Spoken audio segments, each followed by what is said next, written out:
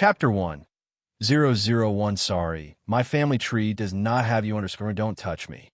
The boy didn't look at her. He just carefully wiped his hand touched by her with a tissue and casually threw it in the trash can. His voice was indifferent. Bai Lian leaned against the tree, replaying the scene in her mind over and over. Her wet black hair clung to her pale neck. She wrapped herself in a black coat, yawned lazily, and then reported a number to the elderly man beside her. The elderly man adjusted his glasses on his nose bridge, happy to see that she finally remembered a number, and dialed on his phone. The call connected quickly. Hello, is this Song Min speaking? Yes. The elderly man was very polite. Okay, Bai Lian fell in the water by accident at the lakeside of Mingtai Villa. Could you pick her up? There was silence on the other end for a moment before he recalled who this name belonged to, his tone restrained and annoyed. Don't call me again. The call was disconnected. The elderly man was stunned. Bai Lian, still seated on the rock, chimed in. My fiancé, I presume. Drenched, one might expect a desolate figure, but there she sat, with her hands crossed over her chest, leaning against a tree. Confusion shimmered in the depths of her dark eyes, like a white tiger that had nodded off in haste and woke up lazy, not knowing where it was. What about your other family members? She pondered for a moment. They are hosting a banquet to celebrate the birthday of a daughter from a concubine. The old man looked at the pretty, well-mannered girl, unsure how to comfort her. It's fine. Bai Lian cocked her head, chuckling lightly. Thank you for saving me. They'll sit here for a while longer. He was busy with other matters, having saved Bai Lian from drowning by chance. He had initially thought the girl was determined to die. Yet to his surprise, after her heartbeat stopped for 2 minutes, she woke up. She didn't seem to have any intention of committing suicide again.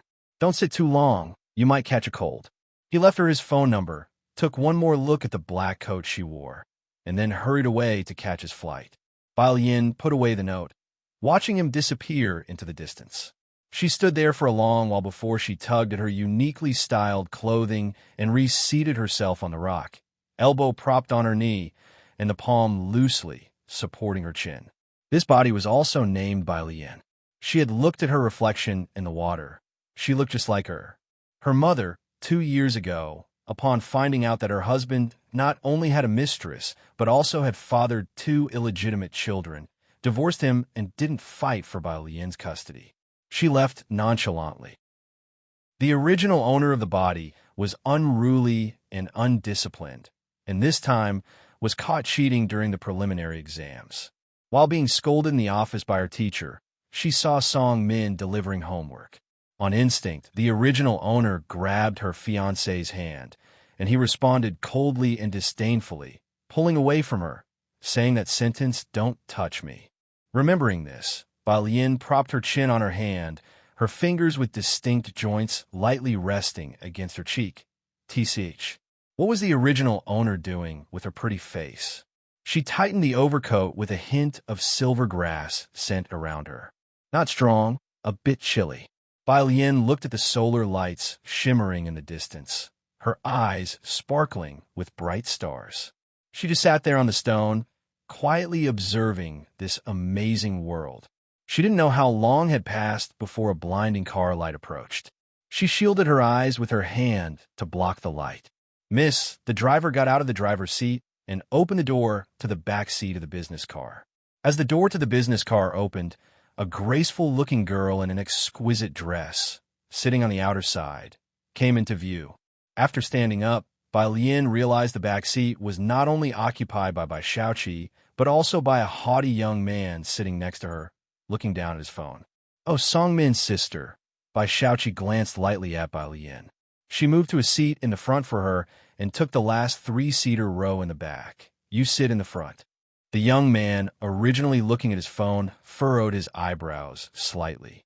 Upon seeing Bai Shaoqi moving back, he too silently put away his phone and squeezed into the back seat without a word. The driver gave Bai Lian an awkward glance. Each time this scene unfolded, the miss would become as if she were mad. Miss, Master Song. Bai Lian flicked the hair from her forehead while sorting through her memories, She didn't sit in the back, but gestured for the driver to open the passenger door instead. The car headed towards the Bai family home. Min, by Xiaoqi, suddenly broke the silence in the back seat. Did you log into my account? You solved that problem using Fourier transformation? That approach won't work, I've tried it. Looking down on me, what if I managed to solve it? She reached for Song Min's phone. Song Min quickly guarded his phone. He would meticulously clean anywhere the original owner touched him, yet he didn't have any aversion to Bai Xiaoqi. Then he'll help you with your duty roster. Bai Xiaoqi. Duty roster again? Are you complaining? Both of them were in the international class at Jingjiang Preparatory Camp, key talents of the year, and often took various competitive courses together. Bai Xiaoqi was not at all inferior to any boy in the sciences. They spoke as if no one else were present, impossible for others to interject. The driver glanced at Bai Lian, sitting quietly and obediently in the passenger seat, feeling a bit embarrassed. He explained to her, the software Miss and Master Song are discussing is from Jiangjing Preparatory Camp. This year there are 10 spots, and halfway through his words, the driver remembered that Bai Lian had cheated for this spot and immediately closed his mouth. The Bai family mansion. Bai Qiming sat on the sofa in the living room, waiting for Bai Xiaoqi and Song Min to return. Song Min came back with me to get my brother's notebook, Bai Xiaoqi said to Bai Qiming with a smile. Bai Lian ignored their pleasantries and sat down directly on the sofa, tapping the coffee table absent-mindedly with her fingertips to signal the butler to pour her some tea. After the butler served her the tea, she lowered her head and casually blew on it. You have intense study sessions and also practice the guzheng. Don't overexert yourself. Bai Qiming gently handed the teacher appreciation card to Bai Xiaoqi. Speaking gently, practice the white robe journey. Well, these next 2 days, Principal Jian is very fond of it. Song Min was clearly surprised. You know the white robe journey? Bai Xiaoqi was modest. I've only learned a little. Bai Lian leaned back on the sofa, gathering her half-dry black hair behind her ear, gazing at the teacher appreciation card for a while before lazily interrupting their polite chat with a tap on the rim of her cup. That appreciation card was my birthday gift from 2 years ago. Bai Xiaoqi's voice paused, and she narrowed her eyes at Bai Qiming's teacher appreciation card. Then, with a smirk that was not quite a smile, she said, Sister also learned to play the Chinese zither? Upon hearing this, Song Min, who was standing nearby, lowered his head. Everybody in Beijing knows that Bai Lian has no real skills. Bai Qiming cast a reassuring glance at Bai Xiaoqi and then turned his gaze to Bai Lian, his voice turning cold.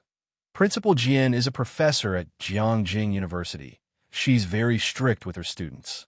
You have no musical talent, so it's useless for you to have it.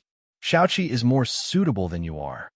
Bai Lian held the teacup, looking very harmless as she replied. No musical talent? She chuckled. Quite interesting. She had switched bodies. Did I say something wrong? Bai Qiming's eyes were heavy, but he thought she was being evasive. You drove away 3 teachers, even fell asleep in teacher Li's music room, and after studying for a year, tell me, do you even know how many strings a guzheng has? So that was it. Bai Xiaoqi withdrew her gaze. Dad, if sister wants to learn, then let her have it. I'm going upstairs. Lowering her eyes with an openly mocking smile, she touched her sleeve, clearly disgusted by Bai Lian's behavior. It was nothing more than parroting. She went upstairs, not in the best of moods. Seeing her leave, Song Min followed her. He indifferently walked past Bai Lian without sparing her a glance. Song Min had known since childhood that Bai Lian was his fiancée. Others said his fiancée was quite attractive, but to him, Bai Lian was just that, a title of fiancée. In his eyes, she had no presence. She had left no impression on him in all these years. He had not the slightest interest in the very attractive Bai Lian spoken of by others. Once the two left, Bai Qiming's face darkened, and he handed the teacher appreciation card he was holding to the butler. He looked at Bai Lian indifferently. Why did you cheat? Bai Lian retorted, I didn't. The Bai family's young lady cheated. What did that have to do with her, Bai Lian? Bai Qiming sneered coldly. So, you're telling me you ranked in the top 10 at school all on your own? Why is that impossible? Bai Qiming found her refusal to admit any wrongdoing utterly hopeless. Come with me to the ancestral hall. The ancestral hall contained many spirit tablets. Bai Qiming took 3 sticks of incense, solemnly paid his respects, and then said to Bai Lian, you're 18 now, not 8.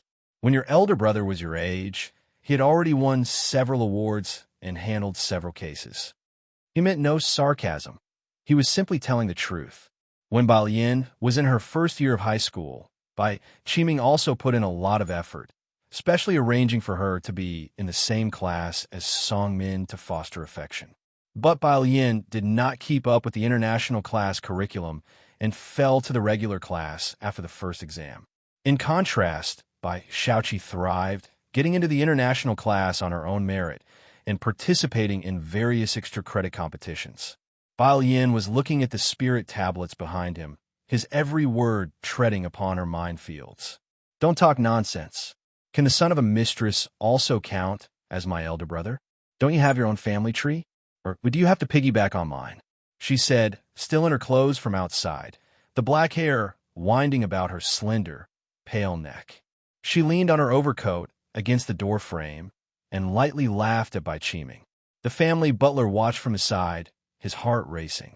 The recognition in Bai Lian's strikingly beautiful face as she smiled was akin to that of a highly intelligent psychopath.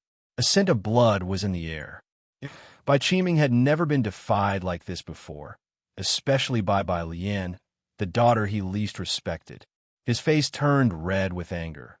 Rebellious child, you're completely unreasonable. He placed the incense properly, not to mention competing with Shaoqi, even if you had 1/10 of her. But throughout Bai family's 200-year history, there has never been someone like you. He looked Bai Lian up and down, defining her word by word. A cheat in exams, a good-for-nothing scholar. Repent properly in front of your ancestors, and don't come out until you realize what you've done wrong.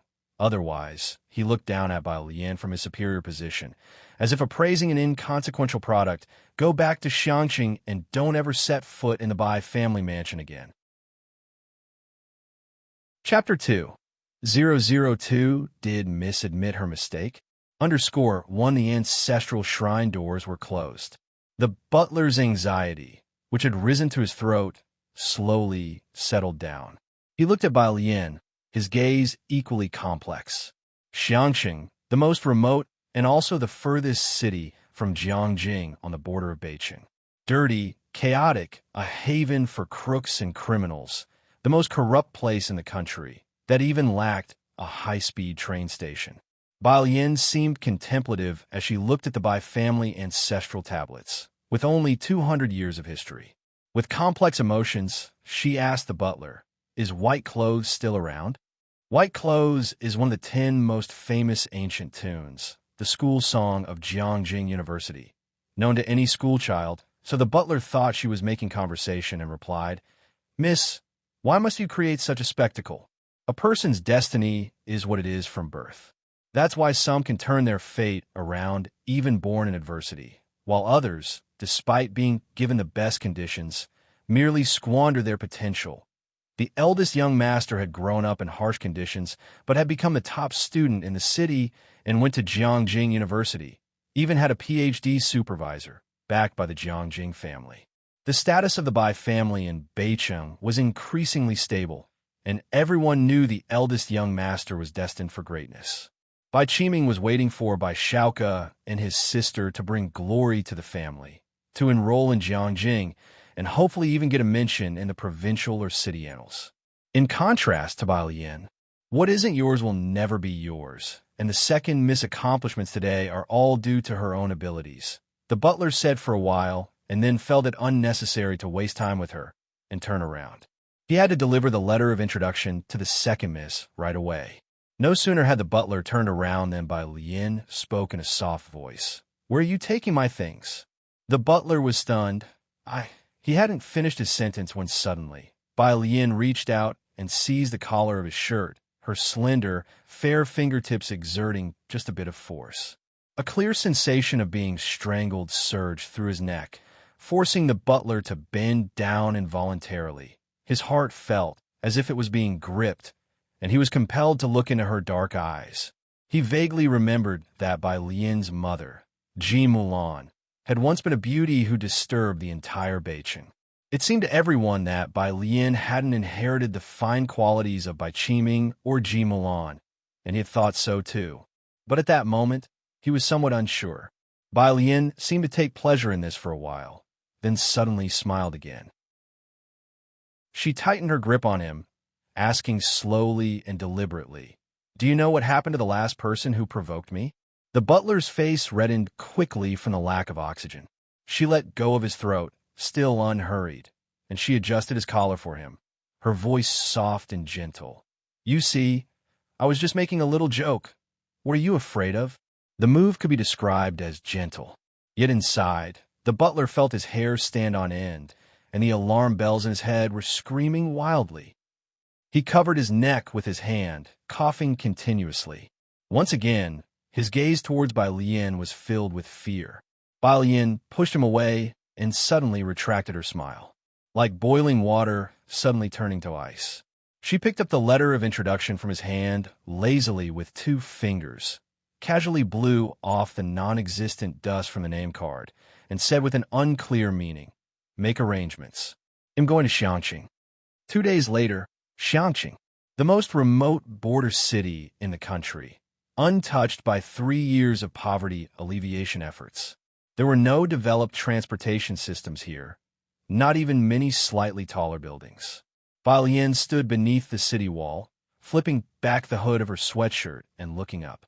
The ancient walls, weathered through thousands of years, collapsed stones, moss thriving in the shaded areas, flanked by rows of languid banyan trees, through whose gaps light and shadow flickered and danced. She held a black backpack in one hand, and beneath her feet, 5 sticks of incense burned, their smoke spiraling into the clear sky. A little boy squatting on the ground, fixated on a large water wheel, glanced at her twice, and seeing that Bai Lian hadn't moved on, continued to stare at the water wheel. A cell phone ringtone roused Bai Lian from a reverie. "Alien, haven't you arrived yet?" It was the voice of her maternal aunt in Xiangqing, tentative and cautious. Bai Lian scooped up her backpack and swung it on her back. "It'll be right back." In the distance, a drop of water plummeted down, melting into the dust. She watched the incense burn down to stubs before she slapped the hood of her sweatshirt onto her head and walked toward the bus station. Outside of Xiangqing ran a moat, split, and diverted into the city. Inside the city gates, a large wooden windmill was perched over the water. As the water flowed, the windmill rotated at a leisurely pace. The little boy, Yu Guang, noticing her departure, finally decided to move, following her to the bus stop. Bai Lian stood in the shade of the trees, looking down at the little friend who barely reached her waist. Her slender fingertips rested against her phone, tapping away casually. This little friend had been following her since he got on the bus with her from the train station. Chapter 3. 002 Did Miss admit her mistake?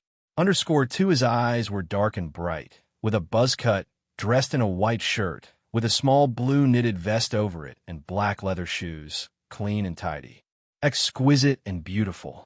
Everywhere was a sense of dissonance with the rundown town. "Why are you following me?" The child lowered his head, repeatedly unbuttoning and then fastening the cuff button, focusing on it as he said, "This morning, my brother gave me half a banana, half. There are no seats at this bus stop. Quite simple, not many cars on the road, just a few here and there." Bai Lian leaned lazily against the bus sign, dozing off. "I don't understand." "Oh, I'm waiting for my parents to pick me up and take me to their world," he said, still staring at a red ribbon on Bai Lian's left hand. "My brother can know where I'm at. He just can't be bothered with me." "Ah." Bai Lian tilted his head, suddenly opened his eyes to stare at him for a bit, then reached out to flick his forehead. "Then your brother is pretty cool." "Oh." The child's gaze shifted to a black car, slowly approaching from across the street, silently rebelling against her last statement. Across the street, a black business Maybach. The buzz-cut driver rests one hand on the steering wheel, on high alert even in these harmless streets. He breathed a sigh of relief only when he saw the child across the street, pressing his Bluetooth earpiece. All pull back, turn off the infrared, don't aim at the ordinary crowd. There was only a young man in the back seat, with a notebook in front of him that bore no logo, his white shirt buttoned up to the top button, with light-colored eyes and a pale complexion. He casually swiped the laptop screen, opening files. The email documents showed complex numerical formulas. He glanced over them, his thick eyelashes drooping slightly, typing comments with one hand. "Stop sending me junk." Jiang Fulai casually pressed a few keys, and a voice pop-up window appeared in the lower left corner of the computer, featuring a man in a lab coat, who complained, "I say, what did you do to those country researchers? Speak." Jiang Fulai was a man of few words. "Damn," the man laughed uncontrollably, as if recalling something amusing. "Today, they collectively filed a complaint against you to the Mensa Alliance. You know, I can't reach the Alliance threshold. I heard from a teacher. Could this affect you?" The Mensa Alliance, a global alliance of top intellects. The entry requirements were extremely harsh, with only 100 members worldwide. Many countries didn't even have a single individual who could meet the threshold. In our country, only 3 people passed the assessment. Jiang Fulai tapped idly on the tabletop with the tips of his fingers, giving a sharp comment. "Then I wish them success." The man on the other side gave a short laugh. "Okay, I got it." Jiang Fulai turned off the computer screen, his gaze lazily moving to the window, his light-colored phoenix eyes veiling an inherent indifference. The one-way glass provided a clear view outside. The girl wore a white sweater, a bag casually slung over her right shoulder. Her left hand rested on the child's forehead. Her action revealed a glimpse of the wrist and the red ribbon tied around it, a vivid red about an inch wide, loosely wrapped twice around her pale wrist, fluttering gently with the wind.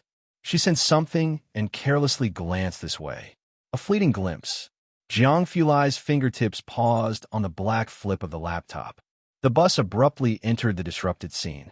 The child looked at the bus, wavering exhaust fumes. Really wanted to follow Bai Lian onto the bus, but didn't dare. So he stood still.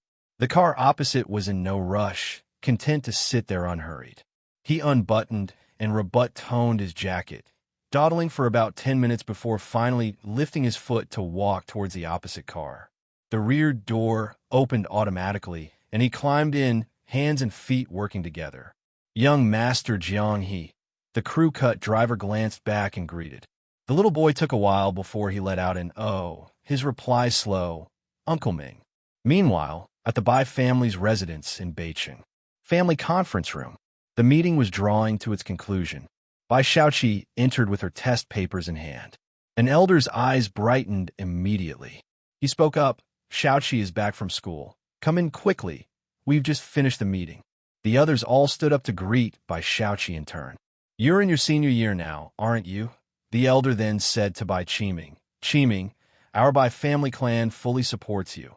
Whatever Shaoqi needs, just mention it." The Bai family lineage already spanned 200 years, but it was only with the appearance of a scholar in the first generation that their ancestral records began. This scholar was also their founding ancestor. Since then, no one of note had emerged from the Bai lineage, until Bai Shaoka appeared. "Thank you, Grand Elder." "Yes, she's in her senior year." Bai Qiming smiled, then shook his head. "However, the competition in her cohort is too fierce."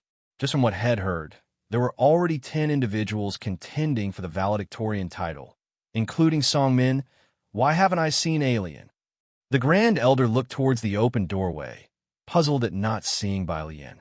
Talk about jinxing the moment. Bai Qiming's mood plummeted, the smile fading from his lips. The conference room fell silent, as the others dared not speak. "Let's leave first, Grand Elder." Bai Qiming, now riding high because of Bai Shaoka, was not someone the others in the clan wanted to irk. With the meeting over, they hastened to pull the Grand Elder out.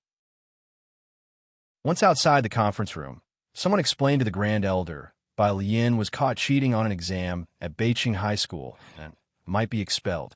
Beijing High School was one of the top 10 schools nationwide, not easy to get into. The Bai family had put in great effort to have Bai Lian admitted.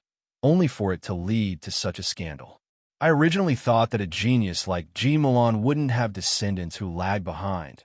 The Grand Elder's face showed both annoyance and scorn upon hearing the news. He sighed. It seems that small households truly cannot stand on the same stage as us. Inside the conference room. You did very well. Bai Qiming took Bai Shouqi's test paper, unsurprised to see a perfect score. After signing it, he handed it back to Bai Shaoqi. Don't take your sister's behavior to heart. I know. Bai Shaoqi nodded indifferently. She never considered Bai Lian as a rival, so there was no question of harboring any grudges. Bai Qiming then comforted his daughter.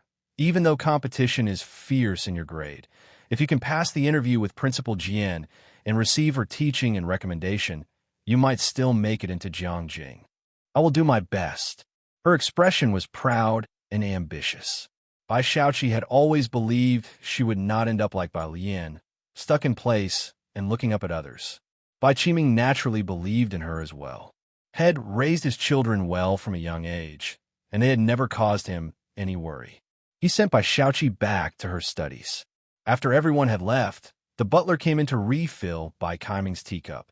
Picking up the cup for a sip, Bai Qiming suddenly thought of Bai Lian, his expression turning cold. Where is she? Hasn't she admitted her wrongs yet?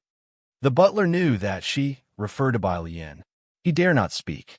Setting down the teacup, Bai Qiming picked up the phone on the desk and said coldly into the receiver, Tell Bai Lian to come to the conference room to see me.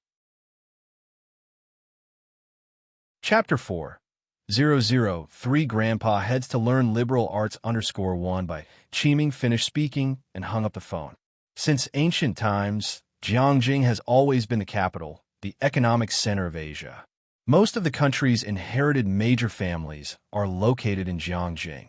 Centering on Jiangjing, for cities in the southeast, northwest form a clear-cut circle of power and nobility, which to this day remains a chasm that one cannot cross.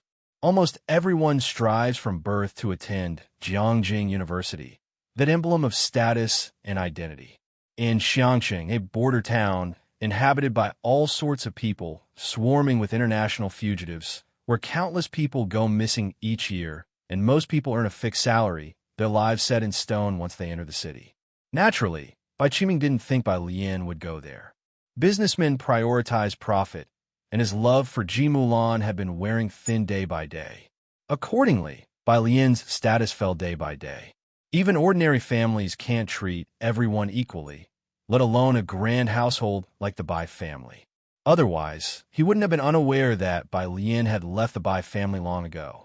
The servants downstairs were also restless upon receiving the call, not understanding Bai Qiming's intention, only exchanging worried glances.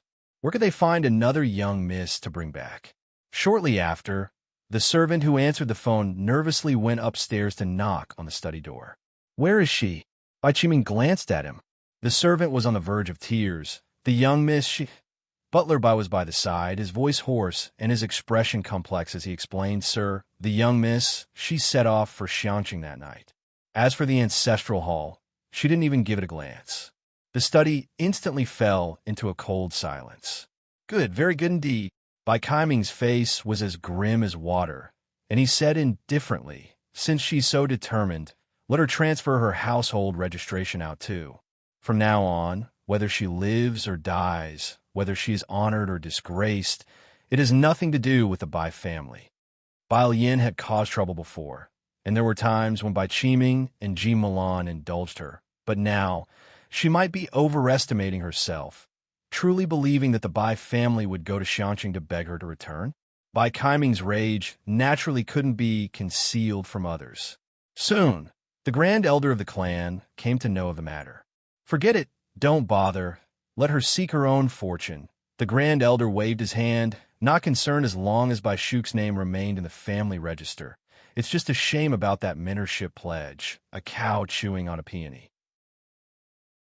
When the Bai family first learned of Bai Shuk's existence, the grand elder personally made 3 respectful visits to invite him back to the Bai family. But Bai Lian's departure was of little consequence to the Bai family. In the hearts of grand elder and the others, Bai Lian was even less significant than that mentorship pledge. By the time Bai Lian received the message from the Bai family servant, she had already arrived at her uncle's neighborhood. She dismissed the message without a care. Bai Lian's uncle lived in the old district of Xiangqing. Unlike the high-rise buildings in the center of Beijing City, this neighborhood was quite rundown. Her uncle's family lived on the 5th floor with no elevator, and the stairwell was dark and unlit. When she knocked on the door and entered, her aunt in a skirt stood up to greet her, her eyes clearly seeking favor as she reached out to take Bai Lian's suitcase. "Alien is here. Why didn't you call so I could help you with your luggage?" Bai Lian didn't hand it over, and her aunt chuckled awkwardly, stepping back. Bai Lian looked up. "Hello." A face that was languid, yet strikingly distinctive. Annie instantly felt that the shabby 100-square-meter home and the dim stairwell were utterly mismatched with her niece. "Let's eat first, Alien. This is your grandfather. You probably haven't met him before. Your uncle is still teaching students to paint. He won't be back until the evening. Do you remember your eldest uncle?" Annie was very enthusiastic, and she introduced Bai Lian to her grandfather sitting on the couch. Bai Lian's gaze settled on her grandfather. Her grandfather, Ji Hung. According to the original owner's memory, Ji Mulan had a poor relationship with the Ji family and had only returned once in many years, standing at the door for a long time. Ji Hung had not opened the door at that time, nor had he seen them. This was their first meeting. Ji Hung sat on the fabric sofa, his eyes fixed on the TV, playing news with reading glasses on his nose. His jacket, though washed and slightly faded, was embroidered with extremely delicate patterns. He sat with a straight back, holding an old smoking pipe in his hand. After the aunt went to the kitchen and quite a while passed, Ji Hung finally spoke in a muffled voice. "Has your mother been in touch with you these past 2 years?" Bai Lian looked at the exquisite embroidery on his body. She sat down on the couch with her eyes lowered and legs crossed, appearing docile and harmless, though her fingers idly twirled a red ribbon.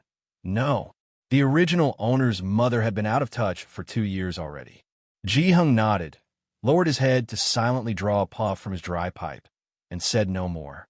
Bai Lian obediently sat for a while, but when she saw no one paying attention to her, she casually leaned against the couch and lazily took out her phone to browse the news.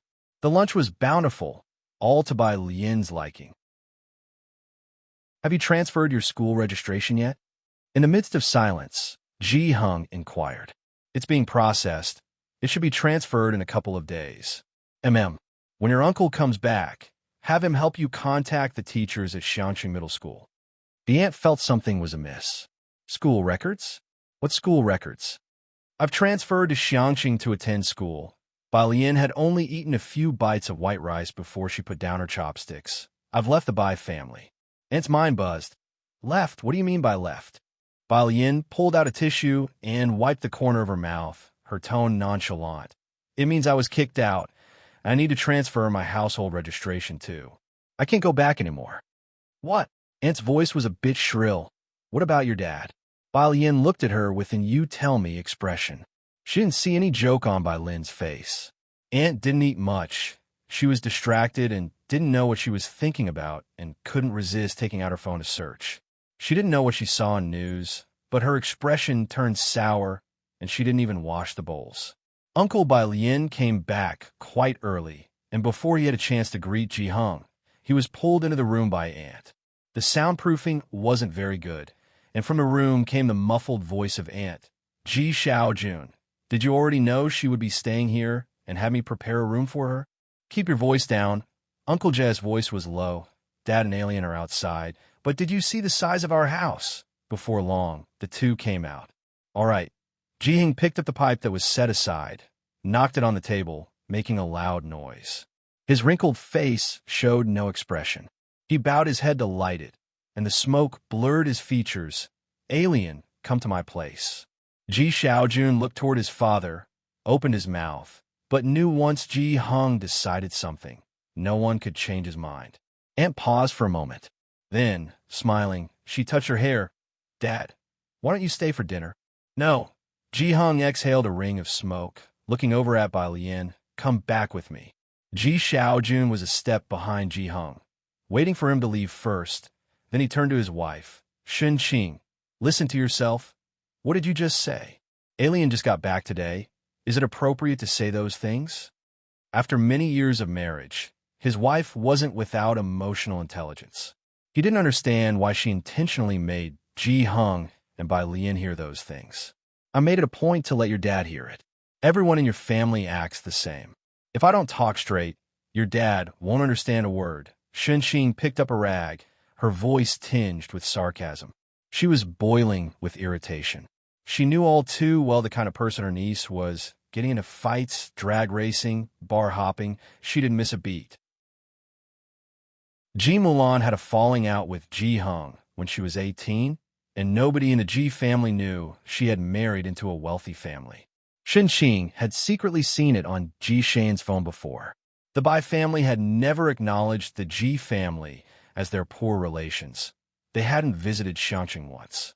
She had hoped that with Bai Lian's return to Xiangqing, there might be a chance for her to socialize with the Bai family. Who could have known that Bai Lian was just like Ji Mulan, falling out with her wealthy father as well? I'm asking you, isn't she a senior like Wan Xian? Are we going to continue supporting her if she doesn't get into university next year? One Ji Mulan, one Ji Xiaorong, you won't let them lend a hand, yet you're cleaning up after her? The more she thought about it, the more she felt wronged. She continued, your family always tries to act above it all. But can you eat pride? No wonder the Bai family favors that illegitimate child.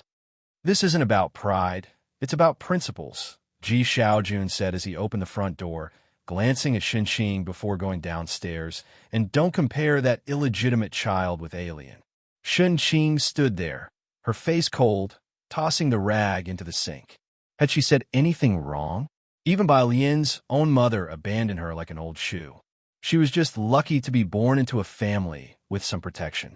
How could she compare to the highly intelligent, illegitimate child of the Bai family? She didn't understand. What were Ji Hung and Ji Xiaojun holding on to?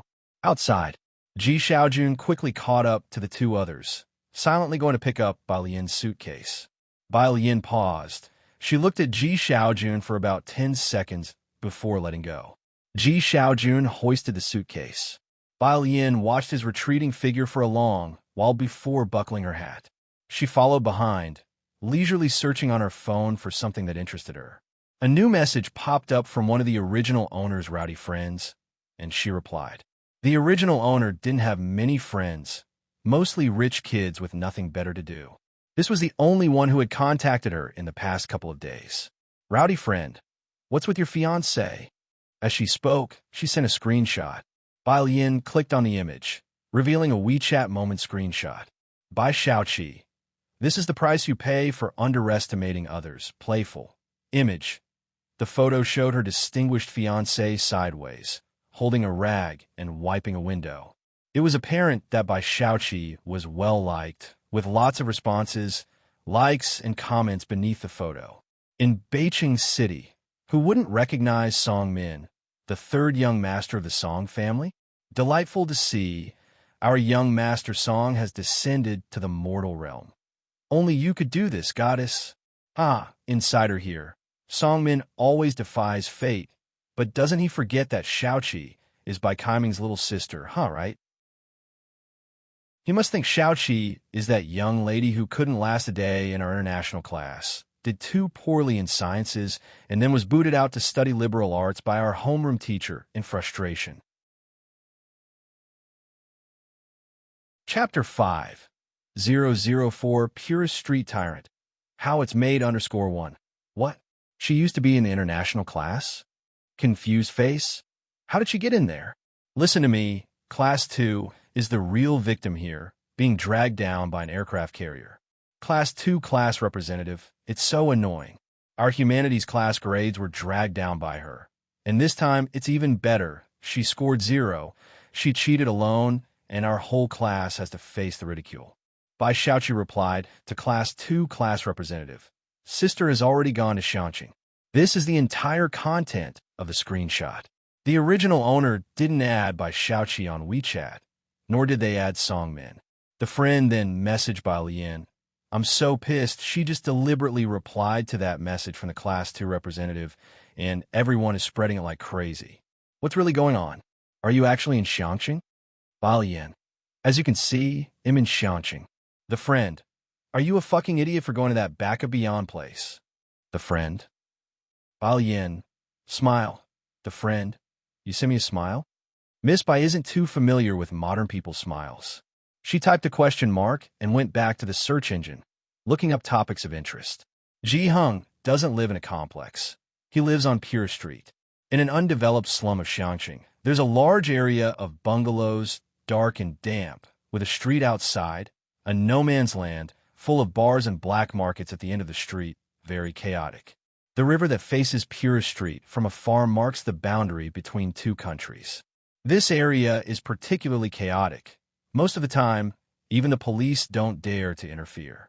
Today, however, a few patrolling officers can be seen, with small bulges at their waists indicating they are armed. Ji Xiaojun glanced over and was surprised. Is someone patrolling today? It has been like this for some time now, Ji Hung replied, holding his tobacco pipe as he walked toward an alley. Ji Xiaojun nodded. Having patrolling officers around was better. At least it ensured some safety in the area. After all, Bai Lian's face was quite dangerous in this part of town. The alleyways here are narrow and dimly lit, with cobblestone paths and heaps of uncollected trash lying around bends. Stepping on the stones sometimes squeezed out black water, a stark contrast to the brightly lit Beichin. Bai Lian remained quiet throughout, not commenting on the conditions here. After winding through several alleys, they finally arrived at Ji Hung's residence, with low houses all around. Ji Hung took out his keys to open the gate to a small courtyard. The courtyard wasn't big. In the middle was a Chinese parasol tree, with a stone table beneath it and a well. Ji Hung, with his pipe in hand, pointed to the room on the right. That's where your mother used to live. You'll sleep there. The conditions are what they are. If you're not comfortable, you can head back to the Bai family. Having said that, Ji Hung turned and entered his own room. Ji Xiaojun gave Bai Lian a comforting smile, relieved to see she hadn't objected, and then brought her suitcase inside. The room was old, but everything inside had been well preserved and was clean. Bai Lian opened her suitcase and took out a pile of books, placing them on the desk near the window.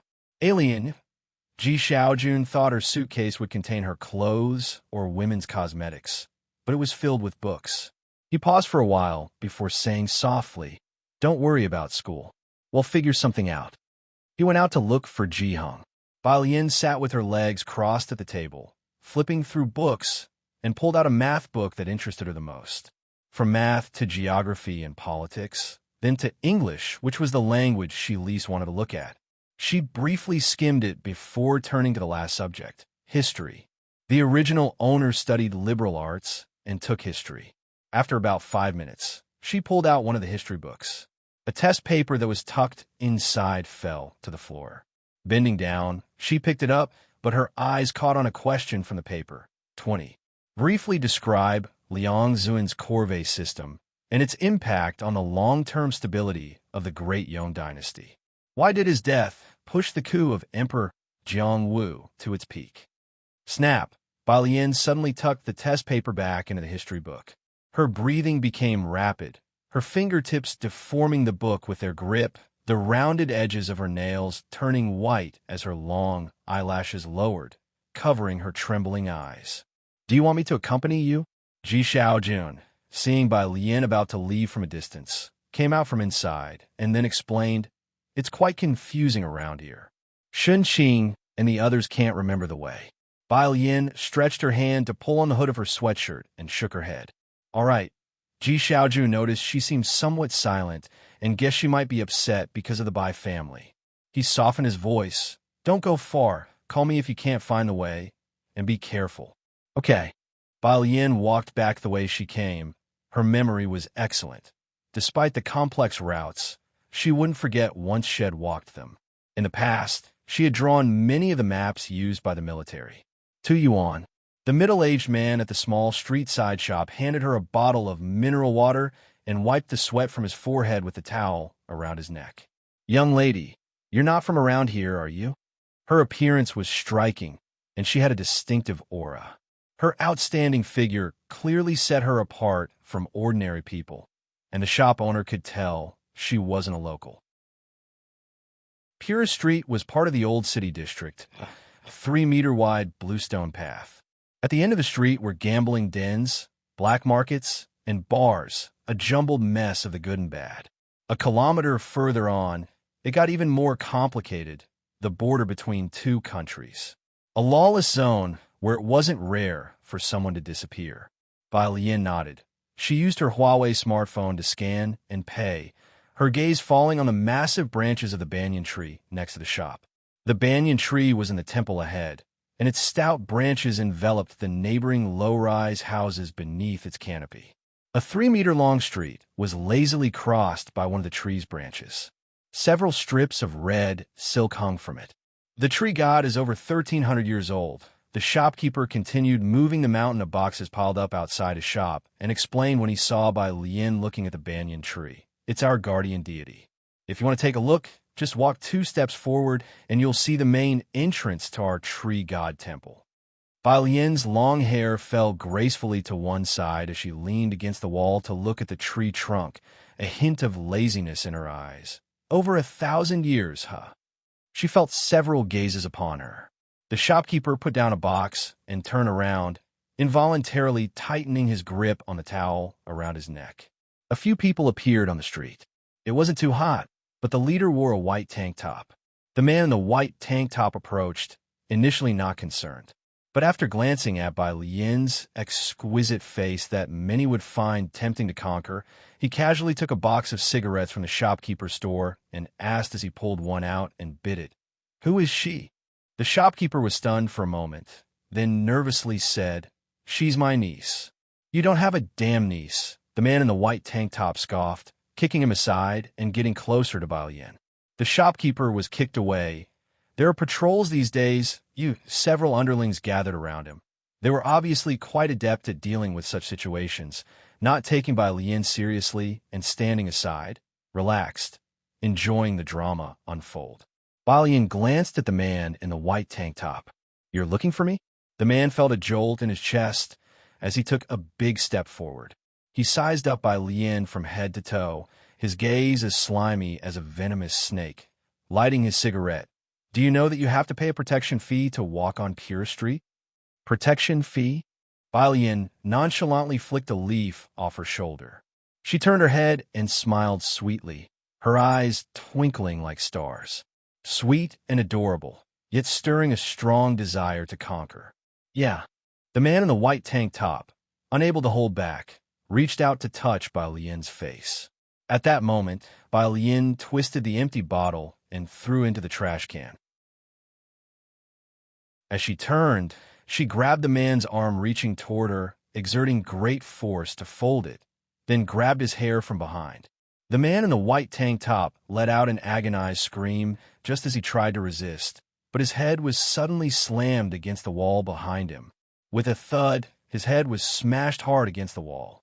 Blood immediately seeped from his forehead. The man in the white tank top contorted his face in pain, and to his horror, found himself unable to move. He could only widen his eyes in shock as he looked at her. "Ew." Bai Lian held his hair in her hand, lazily smiling as she used massive force to slam his head against the wall again. Bang!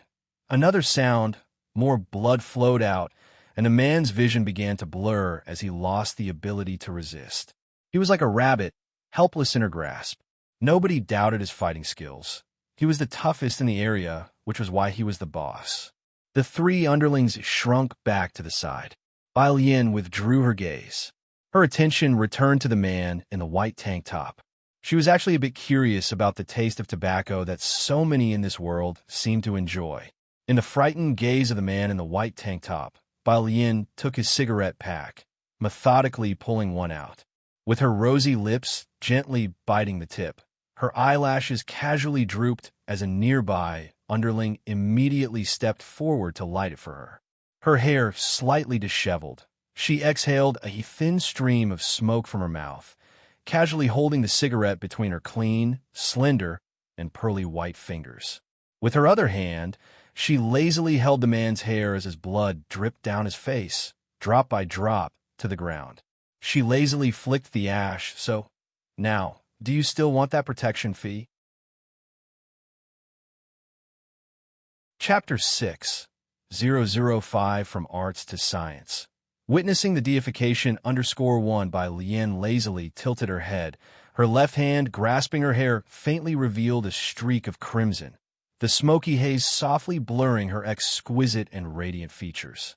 It was a kind of breathtaking beauty. Yet reflected in the eyes of the man in the white tank top was by Lien's quasi-smiling face, and he could no longer harbor any other desires. He couldn't speak, only shook his head frantically in terror. Is that so? Bai Lien let go of his hair. The smell of smoke was not to her liking. She lazily tossed the cigarette on the ground and stamped it out. Know how to clean up a scene? Her polite demeanor genuinely frightened others. They nodded obediently. Bai Lien dusted off her sleeves, glancing at them before leaving, and said lightly, "What are you scared of? It's not like I chopped off your heads." Her attitude was very laid back. Of course, only if she hadn't spoken with the same tone one would use when chopping up cabbages. Only after she left did the man in the white tank top slump against the corner of the wall, fearfully moving his numb fingertips. It took his younger brother a long time before he dared to quietly move over, squatting at his feet and lighting a cigarette to quell the shock. Why did you provoke her? The man in the white tank top. 15 minutes later, when two patrollers came back around, they stared dumbfounded at the entrance of the small store on Pure Street. The rather troublesome gang leader with some backing was nursing an injury, diligently helping the shopkeeper sweep the floor, move objects around. The other lackeys were also busily engaged in work. What are you looking at? The man in the white tank top, clutching a cigarette, glanced at the two officers and grumbled irritably, "Damned cops." After cursing, he continued moving boxes. The shopkeeper, standing nearby, trembling with fear, was just about to lend a hand. The man in the white tank top returned the money he owed the shopkeeper for cigarettes, looking fierce and menacing. "Did I ask you to clean up?" He continued, unloading the goods, unable to understand, even after a puff on another cigarette. What, is she crazy? How can she smile so sweetly and fight so savagely? The man in the white tank top thought expressionlessly. She even wanted to chop off his head. Not far away. "Hello, Captain." The young officer watched the small shop warily, took out his walkie-talkie with a grave expression. "Yes, request a thorough check on the owner of the small store at 112 Pure Street." "No, I'm not joking." It wasn't yet dark when Bai Lien got back. Ji Xiaojun was just stepping out to look for her. He noticed that after a short outing, Bai Lien seemed to be in a better mood again. Ji Xiaojun felt a bit more ease, knowing life in Xiangqing Beiqing varied greatly. He truly feared Bai Lien might struggle to adjust. Bai Lien sat at the stone table, her hand lazily propping up her chin, watching Ji Xiaojun make several trips to fill the home's water tanks, then suddenly spoke up. "Uncle." Ji Xiaojun set the water bucket next to the well. Startled by Bai Lien's voice, he paused. Bai Lien had only visited Xiangqing twice with Ji Mulan before, and this was the first time she had called him uncle. Yes, his voice suddenly rose. "What is it?" Bai Lien blinked her large eyes, looking very docile. "I want to switch to science." She didn't say "I think." She said "I want." Ah, Ji Xiaojun picked up the rope for drawing water, his thoughts turning over. "Can you tell your uncle why?" He knew Bai Lien was studying liberal arts. The gap between the liberal arts and science courses was vast. Science was especially brutal with logical reasoning and clearly defined difficulties, where not knowing one thing meant not knowing it entirely.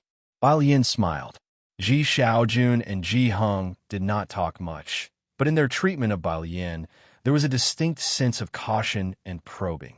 This gave her a sense of acceptance and recognition in a strange world. She didn't dislike it. She even felt a bit of belonging. Of course, she didn't understand why the original host abandoned such good family members and died in the lake for a few unrelated people. No particular reason. Bai Lien titled her head and asked again, "Can I, uncle?" Ji Xiaojun, "Good, you can. Leave it to me." Watching Ji Shane's retreating back as he went to find Ji Heng, Bai Lian withdrew her docile gaze and smiled lazily with her chin propped up. Being alive seemed not too bad after all. That's your reason for agreeing? Ji Hung held a bolt of fabric, looking at Ji Xiaojun, his deeply lined face showing a look of incomprehension. There weren't many people in the courtyard besides the kitchen to the left. There was also a small storeroom, filled with brightly colored fabric despite being somewhat aged. Ji Xiaojun would help Ji Hung clean whenever he had time. He let out a sheepish laugh, adjusted a dust cover, and muttered quietly, "But she called me uncle." Nonsense. Ji Hung's face tightened with sternness, his authority undiminished. She's in her 3rd year of high school and knows no better, do you not? Switching from liberal arts to science at this stage, is that a joke? Switching subjects in the senior year of high school was quite an absurdity indeed. His son was highly intelligent, so why be so muddled on this matter? Ji Xiaojun was also puzzled by Bai Lian's sudden change of heart. She had been out, came back in a good mood, and then suddenly wanted to switch subjects. He silently continued with the task at hand. Then suddenly recalling something, he hesitantly spoke up. "The 2 illegitimate sons from the Bai family, aren't they all studying science?" Bai Xiaoke became the top scholar in the city last year and was admitted to Jiangjing University. The Bai family had made quite a stir online. Even here in Xiangqing the news spread, and people said the illegitimate daughter was exceptionally good in the sciences. As Ji Hung caressed a piece of fine satin, he heard this but didn't immediately respond. His hands were already lined with deep, rugged wrinkles. After a long while, he said, "Her temperament, Dad." Ji Xiaojun had some regrets about bringing it up. "I think Alien has become more sensible this time. She's thoughtful, a late bloomer. You should give her a chance. Let her retake the exam next year. She might still achieve an ideal score." Of course, he was just casually mentioning it. He knew what his niece was like. If she could quietly finish her senior year, that would be quite an achievement. Their family didn't expect her to come back with any top scholar honors for them. If she was happy, then they would let her be. Whether she studied literature or science didn't matter. Ji Hung turned around and cautiously pulled out a small oil paper package from the cabinet behind him. He then opened the package and drew out a slender needle. He didn't argue any further.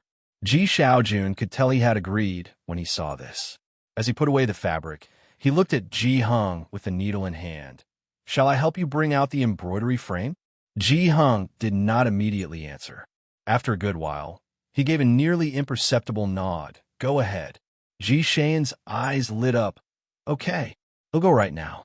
It was already dark. Ji Xiaojun called Shunqing to say he'd be home late and stayed to help Ji Hung tidy up the warehouse. They took out things like the embroidery frame, cleaned them, and then set them out to dry in the courtyard. He hummed a tune as he wiped down the dark-colored embroidery frame. The light in Bai Lian's room was also on. He could see her reflection in the window, reading at her desk. Bai Lian was different. Ji Xiaojun felt it. Even today, when she stepped into the dark water on the cobblestones, she didn't frown at all. She was different from her mother.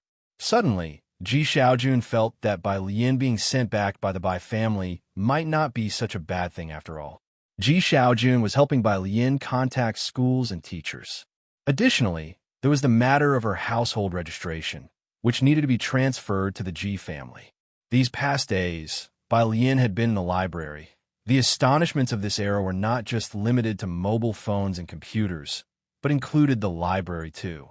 She had never seen a library with such an extensive collection that was also open to the public. This really was a wonderful era. There was just one problem. Bai Lian looked down at the physics book beside her, then at the physics problems. After writing a couple questions, she put down her pen and murmured softly, "Now, am I finally going to start tarnishing my teacher's reputation?"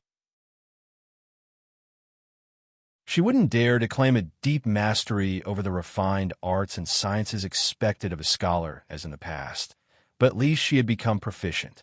As for the knowledge in the modern era of rapid technological advancement, the original owner of the body had a mind completely empty of information. She had been reading books in a library for a few days now, and could understand most of it. She felt the books she was reading were not necessarily difficult, but the problem was this: the knowledge and examples she studied. 1 + 1 smiley face the question she was doing.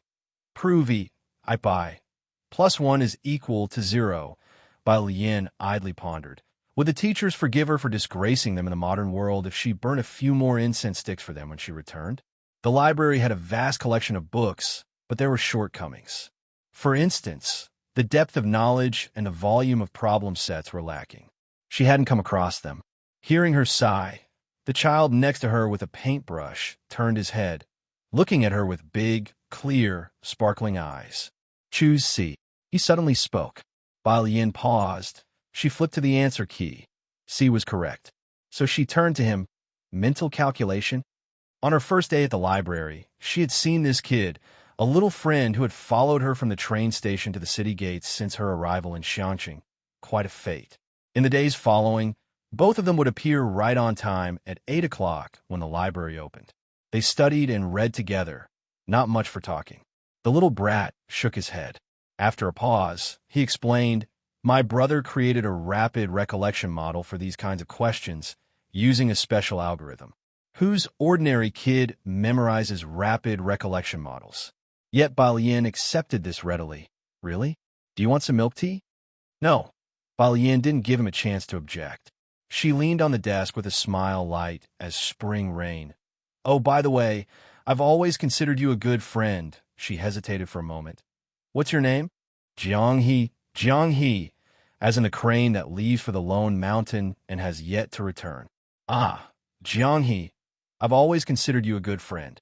Bai Lian crumpled the piece of paper in her hand and threw it casually behind her, tapping his head. Come on, let's go outside. The two left their seats. The paper ball smoothly landed in a red hollowed-out wastebasket in the corner. A ring came from the mobile phone in her pocket, an unlisted number. Bai Lian casually answered, Hello. The person on the other end hadn't expected her voice to be so calm. There was a pause before the dispassionate voice said, It's me. Boo. Bai Lian wasn't very patient.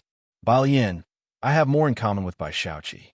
Even without her, our relationship wouldn't change. On the other end of the phone, Song Min didn't believe that Bai Lian didn't have his number. He just thought she was pretending. Pressing the center of his forehead, his voice was cold and exasperated. You think it's very childish to take the master's token to Xiangqing because of this. Chapter 7. 006 Treats Everyone Equally Jiang, Fulai_1 huh? Bai Lian was so angered she laughed.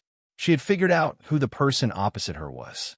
Clutching Jiang He's head, did this Song person think she had become jealous of Bai Shaoqi? And that's why she deliberately took away the apprenticeship token? First of all, you need to understand one thing. The apprenticeship token was left to me by my mother. Bai Lian stepped out of the library, glancing at the milk tea shop across the road with her slightly squinted eyes that were pitch black and deep. There was a shallow defiance hiding within her clean and cold beauty. And another thing, as for my belongings, it's not just about me taking them away. Even if I burned them, what could you do about it? There was a pause at the other end of the phone where Song Min was. Bai Lian indifferently lowered her head and with a click, hung up the call. After a moment of thought, she blocked the caller. Song Min had reminded her there was still a marriage arrangement between them. It was time to find an opportunity to break it off. How inauspicious. Jiang He tugged at the hem of her clothes. Bai Lian looked down, lazily pinching his cheek with her slender fingers, cool and clear as jade. You're the cutie here. Now tell me, what do you want to drink? 2 minutes later, Bai Lian was queuing at the milk tea shop across the street. It was the only milk tea shop in the area, and it was rush hour for people getting off work and leaving classes, so there was a decent-sized queue. Jiang He didn't like crowded places, so he squatted by the side of the road, waiting for her. It was his first time encountering a problem in life. A good friend of his offered to buy him milk tea. Of course, there was a condition. Jiang He poked his black wristwatch on his right hand, which immediately displayed a floating, lightweight, three-dimensional interface. He opened WeChat, hesitated for a long time, and finally sent a message: how to quickly learn physics in the center of Xiangqing. A standalone, Chinese-style manner. Several people were waiting across the road. Dr. Gao, I didn't expect you to visit Xiangqing. I just received the news yesterday. said a well-dressed elderly man, looking at the young man with exceptional politeness. If other residents of Xiangqing were there, they would have been greatly surprised, for this elderly man was Ren Qian, a frequent figure in Xiangqing news and one of the city's administrators. Dr. Gao was quite young and not tall, with glasses perched on his nose. Upon hearing, as if waiting for something, he glanced at Ren Qian and grunted an acknowledgement without saying much more. He was accustomed to being the center of attention wherever he was. Ren Qian's admiring gaze was the norm for him. Ren Qian knew of Dr. Gao's schedule today and came specially to meet him. Dr. Gao, I've organized a dinner at Wanhub Building for tonight. Do you think you'll have time? Well, see, Dr. Gao frowned slightly. All right, just let the teaching assistant know if you find the time. His answer was within Ren Qian's expectations. He was there today just to make his presence felt. Then Dr. Gao will be off first before he finished speaking. Zizzy, there was a sound. A black car stopped at the entrance of the manor across the street. Seeing the young man in a black t-shirt stepping down from the car, Dr. Gao suddenly perked up, stood up straight, and strode towards the other side. Seeing Dr. Gao's reaction, Ren Qian was taken aback and looked over.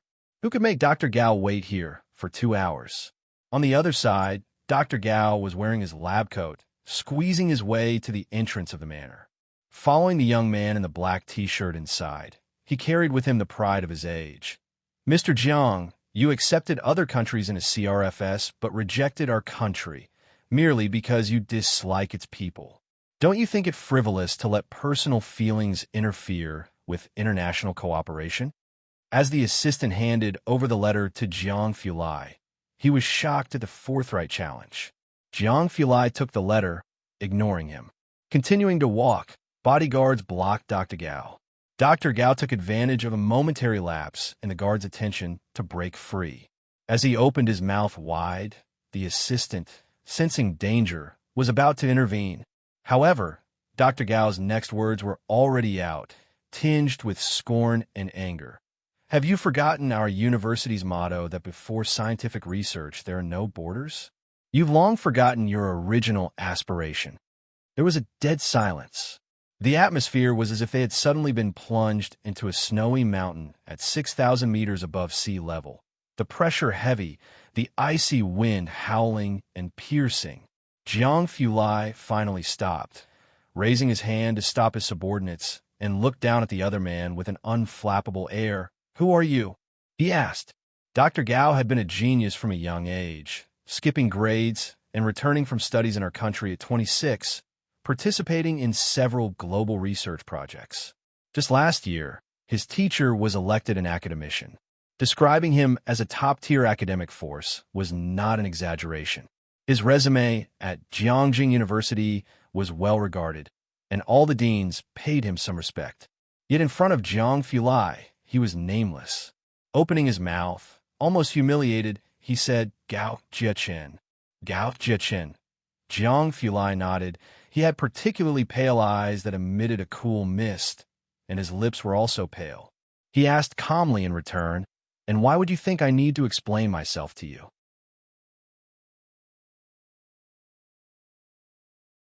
Chapter 8. 006 treats everyone equally. Jiang Fulai _Gao Jiechen swallowed, taken aback as he, who had always been the center of attention, stammered in confusion. But it's hard for me to trust you like this. Jiang Fulai cut him off. Do you think your trust means a lot to me? Gao Jiechen was stunned, completely unprepared for this side of the legendary Jiang Fulai. But you do have a point. Discriminating against him alone is not right. Jiang Fulai methodically folded the letter in his hand and then bent down to elegantly slip it into Gao Jiechen's pocket, his eyes slightly downcast, cool and detached. The envelope has the International Alliance's contact information. Feel free to lodge a complaint. He stood up straight. His black clothes gave him a lonely and unapproachable air as he strode back into the house. Take down his name. He's permanently blacklisted from my project from now on. The cell phone in his pocket rang. Jiang Fulai lowered his gaze. It was a message from someone who never texted him. How to learn physics quickly. Jiang Fulai casually sent back an image and turned his head. What is Jiang he up to? His subordinate, who was always informed of Jiang He's whereabouts, said, "The young master is in the library," with Mr. Ming following him.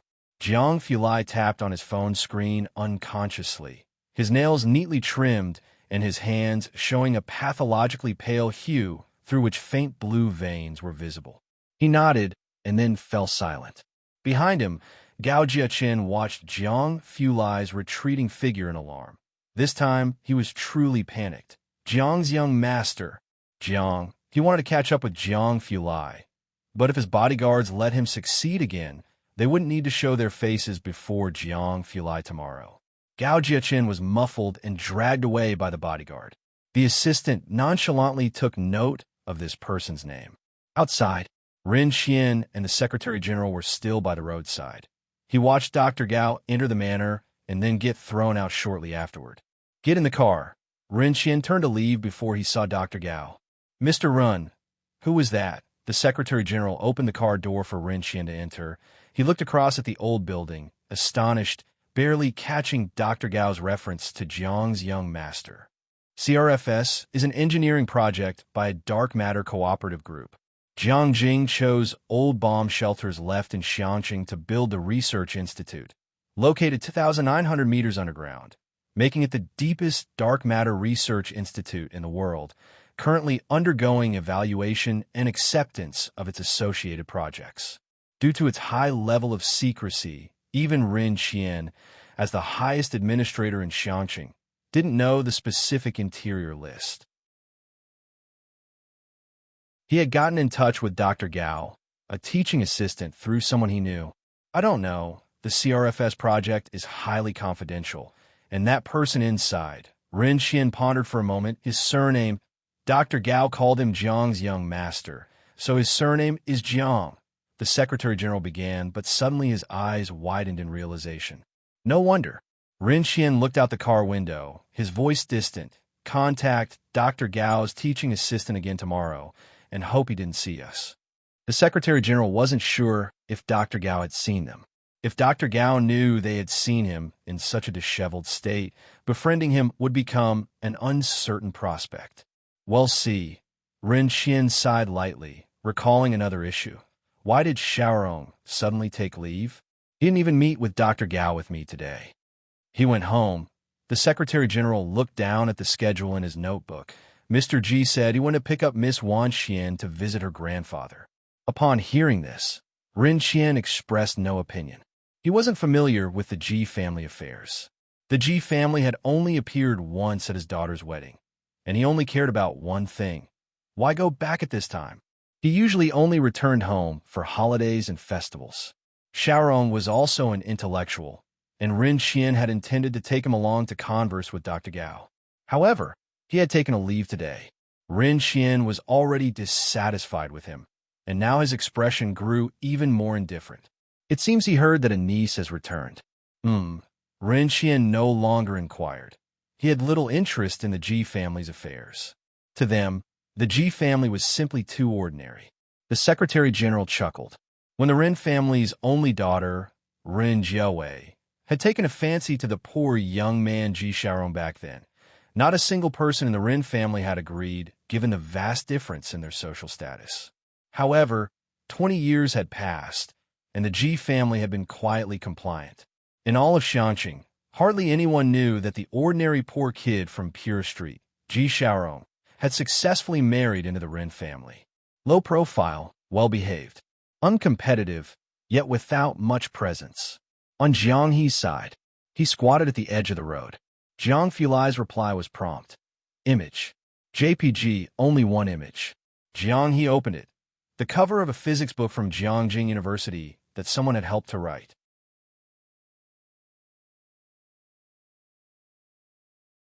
Chapter 9. 006 Treats. Everyone equally. Jiang Fulai _3 by Lian returned to see the blue fluorescent three-dimensional display on Jiang He's watch and handed over the milk tea. What's this? Shed bought an extra-large cup, and Jiang He couldn't take it with just one hand, so he used both hands to hold it. Bai Lian bent her head and saw the cover of a book. Physics at Jiangjing University. This book, Jiang, he said slowly, his expression somewhat reluctant, is quite amazing. Bai Lian nodded, pulled out her cell phone to take a photo of the cover. But when she opened the camera, the image on the kid's watch wasn't visible. What kind of black technology was this? The two fell silent for a few seconds, and then added each other on WeChat. Jiang's phone finally had a seventh contact. The two sat by the roadside, staring intently at the passing cars. It really is magical, Bai Lian said with her hand on her knee, tapping her fingertips rhythmically, her other leg casually bent. I read about the vehicle electrical systems. The book said that when electrified, the rotor's magnetic field can make the stator generate alternating current. But still, it's magical. Bai Lian was interested in everything modern, and she could visualize her electrical system with her eyes closed. But she didn't know the principles behind it. For the past few days, after finishing their studies, the two would sit by the roadside and watch cars. Jiang, he hugged the milk tea, tilting his head to look at her.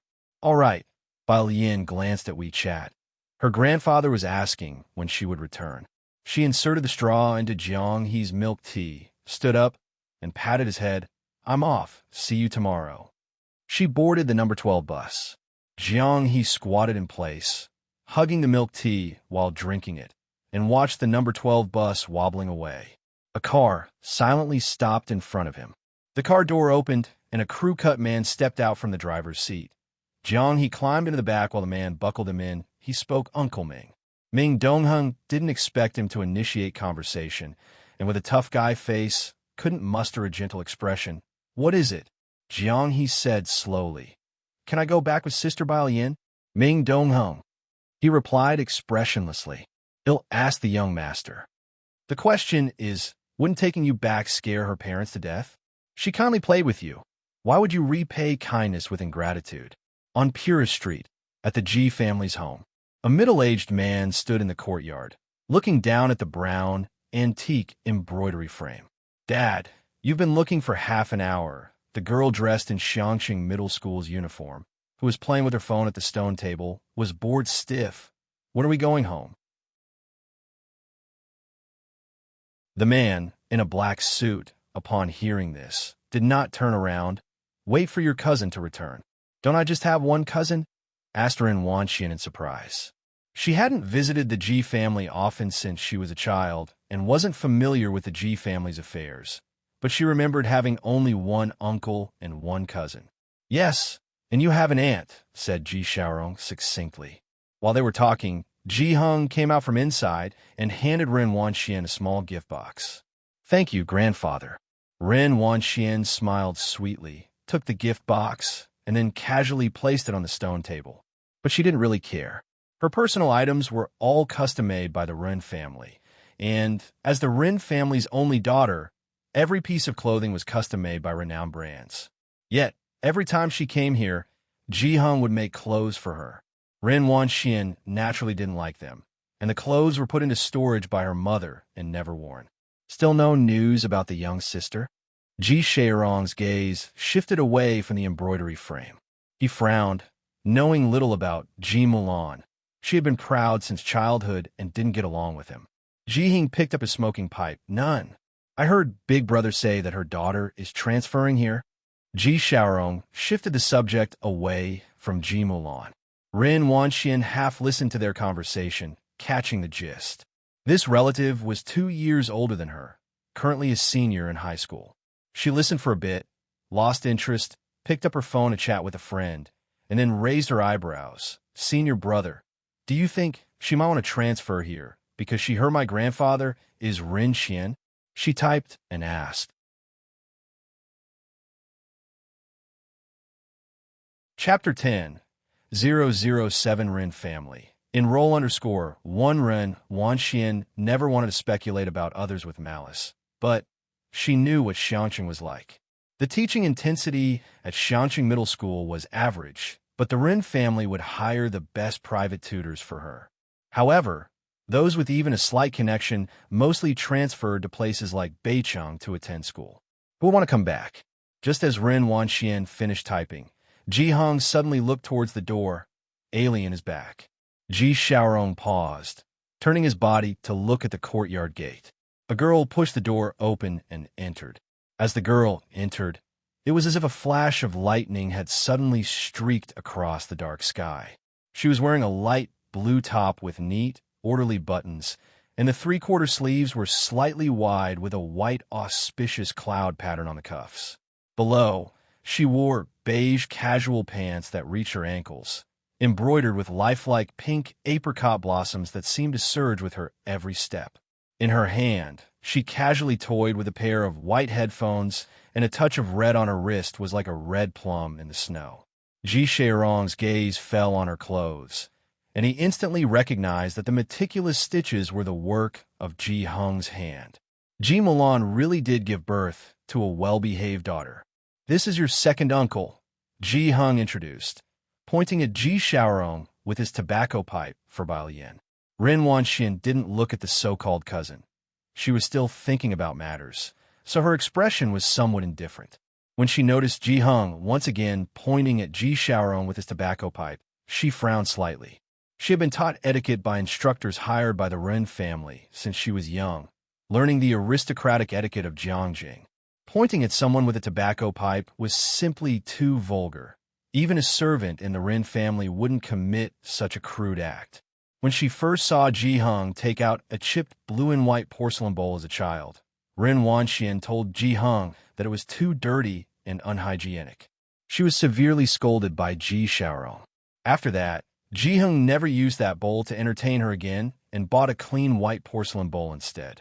But Ren Wanxian also didn't dare to speak out of turn anymore.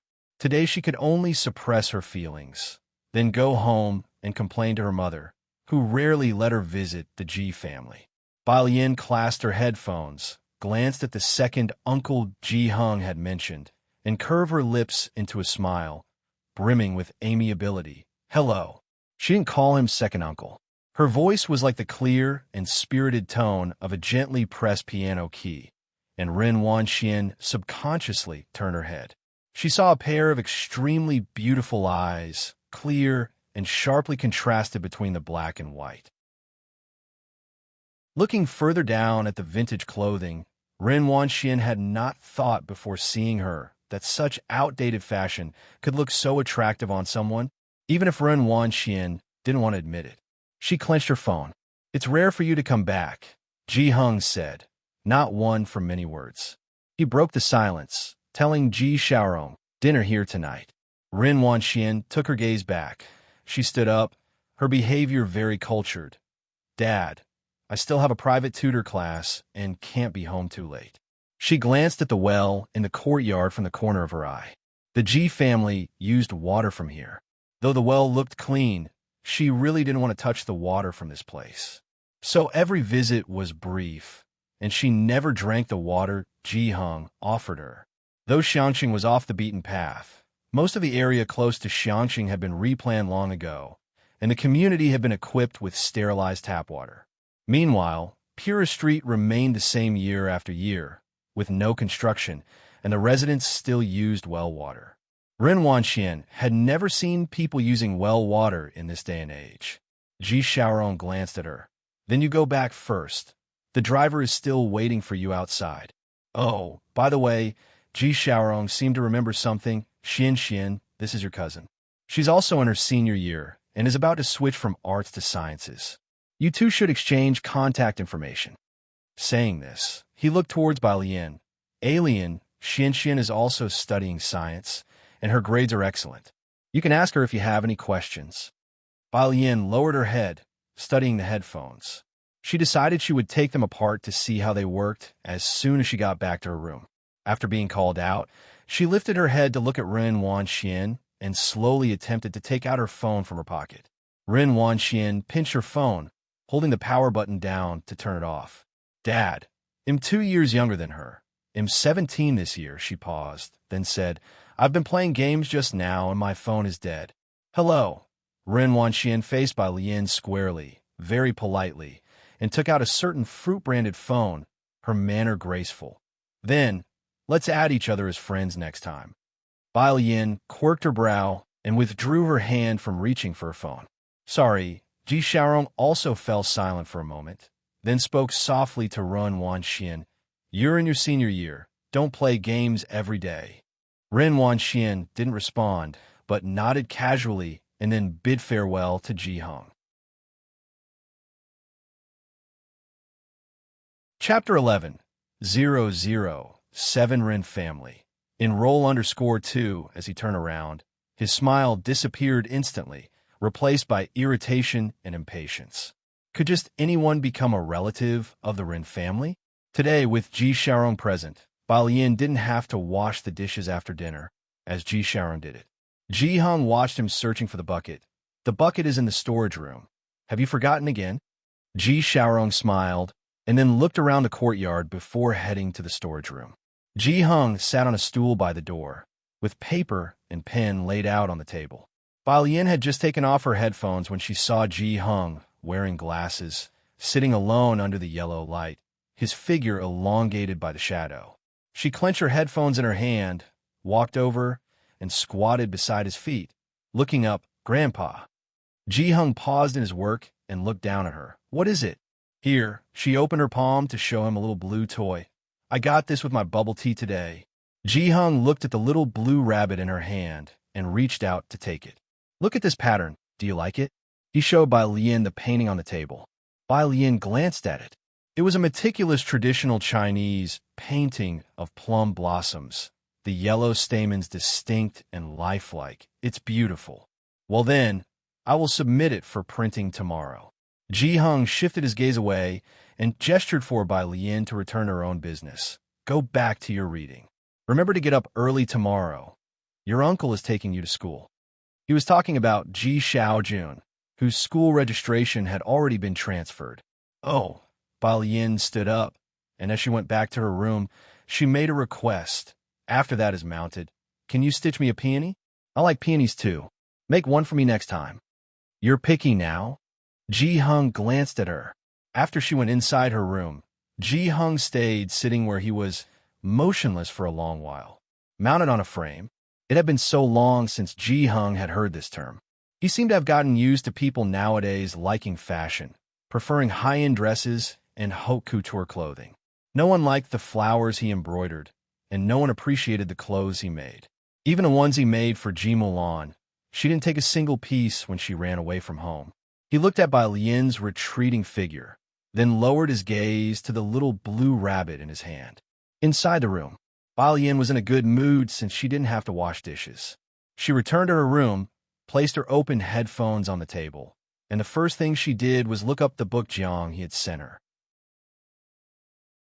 She opened Baidu and searched Jiangjing University Physics. However, the results were bizarre.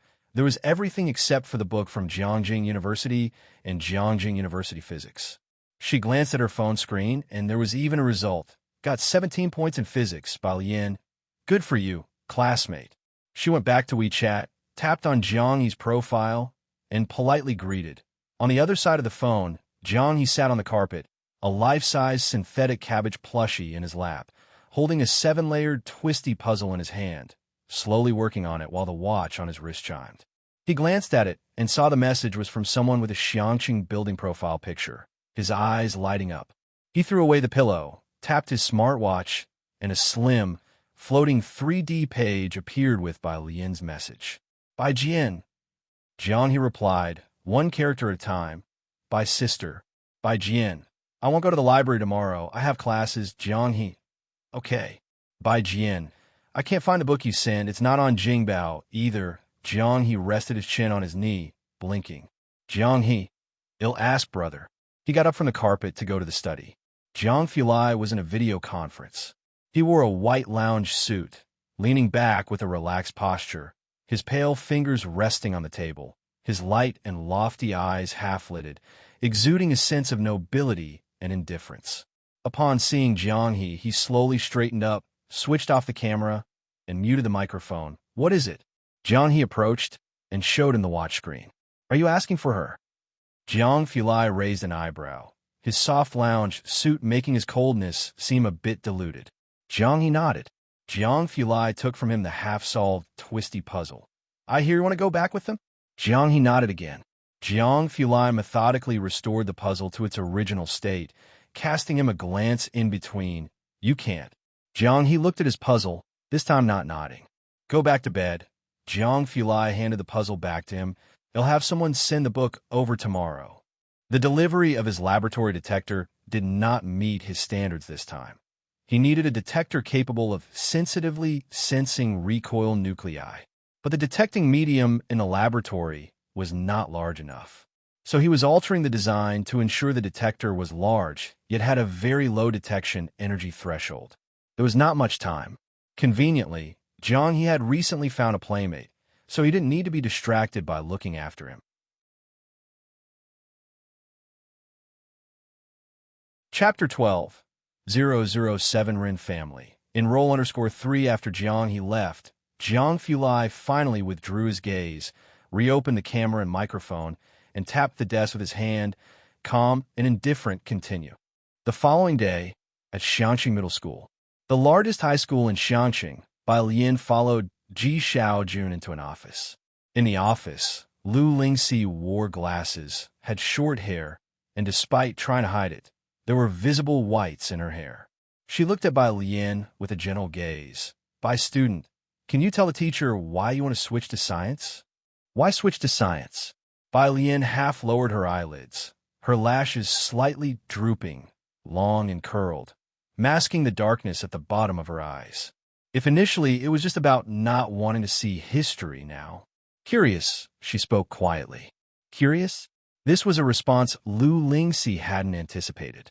Yes, Bai Lian said, looking at the computer on the neighboring office desk, like how I really want to know how computers transmit information. Her black pupils reflected the sun's rays from outside the window, resembling a lazy white cat. Things had changed, and no matter how frightened or unsteady she had been when she first crossed into this world. But she was earnestly exploring this era, and undoubtedly, she was now filled with curiosity about it. Ji Xiaojun was hearing Bai Lian's reason for the first time, and he couldn't help but tilt his head, looking at the serious expression on his well-behaved niece's face. After a moment of silence, he remembered how she had answered him last time. Oh, so what? Huh, giving him the runaround? Good. Lu Lingxi looked at Bai Lian calmly, seeing her seriousness. How about you do a set of comprehensive science papers for me to look at? She found a comprehensive science exam paper on the desk.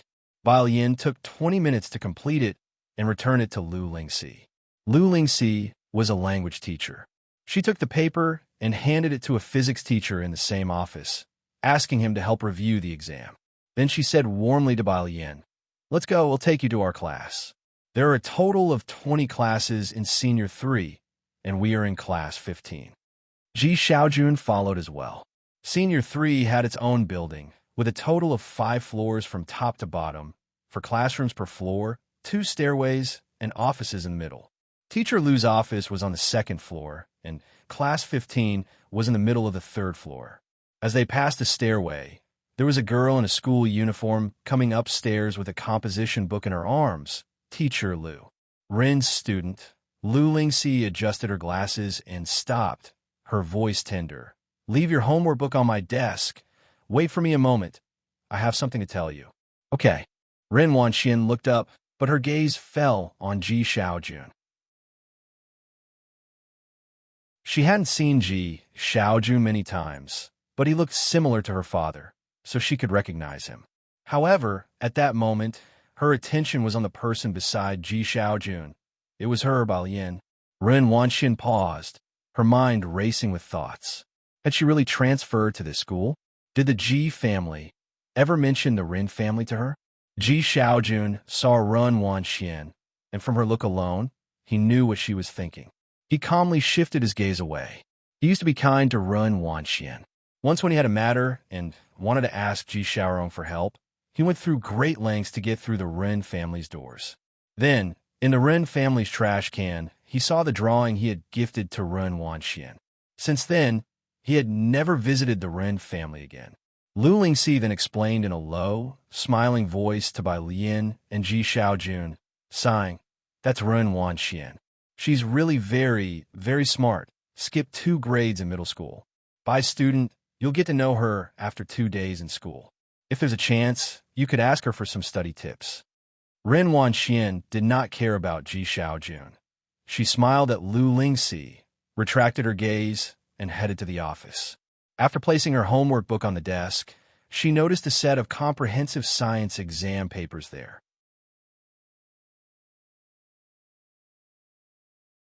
Chapter 13, 008, Vine Emperor _1 Class 15. At the front of the classroom stood a middle-aged man with a slightly rotund figure. His back curved as his hands rested on the lectern.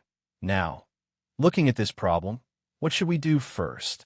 We set the coordinates for this moving point M, using trigonometric substitution and the trigonometric identity, right? And what's the next step? Write down the coordinates of the other points as well. Then it becomes pretty obvious they're all collinear.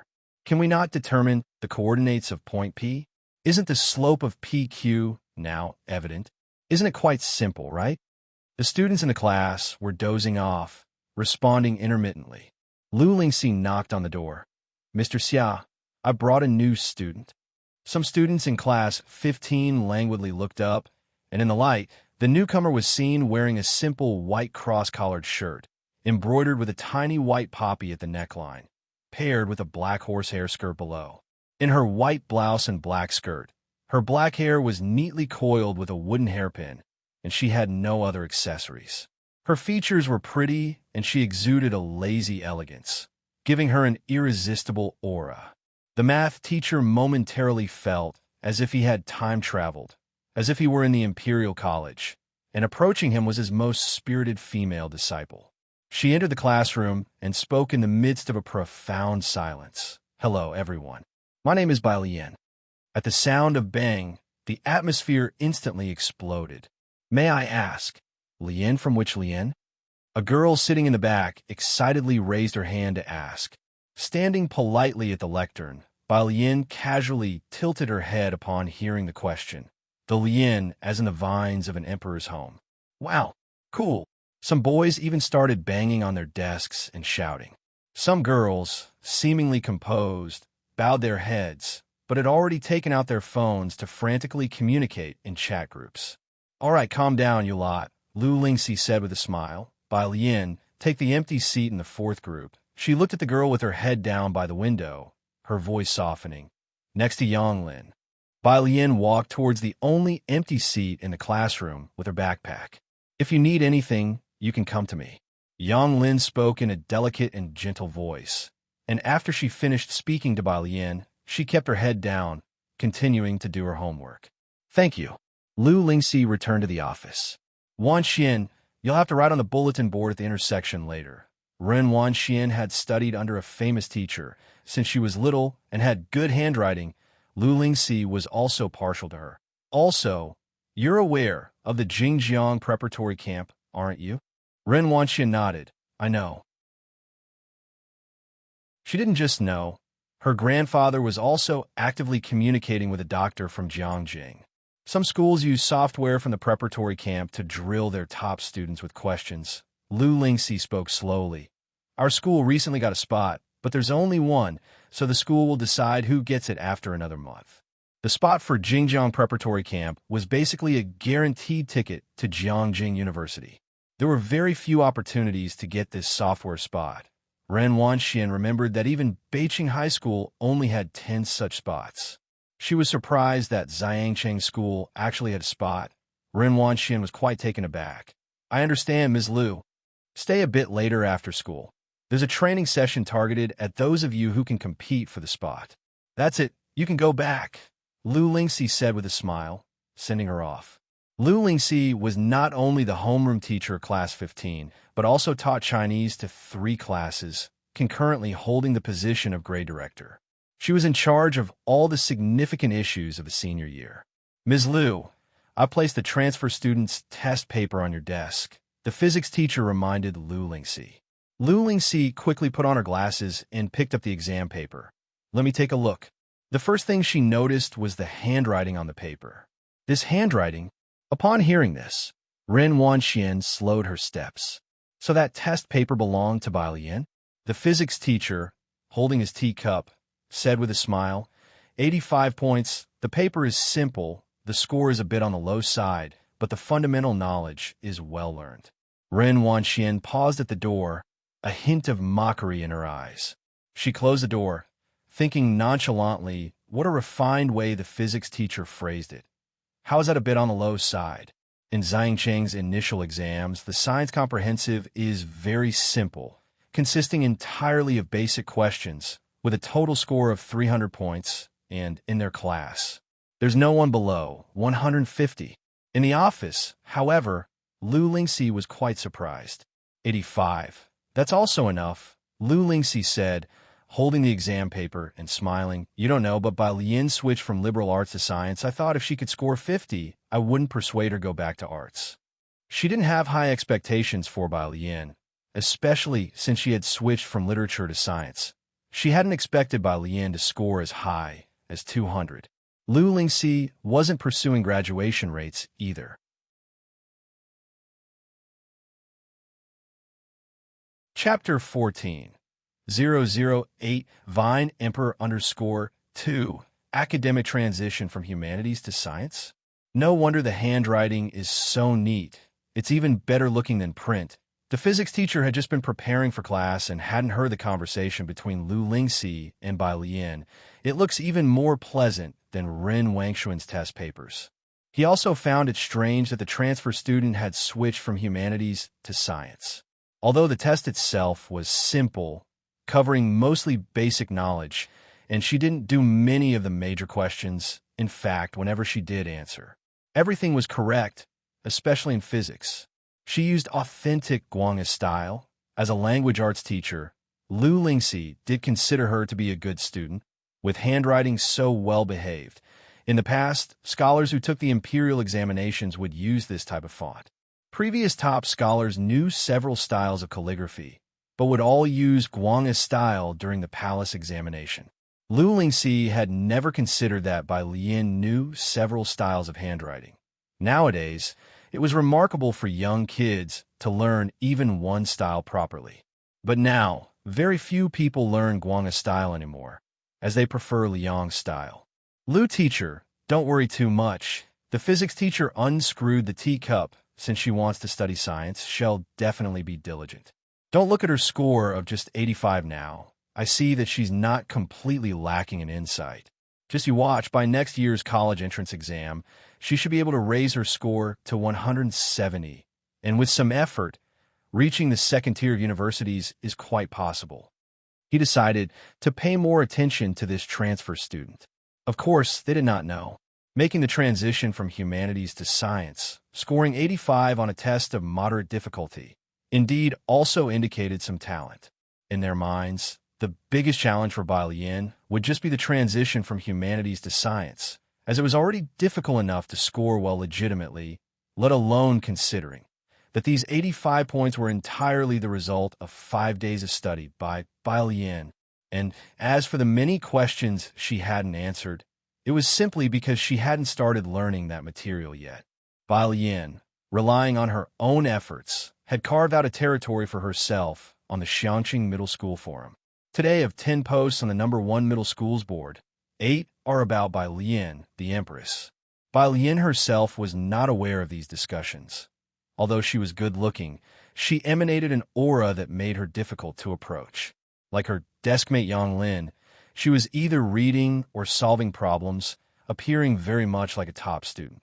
Carrying the aura of a top student naturally, other students didn't dare to strike up a conversation. After school in the afternoon, Bai Lian had just been measured for size. Her school uniform would not be issued for another 2 days. Among the sea of uniforms, she was the only one in her own clothes, a bit taller than the average girl, clean and strikingly beautiful, standing out like a crane amongst chickens. Jiang, he was squatting on the street corner opposite, and he spotted Bai Lian, shining brightly amidst the crowd, in a glance. "Why are you alone?" Bai Lian didn't see the others who had been following Jiang around, so she took him to the milk tea shop around the corner. "My brother is picking me up later." The milk tea shop was crowded just after school let out, but they waited a few minutes for people to leave. Bai Lian found a quiet table and sat down with Jiang He. "Bai student." The clerk served Bai Lian 2 cups of cherry fruit tea. "Your milk tea is ready. Straws are on the left. Help yourself. Bai Lian recognized that this was her desk mate, Yang Lin. Bai Lian looked at the milk tea, which clearly had more fruit pieces than others, and smiled with her eyes, the expression shining and vibrant. Thank you. She took out 2 straws, while Yu Guang noticed that Yang Lin's exposed arm seemed to have a purple bruise. What's that? Bai Lian took her eyes off it and went back to handing Jiang his milk tea. The other person took out a colorful spherical object. Jiang he took a sip lightly, a 7-layered, 5-colored magic cube. He had already managed to restore the center colors, but was not familiar with the rest. Last night, after watching Jiang Fulai's speed cubing restoration formulas, he was trying hard to replicate them. Bai Lian opened her backpack and took out a large lump, having never seen a Rubik's Cube before. Are you restoring the colors of this sphere? Jiang he nodded, discontent with his own speed. My brother can solve it very quickly, but I need 2 hours. Puff. A guy who had just come in with a basketball spat out his lemon tea. No way, little bro. The guy spun on his foot and turned sideways, wearing the school uniform, his features handsome and sunny, and kindly suggested to him in a heartfelt tone, "Don't talk about it so calmly. Have some sympathy for the average high school student." Jiang he glanced at him and said nothing. Boy, what's with that look? What look? Hey. The boy got choked up for a moment, but then greeted Bai Lian, introducing himself. By classmate, I am your Zhang Shi's. Bai Lian recognized him. He was the guy who sat behind her. She had remembered everyone who introduced themselves to her. Zhang Shi'ai scratched his head. Oh, so you did hear us talking. Lu Ma said that if you ever need anything, just ask me. I'm a sports committee member.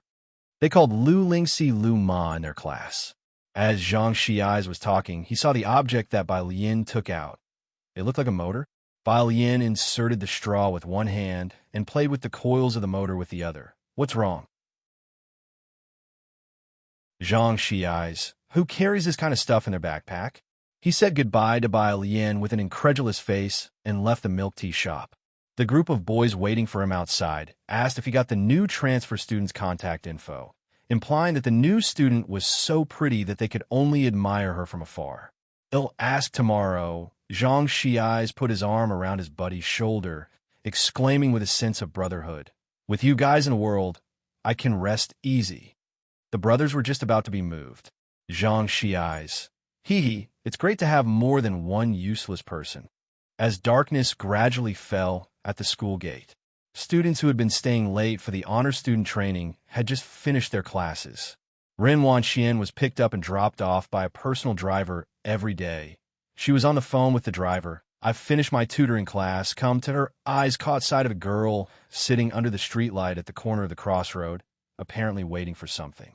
How come she kept running into Bai Lian at this huge school? Could it really be such a coincidence? Ren Wanxian suddenly felt an irritation. Observing the other's silhouette, she pondered for a while and then instructed her driver, "Take the car to the back gate. They'll wait for you there." "What's wrong?" the boy next to her asked her. "Nothing." Ren Wanxian shook her head, not wanting to mention Bai Lian at all. "Let's go to the back gate." She turned coldly, re-entering through the school gate. The boy, after a thoughtful nod, glanced faintly at the corner of the crossroad and said, "Then I'll have my driver wait for me at the back gate as well." Meanwhile, at the crossroad, "When is your brother coming?" Bai Lian sat beside Jiang he by the roadside, watching the passing traffic. The streetlights lit up one by one. Jiang he reluctantly lit up his watch. Another 10 minutes. Okay. Bai Lian leaned lazily against the lamppost, taking out the coils again to play with. When Jiang Fulai came to pick up Jiang he, what he saw was this scene. The girl sat casually by the roadside. Her ink-black hair was casually held up by a brown wooden hairpin. She elegantly manipulated the motor in her hands, making the rough motor seem more like a piece of art. Her facial features were strikingly attractive, and her droopy eyes conveyed a lazy demeanor. For a moment, it was as if the moonlight, too, favored her, casting a hazy glow as if moisturized by the moon's radiance. Suddenly, he thought of a phrase, tender yet lethal.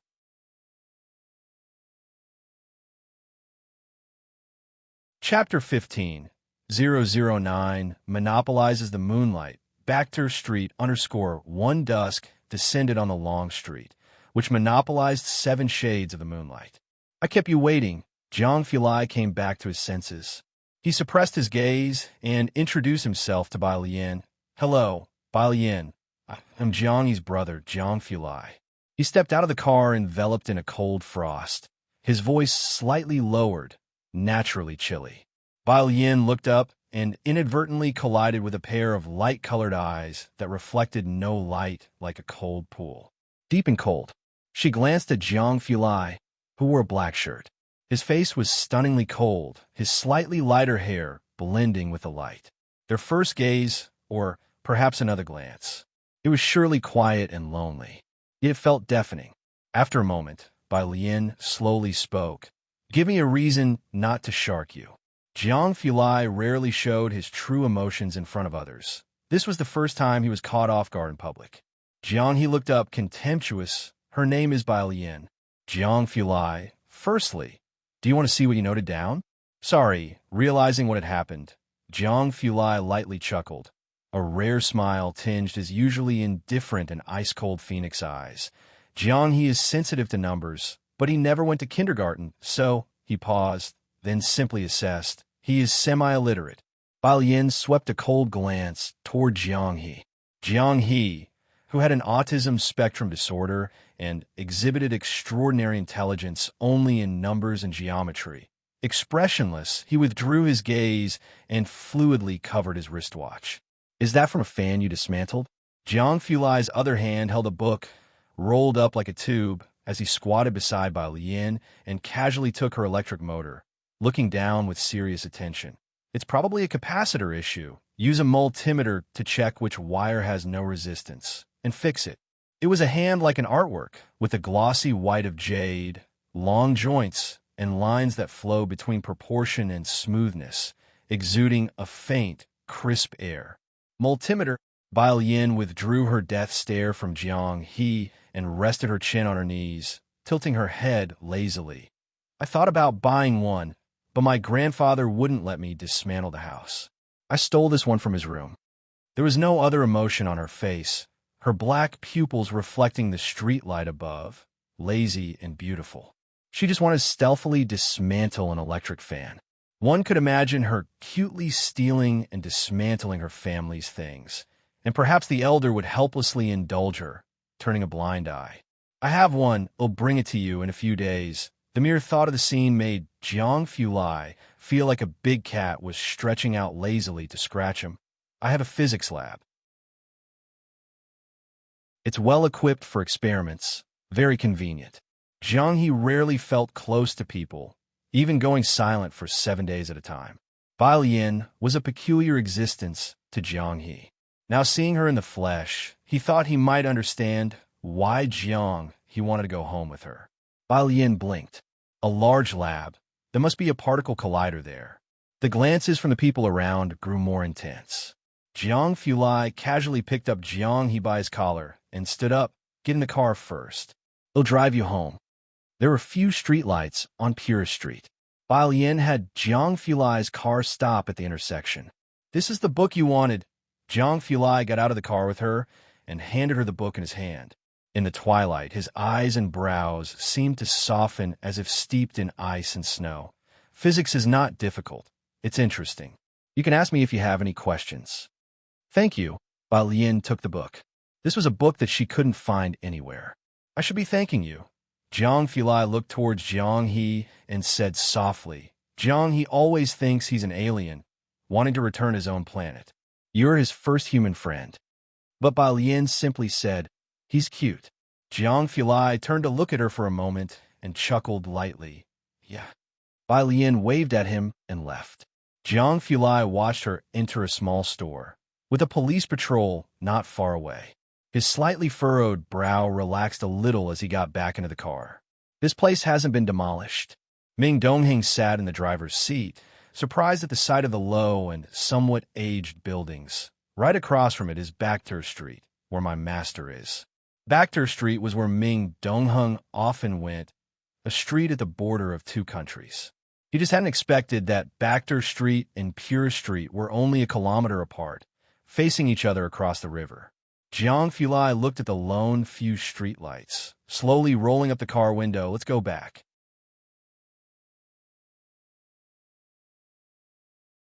Chapter 16. 009 monopolizes the moonlight. Backter Street _2 Ming Dongling drove off, and Jiang He leaned by the car window, watching Bai Lian. Jiang Fulai's fingertips lightly tapped the phone screen. In the dark night, his brows and eyes seemed to be coated with a faint layer of cold frost. After a while, he lit up the screen to send a message. Go to the storeroom and find my physics notes. The convenience store. 2 patrol officers came to buy 2 bottles of water and chatted with the store manager as if they were catching up on family news. The store manager answered, puzzled. Today, before leaving, Bai Lian had asked the store manager to bring her some electric cables. The manager handed them to her, along with a lollipop, covering the QR code and refusing to let her transfer the money. Hurry back home. It's already dark. Oh, Bai Lian put away the cables. The patrol officers didn't find out anything and left to finish their shift. Once they were gone, a neighbor dared to come over. What did you do? Went across the river to steal something? Why are the police always watching you? But I am a law-abiding citizen. The store manager opened his mouth in grievance. He was also confused. I can't figure out what I've done wrong. Sucking on a lollipop, Bai Lian lowered her pretty eyes and walked innocently into the alley. Just reaching the entrance of the alley, she saw the old man waiting there. It was Ji Hung. Bai Lian hesitated, then quickened her pace. Ji Hung held a flashlight, only turning it on when he saw her, lighting the pitch-dark alley to guide her home. You can't rush your studies. Take it slow. Pura Street had streetlights, but the inner alleys did not. Only the dim yellow light from the homes occasionally flickered. I want. Bai Lian took out her earphones, ready to listen to English vocabulary words and rejecting the suggestion. Ji Hung, seeing Bai Lian eyeing his flashlight, he warned, this can't be taken apart. Bai Lian's gaze was a bit elusive. Am I that kind of person? But I woke up this morning to find the corpse of my fan. Ji Hung ruthlessly exposed her. You just looked at the wrong time. Don't believe me. Check again in a few days. Bai Lian stubbornly retorted. Meanwhile, in Xiangqing's only villa district, the Ren family. Ren Xian, as usual, inquired about Ren Wangshuan's studies and explained about Gao Jiaqin's situation. Dr. Gao has not yet replied. You have to strive at school. Ren Wanxian nodded, which would normally signal it was time to leave. But today, she hesitated. What's wrong? Ren Xian was surprised. It's about the affairs of my dad's family. Ren Wanxian shared the matter regarding Bai Lian with Ren Xian. Hearing the full story, Ren Xian put down the document in his hand, switching from arts to sciences. Ren Wanxian wasn't too concerned, but thinking about the other person's science score of only 85, she shook her head. A composite science score of 85? I don't know why she wants to study science, and Dad even asked me to teach her. Don't listen to him.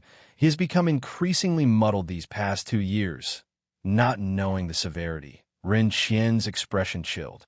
He valued Ren Wangshuan's academic performance, naturally aware that she had scored a perfect 300 in the science composite. Doesn't he know how important your studies are? He hadn't yet met Bai Lian, but he already had a rather poor impression of her. For young people, it's important to be stable and pragmatic. Ren Wanxian quickly started to rub Ren Xian's shoulders. Don't be angry, Dad. Didn't mean to. You know him, he's only focused on his research. He doesn't even remember how old I am. For many years, indeed, the Ji family hadn't taken advantage of the Ren family to cause any trouble. But Ren Xian was not concerned about the Ji family's affairs. He softened his tone, advising Ren Wanxian, all right, don't worry about the Ji family's matters. Your father is not clear-headed, but you need to be clear about what is truly important. Next year is the college entrance exam. Don't get distracted by other things. After Ren Wanxian exited, the Secretary General spoke up. Next year's college entrance exam. It's time for someone from Xiangqing to become the valedictorian. Miss Wanxian stand a good chance. This class has fierce competition. Just competing with the Chun family in Xiangqing will be tough for her. Ren Xian knew a bit of the inside story. He shook his head. Let's not talk about being the valedictorian of Beicheng. Let's focus on Xiangqing first. In their eyes, the biggest goal was to be the valedictorian of Beicheng. As for the national valedictorian, it was unthinkable. Which year had the national valedictorian not been from Jiangjing? How could it be someone from another place? This is the auction list from White Tiger Auction House for 1 week from now. The Secretary General remembered the official matter. This time, there's an authentic piece by Liang Zuan. At that, Ren Qian eagerly reached out for it. An authentic piece by Liang Zuan? Liang's style was one of the most popular scripts, not just favored by the common people, but also highly esteemed by the major families and great literati. Therefore, from a young age, Ren Qian made Ren Wanxian learn Liang's style. Clearly, Ren Wanxian had made the right move. Ever since she was young, she had won many people's favor with her Liang-style handwriting. Authentic pieces by Liang Zuan were rare, with a known authentic piece residing in the private museum of the Chun family in Jiangjing.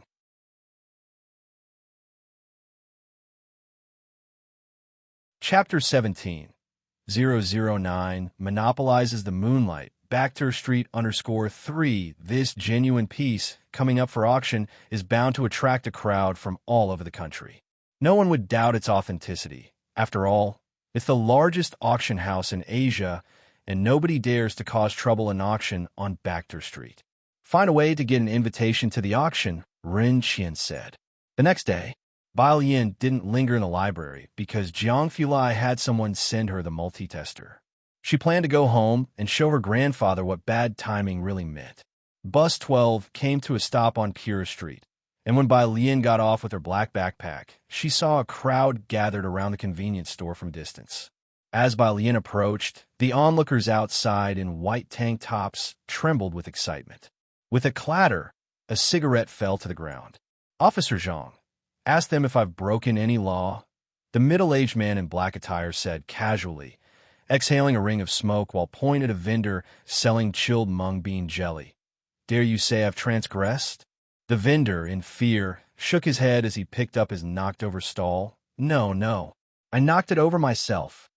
Oh, is that so? The middle-aged man took 2 more steps forward, pointing at someone selling hand-carved items. The person sat on the ground, frantically waving their hands in negation. He stepped on an embroidered shoe and finally stopped in front of Ji Hung. How about you? Do you dare? Ji Hung looked at the stall on the ground and shook his head. See, the middle-aged man then leisurely turned to Officer Zhang, his voice arrogant. I told you I haven't done anything, Officer Zhang. You wouldn't arrest a good person, would you? You. Officer Zhang was about to take action, but was firmly restrained by a colleague. Forget it, Officer Zhang. The colleague whispered in Officer Zhang's ear. He must be Poison Scorpion. Officer Zhang calmed down. Poison Scorpion. One of the top 10 on their internal most wanted list. He frequently moves between Bacter Street and the international scene. Many of his men are ex-mercenaries, protected by a bar on Bacter Street, and even the FBI is said to be unable to touch him. His power was immense. Poison Scorpion had long anticipated this scenario. He looked at Officer Zhang with disdain, carelessly dropping his cigarette on the ground and stepping on it. It seems, Officer Zhang, if you desire to catch me, you'll have to find another way. No one present dared to speak. Poison Scorpion then arrogantly left the convenience store with all the cigarettes and casually left Pure Street. Only after he had left did Officer Zhang silently help the vendors straighten their stalls, whispering an apology to them. The people from the bar on Bacter Street, at the junction between 2 nations, those people, without evidence, Officer Zhang truly had no recourse. Even if the Chun family of Xiangqing was present today, they too would suffer silently. Bai Lian stood not far away, watching the scene with an unperturbed gaze.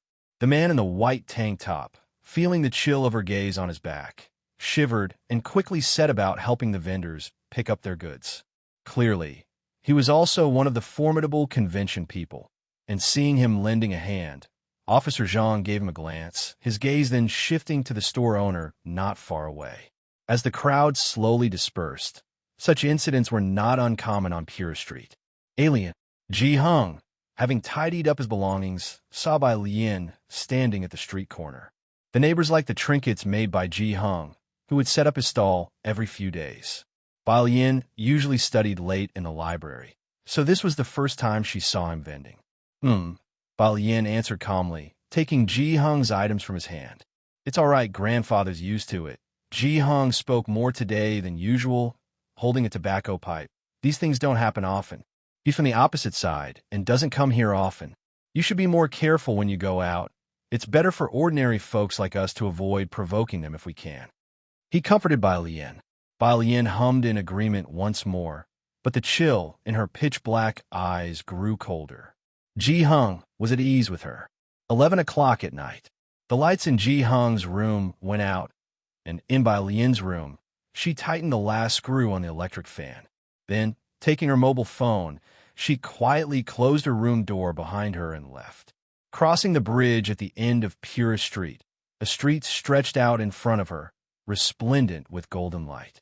Although it was 10 o'clock at night, it was as bright as day. The entrance bore the name in 2 languages, Bacter Street. The man in the white tank top had been waiting here. He looked up to see the girl in the flowing moon-white dress, so out of place in this street. Sis, the man in the white tank top approached, handing Bai Lian a cigarette and lighting it for her. With a slender cigarette grasped between her fingers, Bai Lian appeared utterly nonchalant. As the flames sparked and smoke began to curl up, she lazily tilted her head. Where is he?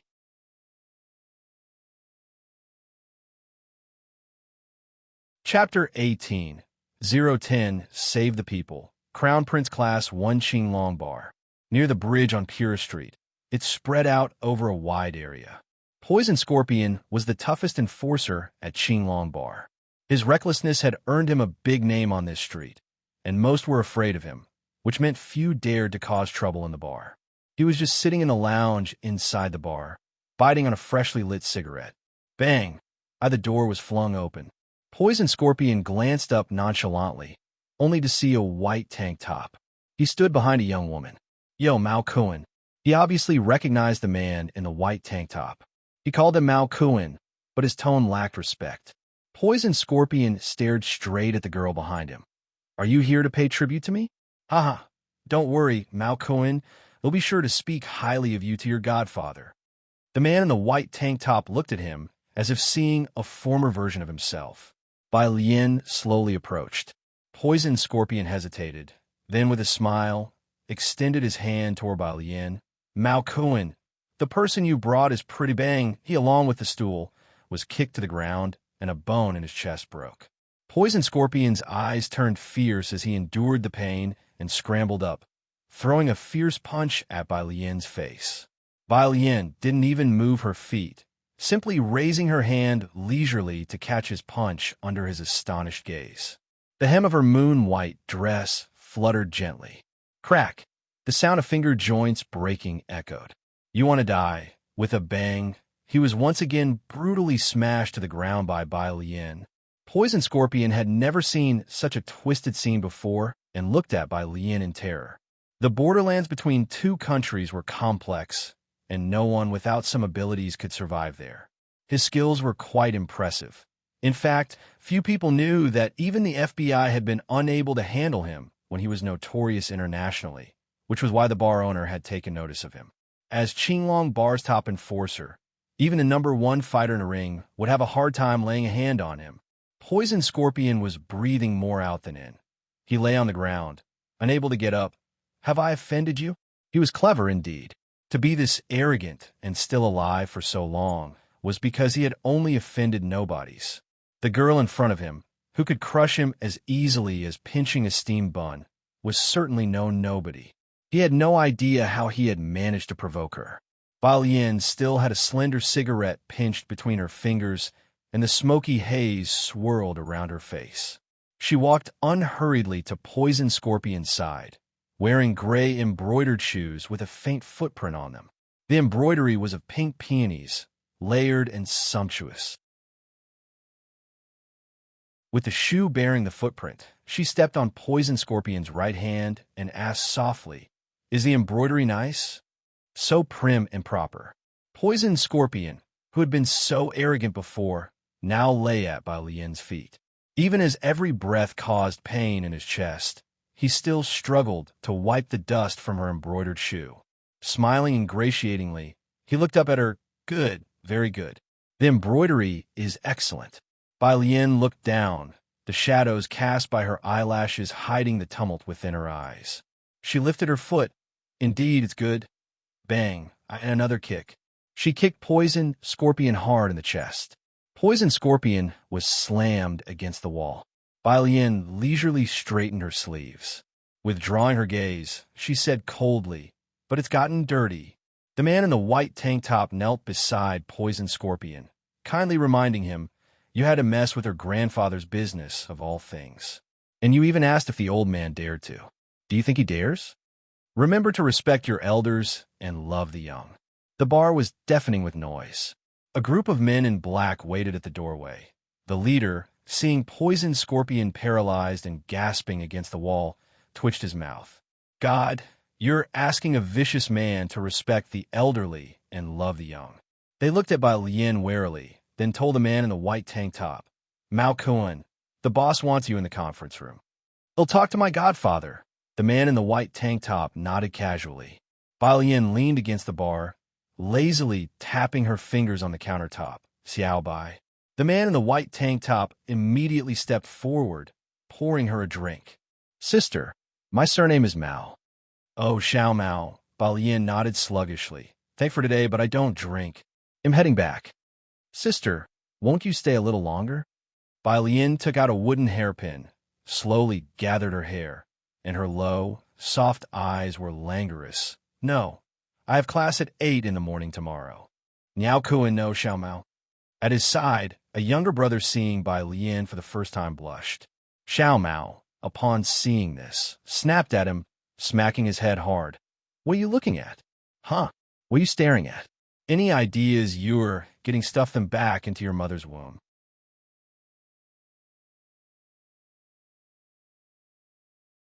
Chapter 19. 010, Save the People, Crown Prince Class 2, Pura Street. The night was dark and the wind was high. Bai Lian took out her earphones to memorize English vocabulary. It was nearly 1 in the morning, and faint sounds of a scuffle were coming from a narrow, dark alley ahead. Ordinary people would have taken Bai Lian wore her earphones, halfway through her vocabulary listening, when her phone rang. It was Mao Kuan. She answered and calmly walked past them. There were 3 men with blonde hair and blue eyes. Because of the girl's excessive calm, they were clearly stunned for a moment. The next second, one of them came to his senses and reached out to grab Bai Lian's neck. Bai Lian tilted her head sideways, grasped the man's hand. "Sister," Mao Kun's voice came through. Bai Lian looked at the blue-eyed man, then glanced down at the person lying in the corner. "Wait a moment," she told Mao Kun, then stuffed her phone back in her pocket. Then she suddenly yanked the blue-eyed man in front of her. The breeze from her punch parted the strands of hair scattered on either side of her, revealing her cool gaze. Bai Lian didn't retreat. With her other hand balled into a fist, she powerfully slammed into another, who tried to make a move on her. In less than 3 minutes, 3 men were lying at her feet. Only then did Bai Lian take her phone out of her pocket, leaning lazily against the wall, speak. Oh, Mao Kun on the other end of the phone wiped his face. "There's an auction here in a couple of days. Do you want to come play?" "No, thanks." Bai Lian hung up, her eyelashes drooping down. She put her earphones back on and dug out her English vocabulary list. "Hey," the bloodied person lying in the corner spoke to her, shaking as he fetched a pack of cigarettes from his pocket and tried to find a cigarette to bite on. "Thank you. Can I have her contact information?" Bai Lian glanced down at him. His leg was still bleeding nonstop. Her gaze settled on the gold-framed calligraphy next to him. When the man saw her looking, he moved his right hand but inadvertently triggered a wound, causing him to hiss in pain. "Do you want this?" "It's an original by Liang Zuan. It's valuable, but not as precious as I am. Take it if you want. As for other requests, I can manage anything as long as you don't ask to live on the moon." Bai Lian, unsure which word moved her, squatted down, flipped on her phone's flashlight, and shone it on the calligraphy beside the man. After a while, Bai Lian's gaze lazily fell on the man's continuously bleeding leg. She slightly lowered her head and reached out to fumble with the man's injured leg. "What are you doing?" The man was taken aback and quickly said, "It's a gunshot wound. My private doctor will be here any moment." "Don't touch it randomly. I don't want to be crippled just yet." While he spoke, his leg suddenly stopped bleeding. Even the pain was greatly reduced. Only then did Bai Lian stand up, reopened her English vocabulary page, and started walking back. "Hey." The man snapped out of it and saw that she hadn't taken the calligraphy. He couldn't help but call out to her, "Don't you want Liang Zuan's original work?" The girl, who didn't pay him much attention, stopped. The gentle moonlight bathed her as she finished memorizing a word before tilting her head. "Who told you this is an original?" The man was taken aback. "This has been authenticated by experts." The girl took her gaze back, disappearing around the corner. Her voice faded into the night, lonely and vague. "Have it authenticated again. That's a student's handwriting." 6 o'clock in the morning. Ji Hung's room. The moment he opened his eyes, he found himself face to face with a figure holding an electric fan. "Ji Hung." "Bai Lian." After 10 seconds of staring, someone was looking at him with a very righteous expression, as if asking, "Why did you wake up so early?" "Very well." Ji Hung expressionlessly closed his eyes again. Only then did Bai Lian set the electric fan down. She made sure to plug it in.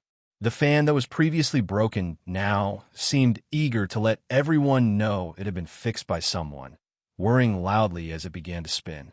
She considerately closed the door behind her as she left.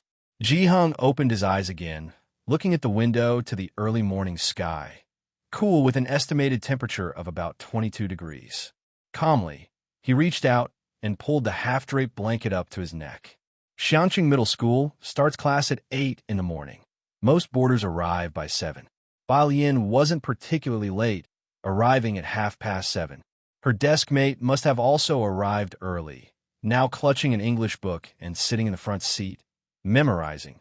In her seat, Bai Lian yawned lazily as she walked up to her spot, tapped the desk, and looked down. "Classmate, excuse me." The girl sitting in her seat instantly pulled a long face. "Shush!" The originally noisy classroom quieted down in an instant. Zhang Xiai's, who had been napping on his desk, also lifted his head, bleary-eyed, and came to alertness at the situation. The curly-haired girl didn't even glance at Bai Lian. Noticing Zhang Xiai's awake, her eyes lit up as she handed him a bag. "Zhang Xiai's, I brought you breakfast."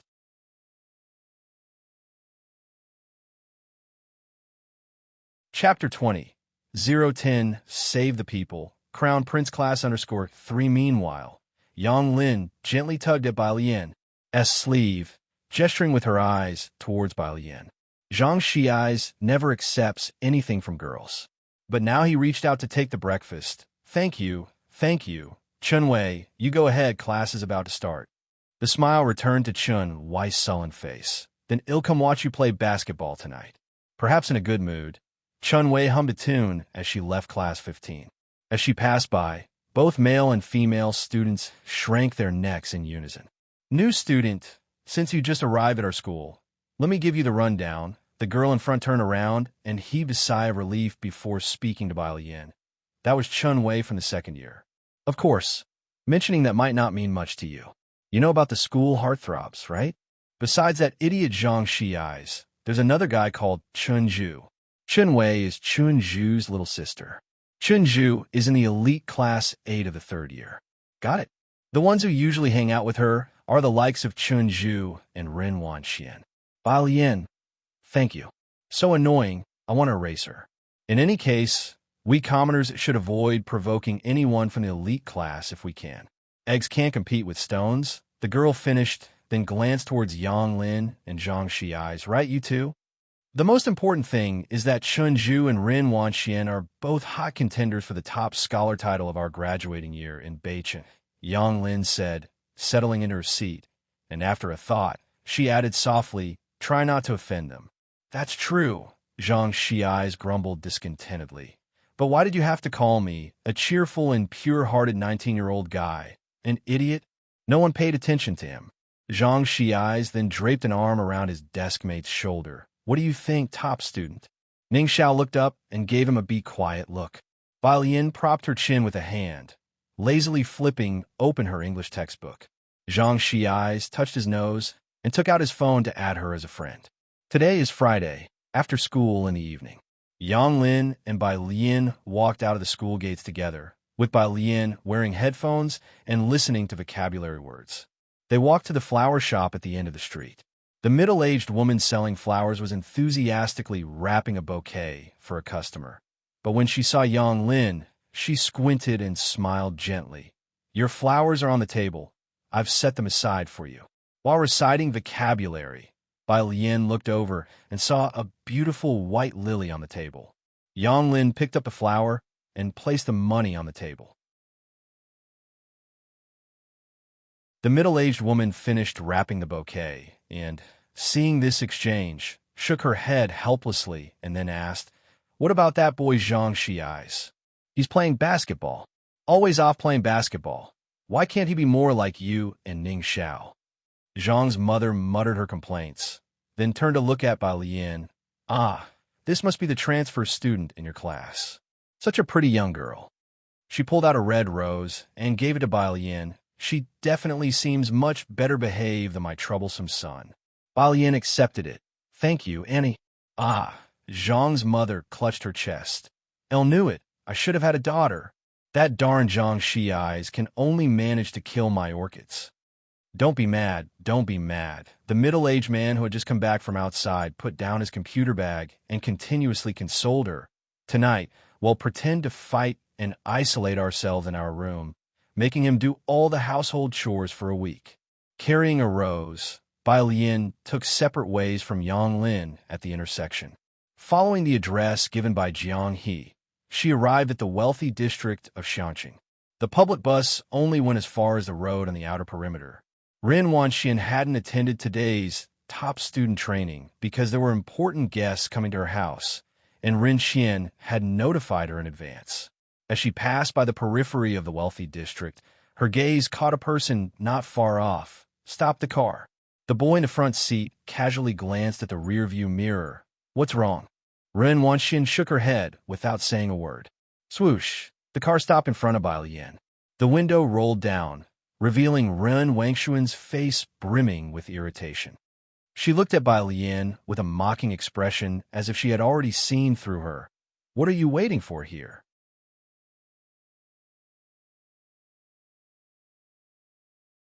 Chapter 21. 011 Director Chun. That day, Liang Zun's extraordinarily talented disciple in chorale Bai Lian held her cell phone and sent a message telling Jiang he not to hurry. She was still in a moon-white long dress, her eyes clear and tranquil, reciting vocabulary in a calm and unruffled manner. Upon hearing a voice, she looked up, "Waiting for your ancestor." No matter whether it was at school, at the Ren family home, or anywhere else, Ren Wanxian was always the center of attention, always pampered and worshipped by everyone. Even Chan Wei had to make some superficial effort in front of her. As for the Ji family, even though she was very polite to Ji Heng, deep down she still looked down on the Ji family members. Ren Wanxian looked at the long dress on by Lian, plain and unadorned, without any logo, clearly something made casually by Ji Heng. In her eyes, Bai Lian was indeed the least noticeable among them. When encountering her, one should at least be cautious and respectful, not so arrogant. But she didn't expect that someone she least cared about would speak to her so rudely. The driver in the car couldn't help but take another look at Bai Lian, and Ren Wanxian noticed that the boys nearby were also looking their way. She was shocked that Bai Lian dared to speak to her like that. What are you talking about?" "Can't hear clearly?" Bai Lian, looking at the next word, said indifferently. "Then I can carve it on your tombstone." The driver wished he could cover his ears, trying hard to pretend he didn't hear anything. But Ren Wanxian, with her sense of entitlement, didn't get out of the car, only haughtily rolled down the window, so everyone in the car could hear Bai Lian's words. Even if the driver showed no reaction, Ren Wanxian still felt that everything about her was being challenged by Bai Lian at this moment. She was rendered speechless by the retort, and only managed to pull at her lips before angrily rolling up the window and demanding, "Aren't we leaving yet?" The car started. The boy in the front seat glanced at Bai Lian by the roadside through the rearview mirror. The look was as if he were observing a leaf, only for a moment before he withdrew his gaze. "You know her?" Ren Wangshuan's voice was cold with disdain. "Who knows which relative from the Ji family that is?" She didn't understand how Bai Lian could be so entitled when she was merely living in a slum that hadn't been developed yet, one that still used well water. Chenju nodded, uninterested, and didn't ask any further. The car drove on for a while when another black car slowly approached. Chenju, who had been sitting relaxed, straightened up, his gaze fixed on the rearview mirror, watching the black car grow more distant, until it disappeared. As dusk approached, the black car that vanished in the rearview mirror seemed to grow more mysterious. In the back seat, Ren Wanxian had temporarily forgotten about Bai Lian, watching the direction the black car had disappeared in, and asked softly, "Was that the people my grandfather mentioned?" Although in her final year of high school and focused on her studies, it didn't mean she wasn't aware of other matters. She knew about the recent changes in Xiangqing. They had always thought that the manor behind them, which had been vacant, belonged to the government. Now that it had been occupied, the major families of Xiangqing had all received a clear message not to disturb it. Chenju only casually said, "I've never seen that make of car." The one who came to pick up Bai Lian was Ming Dongheng. Bai Lian had been memorizing words all the way, and when she arrived at the entrance of the manor, she saw Jiang He squatting at the door, eagerly waiting. The man in the gray suit waiting in the garden, seeing the carefree and lazy girl behind Jiang He, was quite surprised. Then, he watched as Jiang He walked to the adjacent laboratory, adeptly keyed in the password, and entered. "Mr. Ming, who is that?" The man turned to Ming Dongheng, inquiring about the girl's identity. Despite his many years in Jiangjing, he had never heard of such a person. Ming Dongheng only warned, "Don't overstep." Chen Wei felt a chill down his back and remembered who resided in this place, no longer daring to ask anymore. He secretly committed to memory the fleeting glimpse of the girl's face. With that striking face, he definitely wouldn't forget her if he saw her again. The laboratory. Most of the devices there were unfamiliar to Bai Lian, and Jiang He took her to a small table to show her a miniature perpetual motion machine on it. A metal sphere the size of a soybean slid down through the hole on the top layer into a track, then bounced back up. Both squatted on the spot, staring intently at it for 10 minutes. According to the law of conservation of energy, Bai Lian concluded, "This is a fake perpetual motion machine." As she spoke, she flipped over the base and, indeed, saw magnets underneath. Jiang He nodded, and then secretly told Bai Lian, "Uncle Ming has always thought it was a perpetual motion machine." There were many instruments in the laboratory, but Bai Lian and Jiang He only looked at the toroidal collider. Jiang He squatted on one side and tried several times with Bai Lian, continuously adding fluid.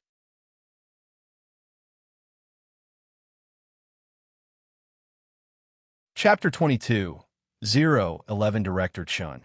That day, Liang Zun's extraordinarily talented disciple_2, Bai Lian, always recorded the data.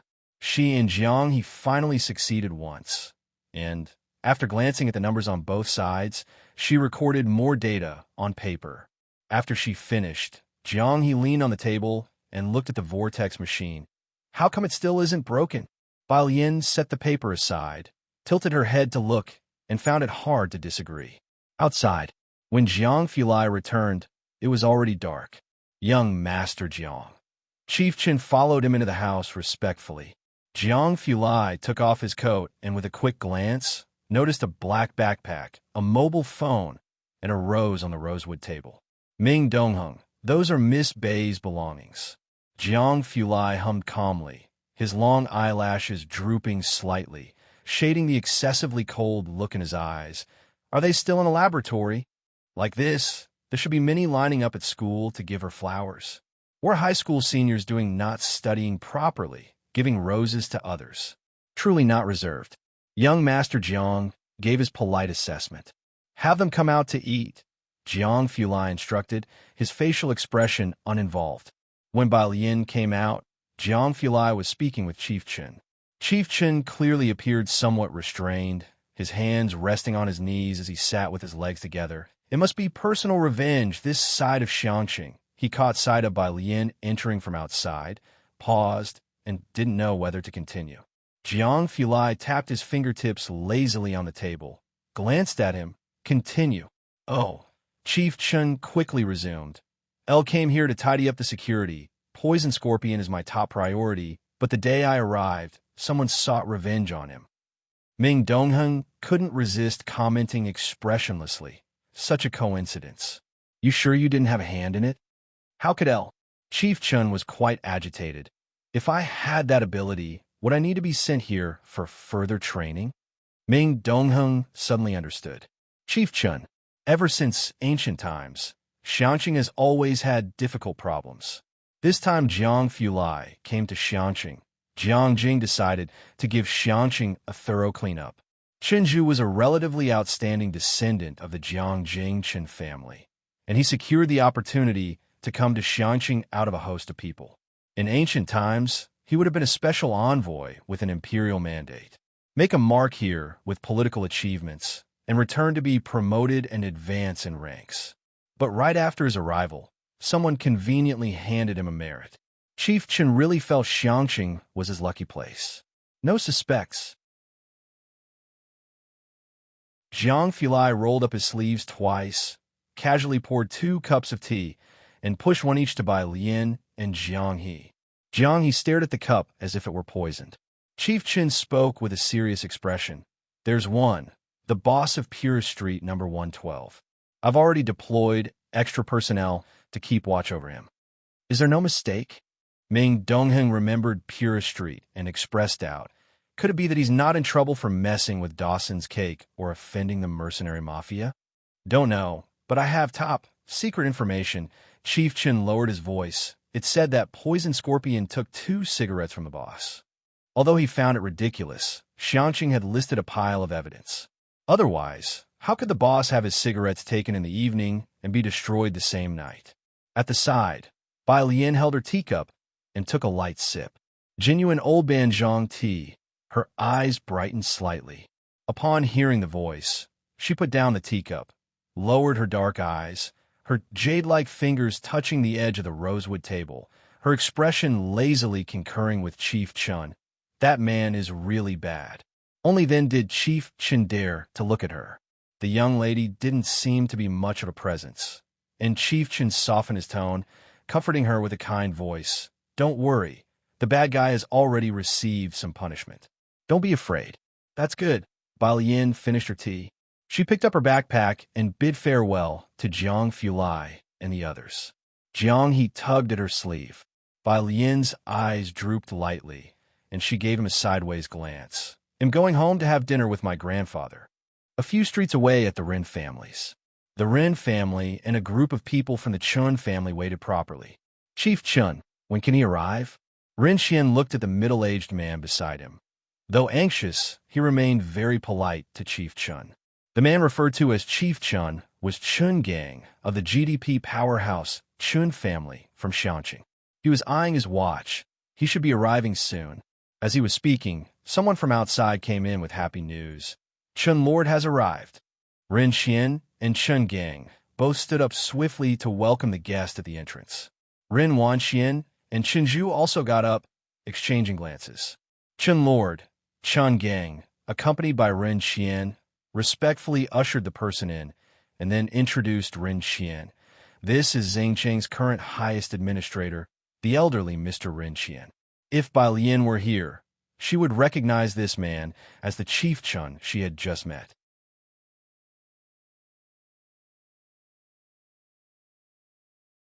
Chapter 23.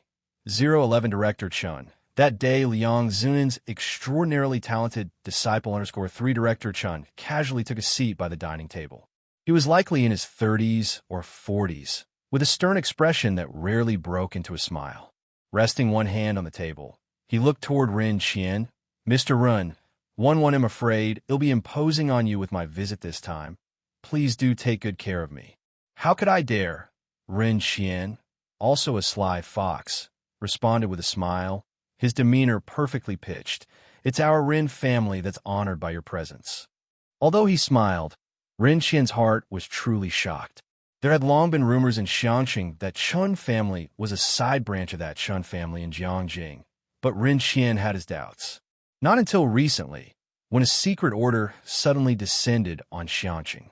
A certain Director Chun would be sent from Jiangjing to oversee Xiangqing. The sudden deployment left Rin Qian at a loss until Chun Gang arrived with the news of Director Chen's arrival. Elle heard that there's an authentic piece by Liang Zuin at the auction house. Director Chun took the wine Rin Qian poured for him and said indifferently, "This was another task given to Director Chun by the Chun family in Jiangjing." "Indeed, but the auction house issued a notice in the past few days," Rin Qian explained. "Rumors suggest the handwriting may not be his own." Director Chun frowned. Rin Qian felt a flutter of anxiety. "However, it is indeed authentic. It appears to be notes from one of his disciples. The auction house has already engaged an appraisal expert. The appraisal is still ongoing, so the auction has been postponed by 5 days." "Really?" Director Chun sat up straight. "The appraisal is still underway." Beside him, Chun Gang quickly added, "I will keep a close eye on this matter." As everyone knows, Liang Zuin, the illustrious prime minister from ancient times, in his life took only 2 disciples besides Emperor Jiang, and they were the exceptionally talented siblings from a Bai family. Emperor Jiang naturally wouldn't use the same handwriting as Elder Liang. Thus, if it was someone else's, it could only be one of the siblings from the Bai family. It seems that not all unofficial histories are groundless. The Chun family in Jiangjing, untouchable and revered through the ages, has always been a staunch fan of the Bai family. The majority of the private museum's collection belongs to the Bai family, and generation after generation, the Chun family reverently enshrines the Bai family's ancestral tablets. For the Chun family, this was more attractive than an authentic piece by Liang Zuin. Rin Qian only exchanged a glance with the Secretary General. Clearly, they had to find a way to get an invitation to the White Tiger auction house. Meanwhile, Ming Dongheng watched with unease as the bus wobbled away. He was tempted to follow the bus in his car, but Bai Lian wouldn't allow it. He had no choice but to wait for her to get on the bus before driving back to the manor. Jiang Fulai was dining with Jiang He at the table, both of them speaking seldom, as they always did during meals. Silence and tranquility reigned. Ming Dongheng sat down and began to eat slowly as well. Setting his bowl down, Jiang Fulai suddenly remembered something. Who sent over the tea? Everything delivered here was handpicked by Su Nanjing. Ming Dongheng swallowed a mouthful of food. Su Nanjing. Jiang Fulai drew a disinfectant tissue, meticulously wiped his hands clean while looking at his lap, his tone casual. "From now on, everything follows this standard." Ming Dongheng nodded. Jiang Fulai stood up, taking the documents on the table with him to the laboratory. The experiment on dark matter had a long schedule, and he had recreated his Jiangjing laboratory in Xiangqing in its entirety, which is why there was a corner reserved for Jiang He's stuff. A table no taller than 70 centimeters, a stool merely 20 centimeters, even the experimental apparatus were a size smaller. Jiang Fulai walked up to the long laboratory bench, about to place his own documents down, when he caught sight of a piece of paper not far away. His laboratory was always clean and tidy. This paper must have been left by the other 2. He approached, casually picking up the paper. There were 7 sets of data from top to bottom. He was initially just curious about what the other 2 had been up to until his eyes fell on the 4th set. He froze.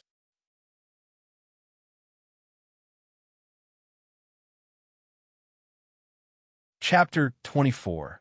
012 High Efficiency Study Method.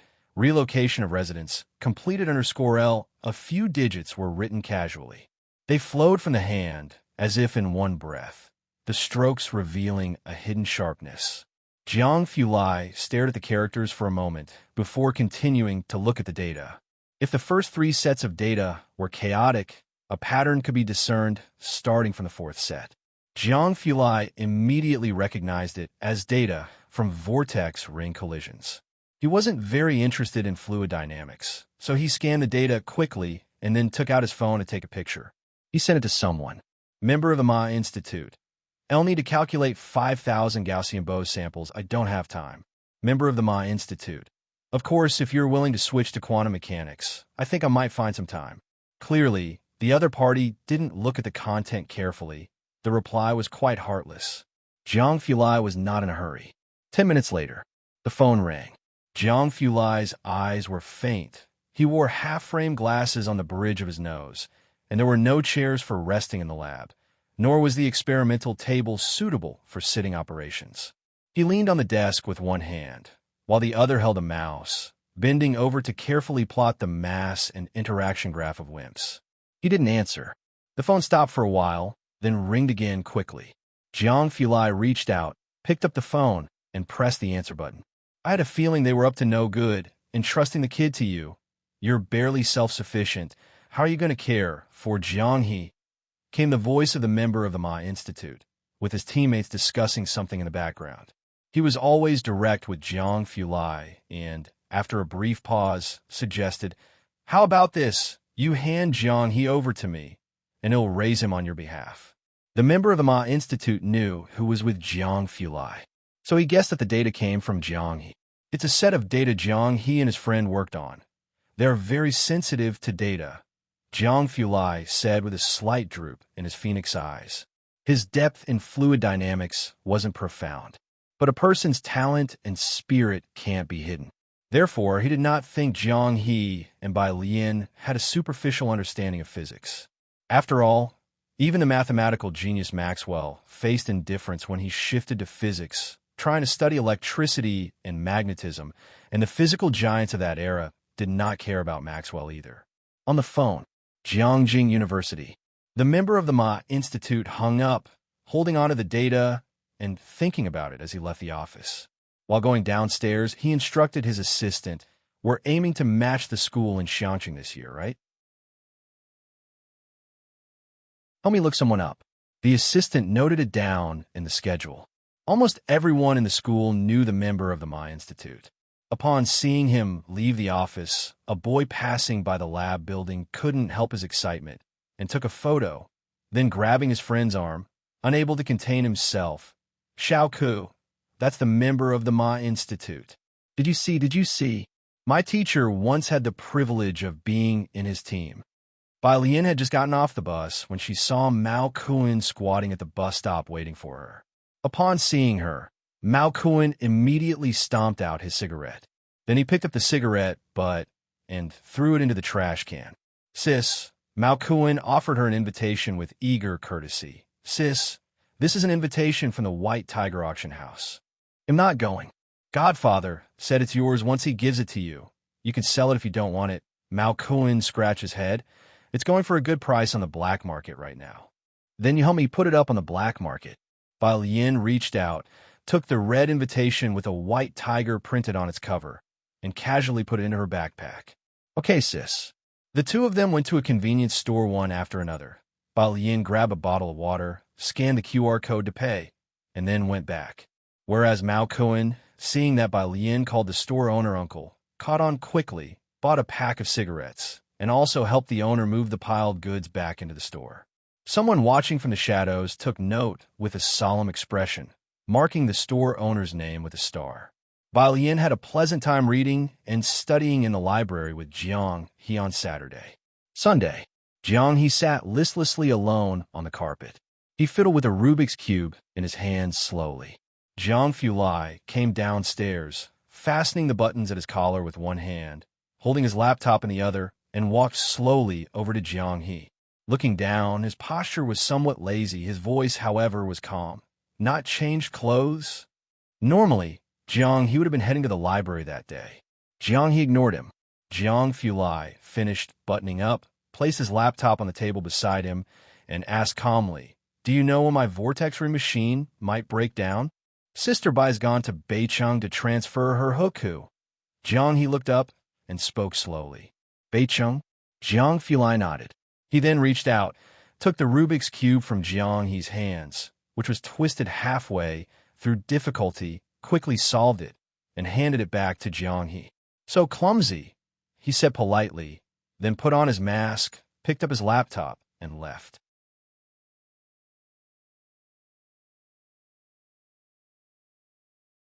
Chapter 25. 012 High Efficiency Study Method.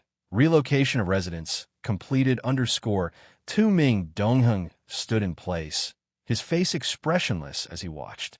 Jiang He. He frustratedly scrambled the Rubik's Cube again, opened his watch, and sent a message to Bai Lian. Text: Bai Lian had already boarded the train, and her household registration transfer certificate for Xiangqing had been processed. The certificate for moving out still needed to be arranged in Beicheng. Beicheng was far away, and Xiangqing only had a train service, so a round trip took a whole day. As household registration had to be done on a work day, she went a day early and planned to return directly after getting the certificate the next morning. Ji Xiaojun went with her, and the two of them sat together. The train ride was nearly 12 hours long, and Bai Lian had brought a physics question bank in advance. She buried herself in the questions as soon as she got on the train. A middle-aged couple and an elderly person sat opposite them, who, upon seeing Bai Lian working on her problems, spoke in hushed tones and deliberately lowered their voice when occasionally conversing with Ji Xiaojun. Ji Xiaojun watched as the three passengers opposite handed Bai Lian a bunch of fruit and some biscuits. Then he looked at the focused Bai Lian solving problems. During the 12-hour train ride, even Ji Xiaojun couldn't help feeling a sore back and stiff waist. He had thought that being pampered from an early age, Bai Lian would find it more difficult to endure, but to his surprise, she remained upright and attentive, maintaining her studying posture throughout the journey. The train signal was poor, and Bai Lian was concentrating on her questions. By the time she saw Jiang He's message, it had already been 2 hours. Illiterate. Text by Jian. I've seen it. By Jian. Image. Jiang He opened it and looked, knowing the result but not the principle. He then forwarded it to Jiang Fulai. Jiang Fulai was still in the underground laboratory, holding a tablet and returning to the computer, its fluorescent light reflecting his expressionless face, cold and piercing. The group of trainees beside him tried their best to pretend to be busy, not daring to look at him. An assistant entered through the glass door with a document in hand and said, "Young Master Jiang." Jiang Fulai's gaze didn't shift. After briefly pointing out an experimenter's data beside him, he took the document from the assistant and casually flipped through it. "This is an invitation from the Gao family," the assistant reminded. Gao Jichen was a carefully cultivated plant by the Gao family and the Jiang family. But after this incident, they had been busy managing the fallout and finally sent this invitation to Jiang Fulai as an apology. Upon hearing this, Jiang Fulai turned his hand, calmly handing back the invitation to the assistant. The message was clear. His phone rang, and Jiang Fulai gestured for the assistant to leave. Then he checked the message from Jiang He, opening the image. It was a complex question with a few formulas listed on the side. The handwriting looked neat and clean, slightly different from what he had seen the night before. However, he could guess who had written it, and being too lazy to type, he sent a 52-second voice explanation to Jiang He. Jiang He sent a comma. Jiang Fulai followed up with 47, Jiang He, ? Jiang Fulai. Jiang Fulai, 60, Jiang He. You know the teacher's microphone was on, right? Out of patience, Jiang Fulai coldly typed 2 characters. Ad group, Jiang He. Okay. On the other side of the phone, Ming Dongheng watched with an expressionless face as the well-known genius Jiang He got scolded by young Master Jiang for 2 minutes, thinking to himself, luckily, he doesn't study physics. Bai Lian and Ji Xiaojun arrived in Beicheng after 10 o'clock at night. The two stayed at a hotel not far from the Public Security Bureau. It was only after washing up for the night that Bai Lian discovered that Jiang He had added them to a 3-person group. Jiang Fulai sent a detailed process diagram, and Bai Lian sat at the small square table to study it carefully. She politely sent a thank you and then asked another question. Jiang Fulai, 37. Jiang Fulai, 29. Bai Lian opened each one to listen. Physics definitely requires understanding the theorems and repeatedly deriving all formulas. To learn physics, don't look up to it. You should stand on a mountaintop and look down upon it. Every seemingly unrelated phenomenon in nature, when slowly deduced, you'll find that they all share a common cause. After you understand all the theorems and formula derivations in that university physics book, explain them to someone else in your own words until they can understand. Try this tomorrow by explaining absolute zero to your grandfather until he understands. Once you grasp the principle behind each phenomenon, you'll find all the problems quite simple. The other person must have been quite busy today, still in the underground laboratory, with a clear, deep voice, deliberately slowed down with a faint, slight echo. Bai Lian listened twice. So the next day, at 6 in the morning, Ji Hung had just gotten out of bed when he received a call from Bai Lian. Bai Lian, Grandpa, did you understand? Ji Hung wasn't fully awake yet, only hearing something about molecules and immobility. He got dressed, didn't understand, but responded with a calm, "Then would you repeat it for me?" Ji Hung, 15 minutes later. Finally, Bai Lian heard the correct answer from Ji Hung's mouth and hung up satisfied. The Feynman technique that young Master Jiang taught her might end up making Ji Hung the biggest victim. The process of applying for a household registration transfer certificate wasn't complicated, and since they went early, it took less than half an hour to finish. With the train at 10-something, Ji Xiaojun took the opportunity to visit a nearby mall. While Ji Xiaojun shopped, Bai Lian queued in the adjacent milk tea shop to buy tea and wait for him. What Madame Song saw as she passed by was this scene. The tall girl dressed in simple white clothes and black pants. The white garment without embellishment save for a few poppies of the neckline, which rendered it exquisitely simple. She held a fruit tea in one hand, leaning casually against a column at the entrance of the mall. Countless passers-by turned their heads. "You're back in Beicheng." Madame Song got out of the car, the driver following behind her. Her eyebrows and eyes were warm, and her tone bore a bit of surprise. Bai Lian bit her straw and looked up. She thought for 10 seconds before she could recall who the woman was from the original owner's memory. It was her, Song Min's mother. "Annie Song," Bai Lian spoke up. This person was more pleasing to the eye than Song Min, so Bai Lian politely explained that she was back to process her household registration transfer. "Bai Lian, listen to me," said Madame Song with a serious demeanor after hearing her out. Looking at Bai Lian, "I know you think your father is unfair, and you don't like Xiaoqi and the others. I can understand all of this. But after all, you're a family. You can't be childish. To be honest, Xiaoqi is smarter than most of the young nobles I've seen in Jiangjing. Your father's favor is not without reason. Besides, you need to understand that in the future, the Bai family will definitely be centered around Xiaoqi. His prospects, I dare say, are absolutely clear. You should look to the long term. Staying with the Bai family for protection will give you the best development." Madame Song's maternal family was from Jiangjing, hence her extensive knowledge about it.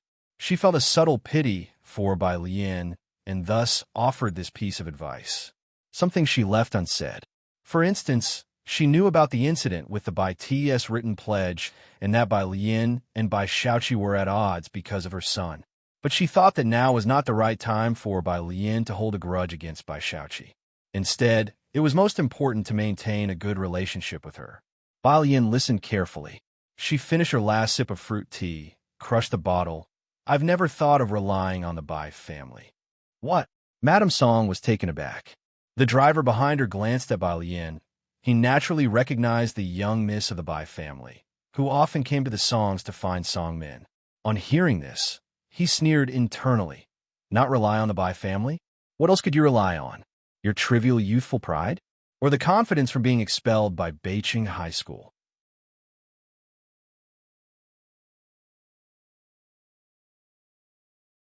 Chapter 26. Is the grade of the transferred student 013 good? _L. Annie Song goodbye. Bai Lian saw Ji Xiaojun come out and politely bid farewell to Mrs. Song. Mrs. Song stood at the door, watching Bai Lian and the other person leave. She returned to her car, took out her mobile phone, and after a long while, finally dialed a number. The call was answered quickly. Mrs. Song? It was Bai Qiming. Mrs. Song instructed the driver to start the car. Mr. Bai, I just saw Alien. She came to Beicheng to register her residence on the 10:35 train. Once she returns, she will no longer be part of the Bai family. She's just a child in temperament. Would you want the butler to pick her up first? On the other end of the phone, Bai Qiming put down his pen. He looked out the window. It had been nearly 10 days since the butler reported Bai Lian's departure, and he had not heard from Bai Lian since then. In the end, Bai Lian had taken the apprenticeship token with her, a trait quite like her mother's. She would rather ruin it than give anyone else an advantage. In fact, over the 10 days, half of Bai Qiming's anger had dissipated.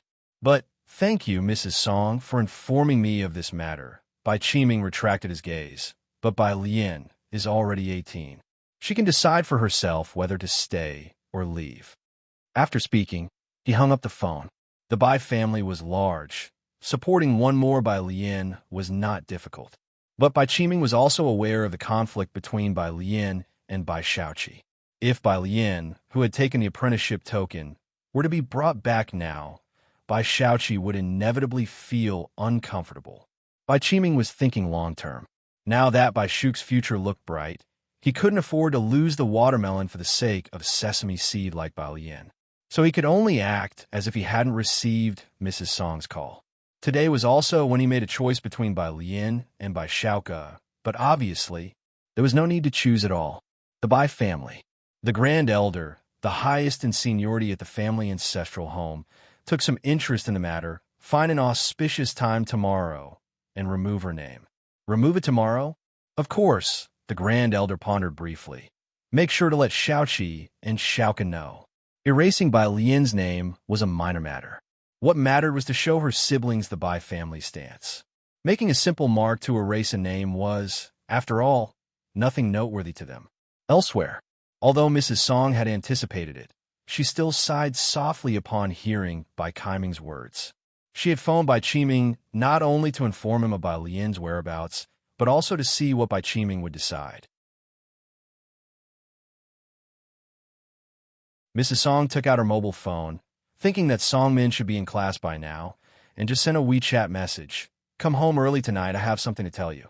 Songmin usually stayed with Bai Shaoqi at the library to discuss the challenging problems of the Jiangjing preparatory camp. But when Mrs. Song wanted to see him, he would come straight home after school. When he returned, Mrs. Song, pruning her flowers, slowly began, I wanted to talk to you about Bai Lian.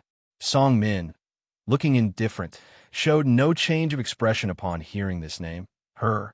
Yes. Mrs. Song's voice was gentle. She has officially been removed from the Bai family register. There's an engagement arranged since childhood between you and her. If you have no objections, we'll find a time to speak with the Bai family, and then clarify things with Bai Lian. How about that? Songmin didn't even think about it. Whatever. Mrs. Song didn't have much of an opinion about Bai Lian. Bai Lian was good-looking. She had watched Bai Lian grow up since she was a child and had some fondness for her. But that was all. Compared to Bai Shaoqi and Bai Shaoke, this fondness seemed insignificant. Mrs. Song snipped off an excess branch. Shaking her head, she thought that Bai Lian was still too young and impetuous, not understanding what was truly important. On the train, Bai Lian was also in a very good mood. Not only did she transfer her residence, but she also resolved the matter with Songmin. She was well aware that Mrs. Song had specifically stepped off the train to inquire about something. Ji Xiaojun, however, was extremely silent throughout the journey. He had thought that accompanying Bai Lian would mean encountering the Bai family, and hoped that if the Bai family wanted Bai Lian to return, he could help negotiate terms with them. But unexpectedly, the Bai family never made an appearance from beginning to end. It was nearing 11 at night. The train finally arrived at Xiangqing Station. At this time, the buses had already stopped running, and even taxis were scarce near the station. The two of them exited the station and were about to look for a taxi on the roadside when, upon exiting, Bai Lian saw Jiang. He's squatting by the road, staring at a tree. Why are you here? Bai Lian approached him and then introduced him to Ji Xiaojun. This is the first friend I met when I came to Xiangqing. Waiting for you.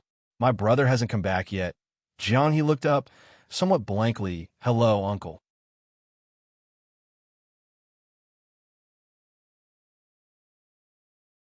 Chapter 27. Is transfer student 013 performing well in their grades? Underscore 2G Xiaojun saw this elegant-looking kid and wasn't quite sure how to start conversation, but unexpectedly the other party greeted him nicely. He was somewhat at a loss for what to do, so he just stuffed all the snacks he had collected for Bai Lian into Jiang He's hands. Ming Dongheng stood coolly on the side. After sending Bai Lian and Ji Xiaojun back to Pure Street, Jiang He still clung to Bai Lian's hem without letting go. Ming Dongheng was used to it. Jiang He's behavior was always quirky. He reported to Jiang Fulai. Jiang He received a message on his watch and finally let go of Bai Lian's hem. By the time Jiang Fulai arrived, Bai Lian had already left. He had just come out of the lab and hadn't changed his clothes, lethargically reaching out to knock on Jiang He's car window. Jiang He held grudges and ignored him, still lying on the car window. Jiang Fulai was calm. One saw an MTS report last time. It said that kids who stay up late don't grow tall. Jiang He, not even as tall as Jiang Fulai's waist, suddenly looked up. "Are you tired?" "I'm not tired." Jiang Fulai glanced at him casually and sincerely asked, "You shouldn't be tired either, right?" "Oh, of course not." Jiang He started talking to himself. "One mean Uncle Ming must be tired, so if he's tired then we can go back now and let him sleep first." Ming Dongheng said expressionlessly, "Yes, young master, I'm very tired right now." Xiangqing Middle School. Bai Lian rushed to catch the train on Monday, and after explaining the kinetic energy theorem once again to Ji Heng on Tuesday morning, she came to school. "Deskmate," Bai Lian twirled her pen as she turned her head to look at Yang Lin. "Can you lend me your biology notebook?" The black pen spun agilely around her fair and slender fingertips. Yang Lin was the class study representative. Her hair was black and long, and her skin extremely pale, covering most of her face and neck. She wore the school uniform, long sleeves and pants, every day and seldom spoke to others. She just reached into the desk and pulled out 2 biology notebooks to give to Bai Lian. Bai Lian took them, flipped through them, and saw that the notes were very clear and clean. Inside one of them, she saw a realistic drawing of an alley lined with fresh flowers on both sides. The style of this realistic drawing was very similar to that of Ji Heng and Ji Xiaojun. It seemed to be a few years old, but was well preserved. Bai Lian took it out and gave it back to Yang Lin. Her dark eyes reflecting Yang Lin's face, she sincerely praised, "It's very pretty." Yang Lin was stunned for a moment, then took it back. After quite a while, Bai Lian heard her softly "hmm" in response. The first class in the morning was Chinese. When Bai Lian's classmate behind her, Zhang Xiai's, arrived, Lu Lingxi had already finished analyzing an ancient poem. Report. Zhang Xiai's ran to the entrance of the class, not even having had the time to zip up his school jacket. Lu Lingxi stood by the lectern, one hand resting on it, looking at Zhang Xiai's, and, with the other hand pointing at the clock on the wall, "Zhang Xiai's, it's already our senior year, and yet you're still so lax. Class starts at 8. Look, open your eyes wide and see what time it is now." Zhang Xiai's looked at the clock hanging on the wall behind him, his expression serious. 7 hours, 70 minutes. Lu Lingxi. The classmates suddenly burst into laughter energetically. Lu Lingxi was also beside herself with a mixture of laughter and exasperation, scolding with a smile. "Get in here." Zhang Xiai's touched his nose dejectedly and returned to his seat. Last night, he stayed up late squatting to snatch Yin Lu's photo book, so he got up late this morning. Seeing that his mother was still angry with his father, he helped his mother cut some flower branches until he realized he was going to be late. The class finished quickly. Lu Lingxi called Bai Lian to the office separately. "I saw you getting along well with Yang Lin this morning." Lu Lingxi handed a box of Band-Aids to Bai Lian and said softly, "Could you give this to her? She has a wound on the left side of her forehead." Bai Lian reached out to take it, tossing it in her hand with a cheeky smile in her eye. "Got it, but I can't promise anything."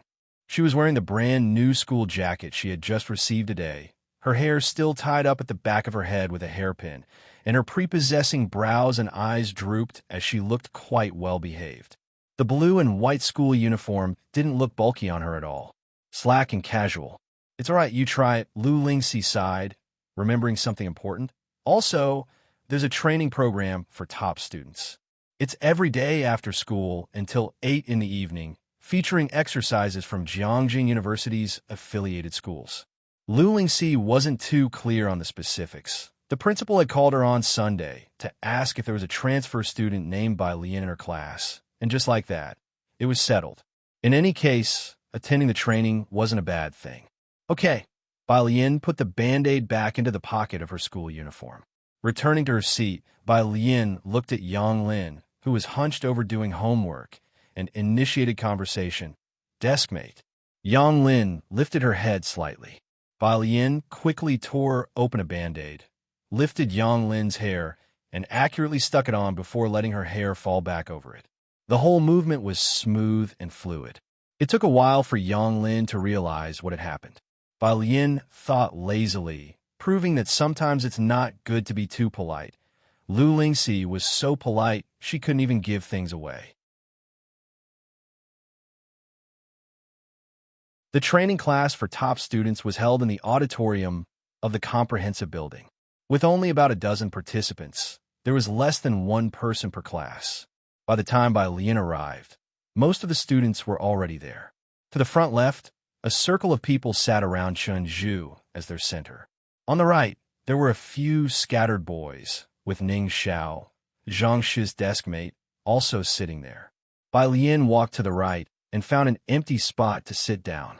Although she had only transferred a few days ago, she was already quite famous at the school, and her presence was all over the forums. Someone noticed her as soon as she arrived. It's Bai Lian.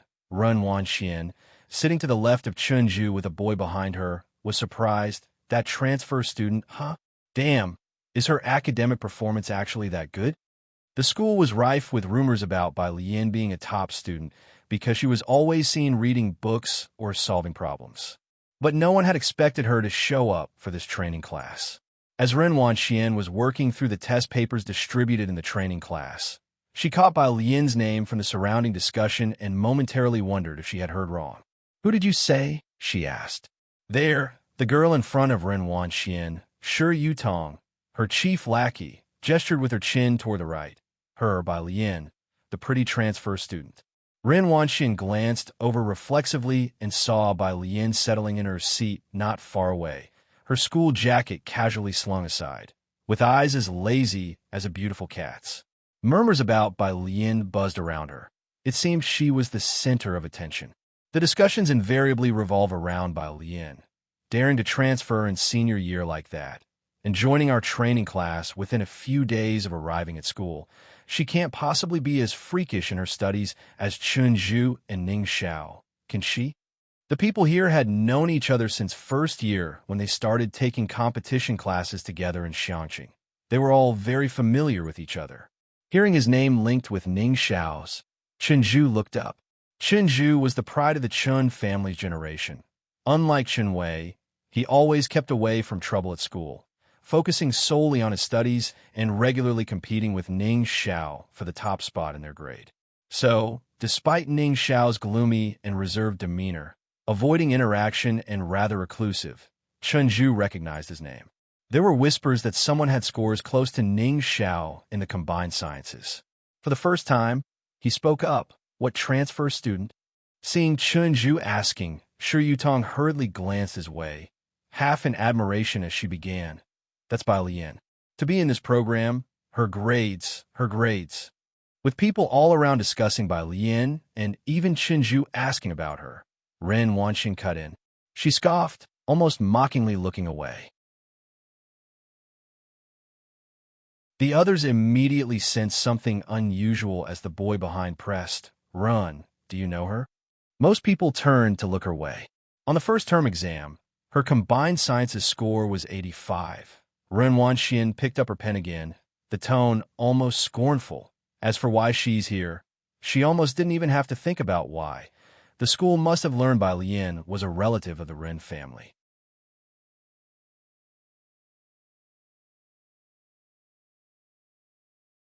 Chapter 28. Submit Assignment 014. Scored 1 Ren Wanxian kept a cold face, but she said nothing more. Inwardly, however, she was immensely irritable. Chunju at her side had caught on, having not recognized Bai Lian earlier, but now, upon hearing Ren Wanxian mention her, he recalled the person he had seen on the street that night. Some relative of the Ren family, though he didn't know exactly what their connection was.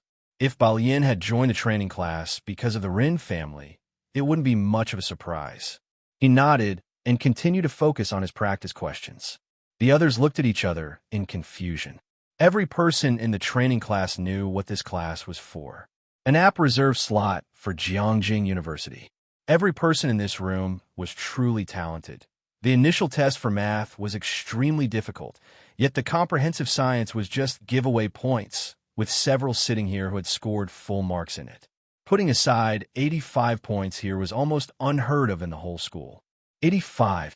Shi Yutong raised her voice. Then how did she get in here? She had good grades, and because of her family situation, she had learned to network from a young age, grouping together with others in school and looking down on the ordinary students.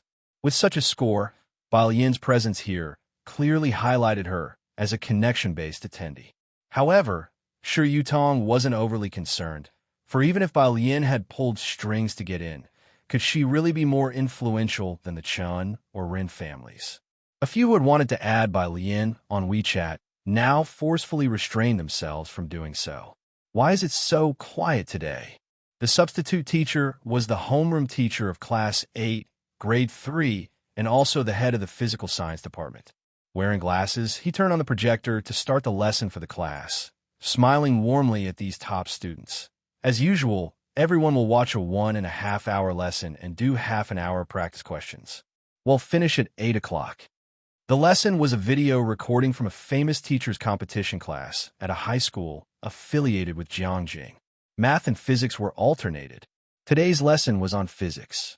After starting the video, the homeroom teacher also sat at the back with a pen and paper to watch along with the students. Today's physics lesson included electromagnetism and the theory of relativity.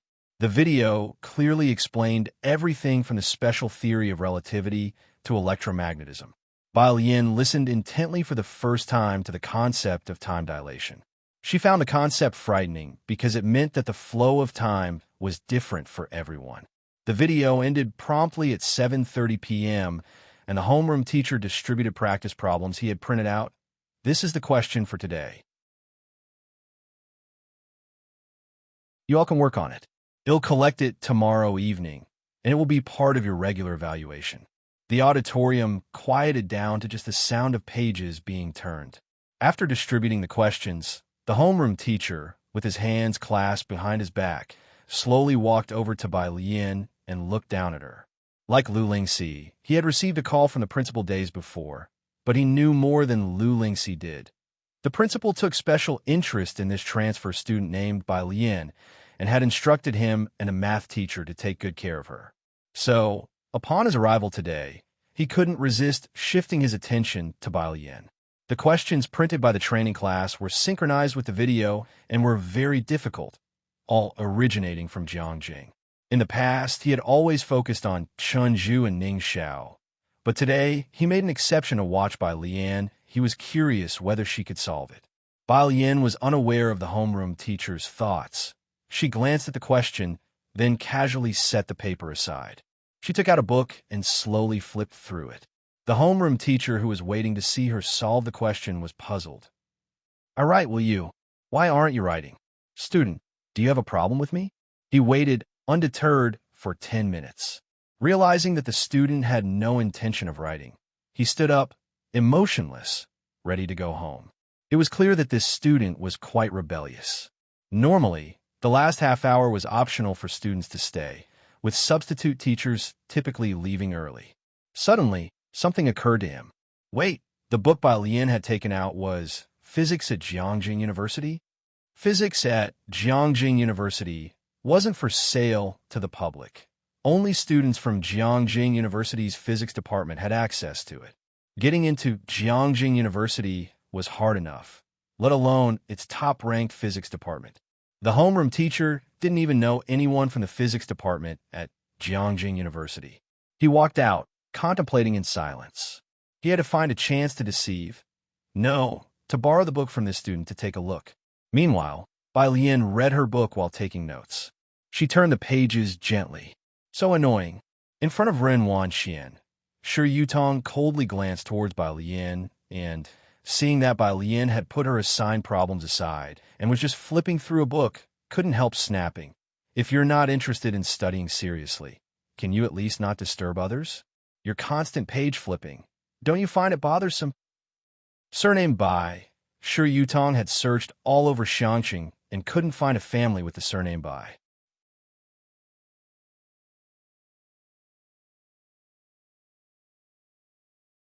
Chapter 29. Submit Assignment 014. Scored _2. Her father is in the Department of Education and knows the students' files. While others at school don't know, she is crystal clear about it. Chen Zhu's Chen Wei's family is the richest in Xiangqing, and Ren Wangshuan's family is even more incredible. Bai Lian still kept her head down slightly. The lights in the lecture hall were quite bright. She leaned casually against the back of her chair, one hand flipping through a book and the other holding a pen, occasionally making notes on the page. She paid no attention to Shi Yutong. Although Shi Yutong couldn't compare with Chen Wei or Ren Wanxian, she wasn't invisible at school either, with good grades and a respectable family background. She couldn't let go of her dignity being snubbed like this. Bai Lian, are you deaf? Bai Lian finally looked up, glancing at Shi Yutong as if she had just realized someone was calling her, a strand of black hair falling on her cheek. Are you hollering at me? Her use of the word hollering made it seem like she was referring to the barking of a dog. Shi Yutong's face darkened. You better stop flipping. I'll insist on flipping. Bai Lian interrupted Shi Yutong, appearing like any other ordinary student, but her posture was upright, her arm casually resting on the table. Yet when she turned to the side, her gaze was overwhelmingly haughty. She lazily flipped another page of her book and smiled at Shi Yutong. Why don't you call the police? Shi Yutong could swear she heard a few suppressed chuckles. Ren Wanxian had experienced Bai Lian's sharp-wittedness before. She could not comprehend how someone who got into the tutoring class through the Ren family connections could be so confident. However, Ren Wanxian didn't want more people at school to know about her relationship with Bai Lian, so she didn't clarify. She hoped that Bai Lian would have the self-awareness not to stick to her. Ren Wanxian looked at Shi Yutong. Take a seat. Shi Yutong sat down. She glared at Bai Lian with a dark expression. She had never faced embarrassment in front of others, let alone by a transfer student whose background was a mystery. Half an hour quickly passed. One by one, those who couldn't solve the problem in the lecture hall stopped trying, packed up their things, and went home. Ren Wanxian looked at Chen Zhu beside her. Did you figure it out? Chen Zhu shook his head and then glanced at Ning Xiao's seat. Ning Xiao was preparing to leave, but it was unclear if he had solved it. Shall we go back? Ren Wanxian hadn't found the correct answer either. Do you have news about the invitation? Chen Zhu was also putting away his pen, and upon hearing this, turned his head. Where did you get the news from? My GR, as Ren Wanxian started to speak, she noticed Bai Lian was still there and dropped the subject, giving Chen Zhu and the others a look. Let's talk outside. She didn't want to discuss her grandfather and her family history in front of Bai Liana. The group packed up and left together. As they left through the front door, Ren Wanxian noticed that the exercise paper on Bai Lian's desk was still spotless. She hadn't even attempted the first question. A cold sneer curled the corners of Ren Wangshuan's mouth.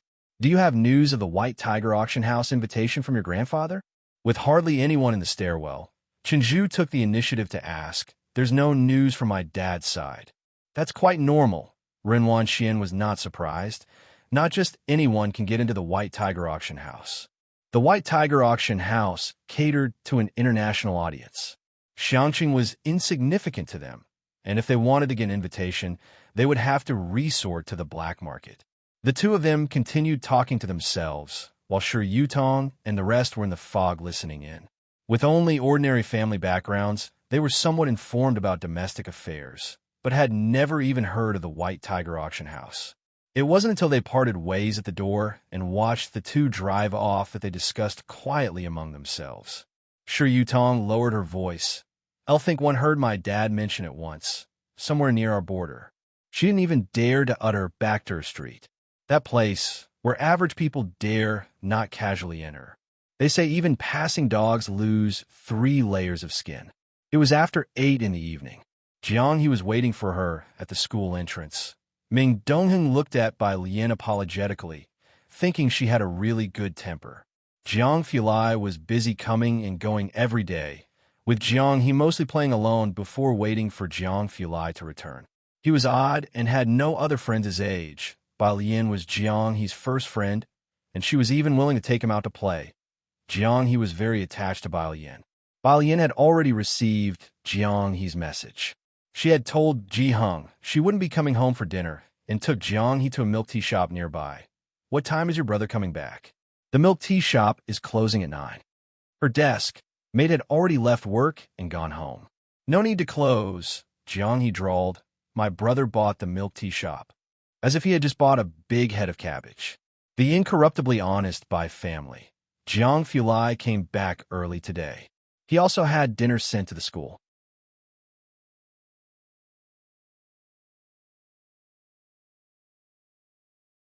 Chapter 30. Submit Assignment 014. Scored _3 when he got out of the car. The milk tea shop was no longer open to the public, with only one incandescent light on by the window. Bai Lian was doing her homework with her head down. It was a bit cold that night, so she had put on her school uniform jacket without zipping it up, revealing the white embroidered collar inside. She rested her chin on one hand in a lazy manner while holding a pen in the other, her eyelashes half lowered. People passing by would frequently turn their heads for another look. Jiang He sat beside her, engrossed in twisting a Rubik's Cube. The wind chime at the door rang, and Bai Lian and Jiang He both lifted their heads simultaneously to see who was coming in. Jiang Fulai always had a cold and noble look in his eyes, restrained in his elegance. He was still holding his coat that bore the chill of the outside, his figure tall and straight, slightly bowing his head as he entered. Seeing the two of them look up at him, his steps halted curiously for a second. Why had he taken Jiang He? Perhaps because seeing 3-year-old Jiang He waiting alone at home for parents who would never return, he could relate. Jiang He was a loner, spoke little, but hardly ever caused trouble. These past few days had been the most spirited he had ever been. Jiang Fulai felt an illusion that it was as if Bai Lian and Jiang He were waiting for him. The assistant arranged the meals neatly, including Bai Lian's share. Without being polite, Bai Lian picked up her chopsticks, and while eating, she showed Jiang Fulai the problem distributed today. The teacher had me attend a tutorial class. I can understand a lecture, but the problems are really... She paused. Makes me want to fight them. Jiang Fulai found it a bit funny. Don't rush into a fight just yet, he said with his clear, light voice, reaching out to take it. The printout bore the Jiangjing University logo, and he skimmed it to understand the gist. It's not your problem. This person's way of setting questions is just like this, simple. After we eat, he'll explain it to you. The problem that no one in Shanxing Middle School could solve. He casually passed off with 2 light simples. During the meal, Jiang Fulai earnestly sent a message to Maxwell, suggesting, the PhDSU mentor can't set problems properly. I could teach them. Bai Lian had attended many classes these last 2 days, including the recorded lessons from a famous teacher tonight. It's only after listening to others that one can make comparisons. Jiang Fulai was much clearer than they were, straightforward, easy to understand, and detailed, even softening his voice a bit. Bai Lian watched him intently, her pair of dark eyes filled with a strong desire for knowledge. So, is the constancy of the speed of light derived or proven? Maxwell's equations. Jiang Fulai reached for a pen, his fingers elegant, clean, and long. He wrote a set of beautiful equations on the back. Jiang He was drinking milk nearby, looking at Jiang Fulai with an expressionless face. Last month, he had asked Jiang Fulai a similar question. The other man pointed at a folder and said indifferently, "There's a paper I published in Nature 2 years ago on the topic, find it yourself. Are these words said by a human being? Jiang Fulai was very clear, and since Bai Lian's main focus of study recently was electromagnetism, she could almost understand the problem. The next day at school, she completed the problem based on her understanding. Tonight's tutorial class was on mathematics. The homeroom teacher of Class 8 collected yesterday's practice problems and distributed the newly printed solutions to everyone before starting today's video. The students watched the video. After returning to his desk, the homeroom teacher took out his usual grading book and 2 pens and started correcting the submitted practice problems. Most students hadn't completed them. After reviewing each student's work, he made a note in their regular grades. All of this would be part of the assessment in a month's time. The problem was excessively difficult. The Class 8 teacher had almost stayed up all night to fully understand the answer after receiving it. When he saw Ning Xiao's answer, he WFF0T a big 8 behind his name. The regular grade was out of 10 points. Most others scored between 4 and 5. Ren Wangshuan's answer was a bit higher, 6 points. Chen Zhu didn't cover as many aspects as Ning Xiao did, 7 points. A bunch of science students with wildly scribbled writing. He spent years searching for twisted answers in various cracks. Not until turning to the last page did the words arranged neatly, stroke by stroke, catch his eye, even neater and more beautiful than the printed problems. The homeroom teacher's eyes lit up. He focused on the content, becoming serious at the first question, but when he reached the second one, his pupils contracted.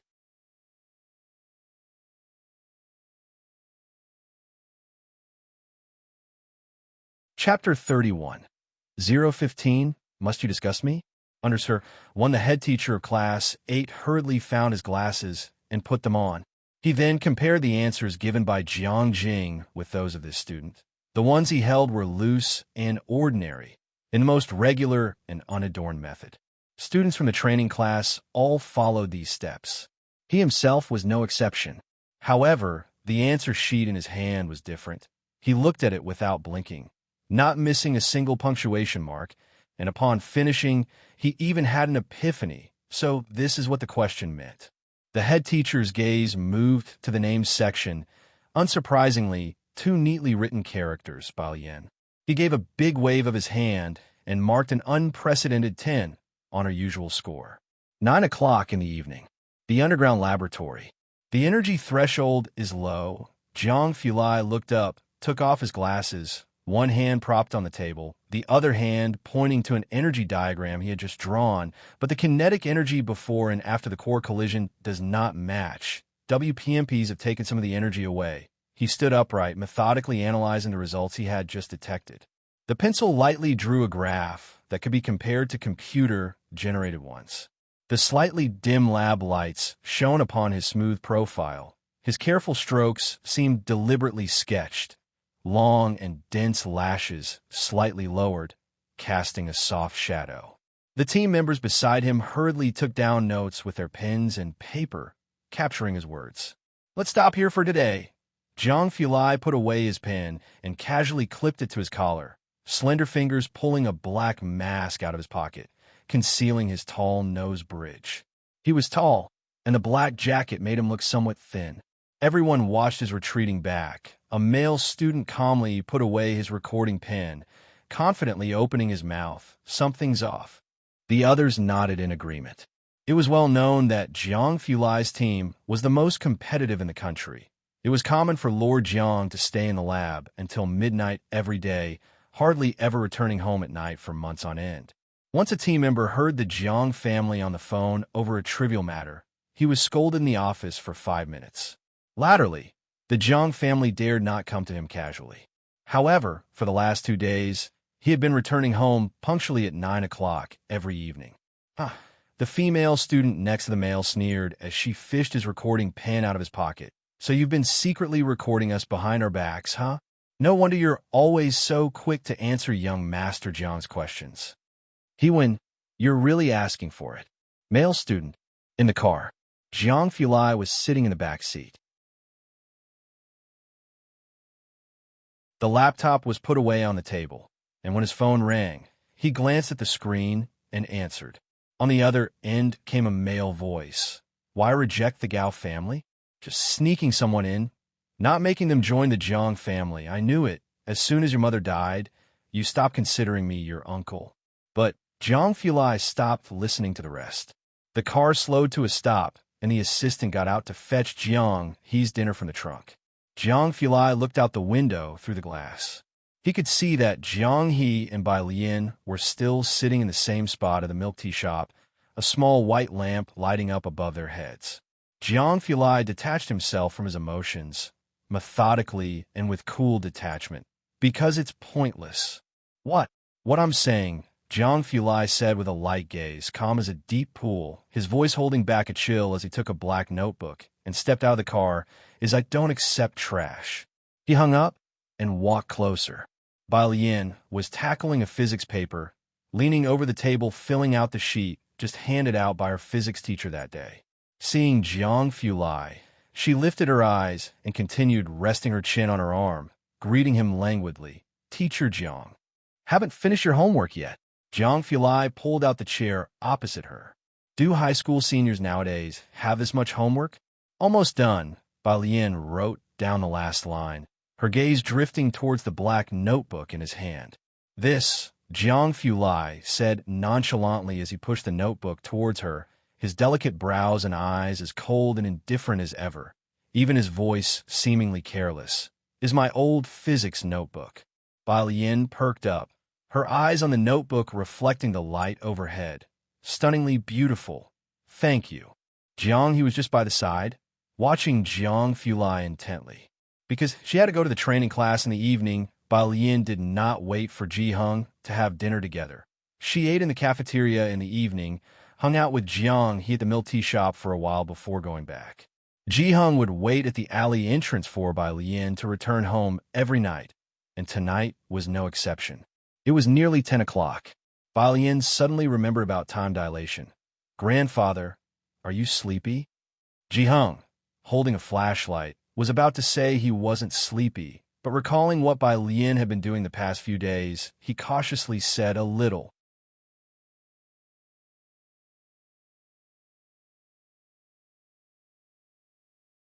Chapter 32. 015, Must You Discuss Me? _2. Ah, Bai Lian said with some regret. Then he'll call you again tomorrow morning to wake you up. Ji Hung, must you really call? The next day, Thursday. As soon as Ji Hung opened his eyes, he saw the person squatting by his bed. Grandpa. Bai Lian had been listening to English vocabulary, but upon seeing him open his eyes, she turned off the sound. Are you awake? Ji Hung. Afterward, wherever he went, Bai Lian followed. As soon as Ji Xiaojun stepped into the courtyard, he heard Bai Lian's lazy voice. So time will change according to everyone's pace. Grandpa, do you understand? Grandpa, why aren't you talking? Bai Lian turned her head back. Ji Hung silently spit out the mouthwash. Maybe it's because your grandpa is brushing his teeth. Why? Why do high school students have so much energy? Doesn't she need to sleep? Ji Hung's courtyard had never been so lively. Ji Xiaojun smiled as he watched Bai Lian follow Ji Hung from the kitchen to the courtyard, then to the storage room. Breakfast was something Bai Lian went to Pure Street to buy early in the morning. At 6:40, she got a precise answer from Ji Heng's mouth, and then left with her uniform. Grandpa, Uncle, am leaving first. Once she left, the whole courtyard became quiet. Ji Xiaojun looked at Ji Hung's serious face and complained his heart. Just keep pretending. The word grandpa must have made you feel like you're floating in the air. At Xiangxing Middle School, the senior year has physical education classes. Class 15 has theirs last on Thursday mornings, together with Class 8. With only so many classes in a week and over 80 classes in the school, some classes have PE at the same time. It wasn't like this before. Pu Xiaoan, who sat in front of Bai Lian and was also too lazy to move, informed her. Later, someone anonymously reported it, and the school had to schedule physical education classes. Bai Lian, holding a black notebook, sat under a tree as soon as the PE teacher announced free activity time, slowly flipping through it. Even without doing anything, there were plenty of people who pretended to glance her way casually. Another basketball came flying in her direction. Only this time it was a bit off, spinning towards Bai Lian's forehead, heading straight for her. A boy anxiously shouted. Hey, Bai Lian lazily turned a page without lifting her head, and only when the ball was about to hit her face did she raise her other hand, catching the fast-flying ball cleanly in her palm. The breeze brought by the ball lightly lifted the loose hair on her forehead. At noon, the sunlight was just right. She weighed the ball in her hand, then lazily looked up at the boy with a languid gaze. Sunlight filtered through the tree branches, sprinkling bits of light over her head as she tossed the ball back to him carelessly. She smiled at him with eyes as charming as jade. Be careful. The boy caught the ball. His face flushed red, and it took him a while to recover and return to his team, while his teammates whispered excitedly, Damn, that was cool. 10 minutes. Pu Xiaoan came back to reality, closed her mouth, and began to count for Bai Lian. Only 10 minutes, and already 2 shuttlecocks and 3 basketballs have accidentally landed near you. Bai Lian is so extreme. Bai Lian smiled lazily. She looked down, took out her phone to snap a photo of a black cat on the notebook, and sent it to Jiang Fulai. Your drawing isn't as good as my grandpa's Jiang teacher. Not far away. She's actually reading a book? Sure. Yutong stared intently in Bai Lian's direction, her expression heavily sullen. Scoring 85 in comprehensive science and still pretending. Ren Wanxian leaned against the horizontal bar with a bag in her hand. Wanxian, Brother Chun, said you have an invitation to the International White Tiger Auction House. A few students from Class 8 came over with a basketball, whispering mysteriously, We've never seen one before. Ren Wanxian looked towards Chenju. Chenju nodded at her. Ren Wanxian laughed and weighed her bag in her hand. She originally intended to open it right then and there, but seeing Bai Lian not far away, paused. Let's find another spot to show you guys. Pu Xiaoan did not dare offend Class 8's people and could only resentfully mutter to herself about Bai Lian. Elle wouldn't fancy it even if you showed me. But she also knew that something treasured by the people from the crown class had to be extraordinary. After gym class, Bai Lian went with Pu Xiaoan and Yang Lin to the cafeteria for lunch. All the way there, Pu Xiaoan tried hard not to stare at Yang Lin. Zhang Xiais and others, after getting their food, gathered around Bai Lian's table. Yang Lin sat next to Bai Lian with just a green vegetable in her bowl. Without much thought, Bai Lian put a chicken leg in her bowl, and with an indifferent air she received from her $1,000,000 child support said, This is the child support that my mom and my crappy dad each gave me after their divorce. It's not much, but remember to pay it back later. Yang Lin's chopsticks halted. Pu Xiaohan's mind was racing with Bai Lian's loaded words. She opened her mouth, about to tell Bai Lian, Yang Lin won't take it. But then she saw Yang Lin gently make an M sound. Yang Lin ate quickly, finishing in a few bites before heading back. Pu Xiaoan and Zhang Shi's group were still seated, completely astounded. So the reason they couldn't give their things away was that their parents hadn't divorced. Bai Lian, after finishing lunch, as Bai Lian and company had just reached the second floor, they saw the Class 8 homeroom teacher coming out of the second floor office, wearing glasses. As the homeroom teacher of the crown class, Zhang Xiais and others naturally recognized him. Several students, scared at the sight of a teacher, went clambering up to the third floor, leaving Bai Lian by herself. Your work on last time's questions was very good. The Class 8 homeroom teacher stood in the hallway, expressing his admiration before his tone turned discontent. Why did you go off to study literature before? That's just nonsense.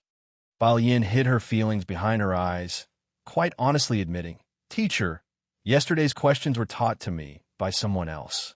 That has nothing to do with teaching, he laughed. From your steps, I can understand your whole problem-solving thought process. If you can understand that question, the answer, even if I were to use it in a tutoring class, only a few people would comprehend it. Bai Lian really wanted to explain to the teacher. If Jiang Fulai explained it to them once, they could write it out too. It's just a matter of whether the teacher would believe it or not. She touched her nose and collected the compliment before heading back to the third floor. Of course, she didn't know. Jiang Fulai would find it decent enough if he didn't curse them out. Explain a question? Huh. Class 8.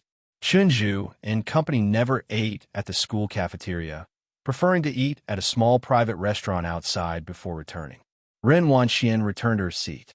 Because she was going out for lunch and others still wanted to look at the invitation, she asked Shi Yutong to take her bag back to class after they were done.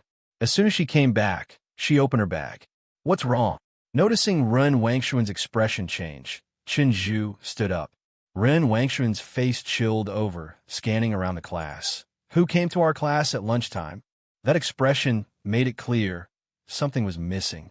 The people of Class 8 were all prominent figures of Xiangqing and internally aware of Ren Wangshuan's identity. They would not commit such an act. That left only one possibility, someone from another class. Couldn't be that, right? The worried class president quickly stood, referring to the invitation. Today, the whole class had been queuing up to view her invitation. Seeing Ren Wangshuan's dark expression, the class president knew he had guessed correctly. Damn it, he smacked the table hard, scanning the room. Who came to our class at noon? No one dared to speak out in the dead silent room. After a long silence, a girl in the corner hesitantly raised her hand and spoke. At noon, I think I saw that transfer student from class 15 on the second floor. Ren Wanxian had never been this angry before. She had lived a life of privilege since childhood. In school, others only looked up to her. No one would dare touch not just what she kept in her bag, even her discarded items. Hearing the girl's words, Ren Wanxian grit her teeth. Balian, isn't it? She threw her bag onto the floor and headed directly toward class 15. As she walked, she took out her phone and sent a message to her dad. Do you have to bring your relative to our school to discuss me?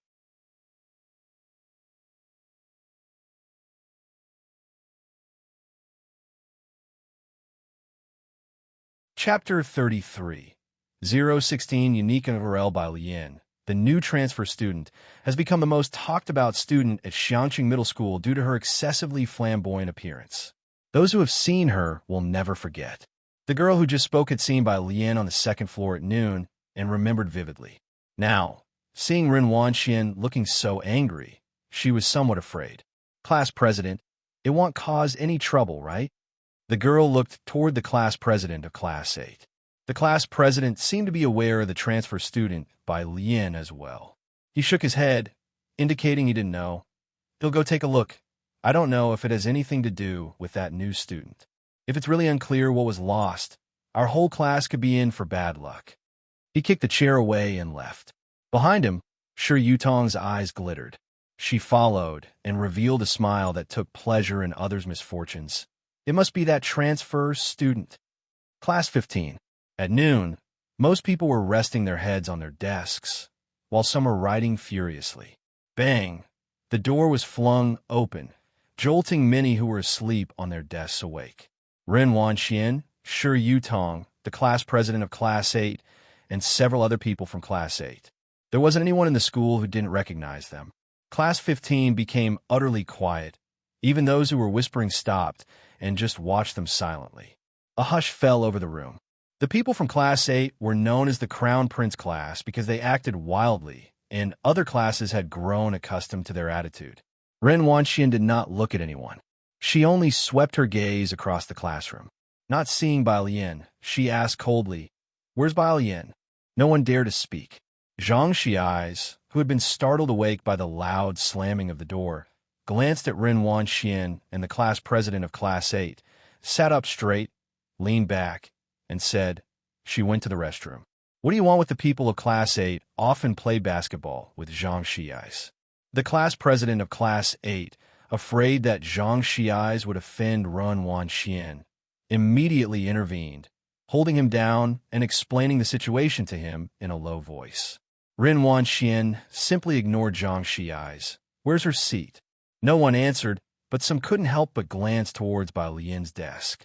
Zhang Xi's had some connections with Class 8, and moreover, since Chunju's younger sister Chenwei liked him, the people of Class 8 usually showed him respect. He frowned, not believing at all that Lian was that type of person. You must be mistaken. My desk mate went to the second floor because your class teacher was looking for her. Zhang Xi's continued to speak. Shi Yutong did not need to think at all. She went straight to Bai Lian's seat, pulled out the black backpack from Bai Lian's desk, and dumped its contents downward, clatter. A pile of books and notebooks fell to the floor. Ren Wanxian didn't look at the books. Her eyes were only fixed on the unusually conspicuous red cover among the pile of books. She bent down, picked up the red invitation with a sneer from among the pile of books, then took out a tissue from her pocket, carefully wiped it, and held it in her hand, looking at Zhang Xi's with a mocking smile. Mistaken, huh? Zhang Xi's and the people around him also paused when they saw the red invitation in Ren Wangshuan's hand. Yang Lin had been sitting in her seat from the beginning. She had watched with an expressionless face as Shi Yutong rummaged through Bai Lian's backpack, waiting until Ren Wanxian picked out the red invitation from among the pile of books. A questioning expression slowly appeared on her face. Bai Lian had just returned from the restroom. "I don't want to say," Ren Wanxian said coldly as she saw Bai Lian coming back. "Go explain it to the teacher." However, Bai Lian did not look at her. She stood at the door and looked at her seat, where her black backpack was carelessly thrown on the floor, with a bunch of books scattered on the chair and under the desk, as well as a bottle of milk that Ji Xiaojun had put in her bag before she left in the morning. The classroom was as quiet as ever. Bai Lian slowly walked to her seat, kicked the chair away, and looked down at the scattered books for a few seconds. She raised her head, her face devoid of any smile, containing only 3 words, "Who did this?" She always seemed laid back, showing little interest in anything other than her studies. But now her eyes were deep and cold, her dark eyes like a shrouded mist at dawn. Her originally delicate features were tight, with a look that warned strangers to keep away. Zhang Xi's involuntarily stepped back half a step after being swept by her gaze.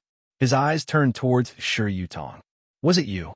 Bai Lian reached out, her slender fingers directly grabbing Shi Yutong's neck and pulling her over.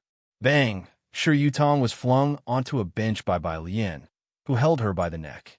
The loud noise made everyone else take another step back. Bai Lian pulled the hairpin from behind her head, the sharp end of the pin aiming at Shi Yutong's carotid artery. Bai Lian's hand slowly pressed down, almost cruelly smiling at her. "Who let you touch my things?"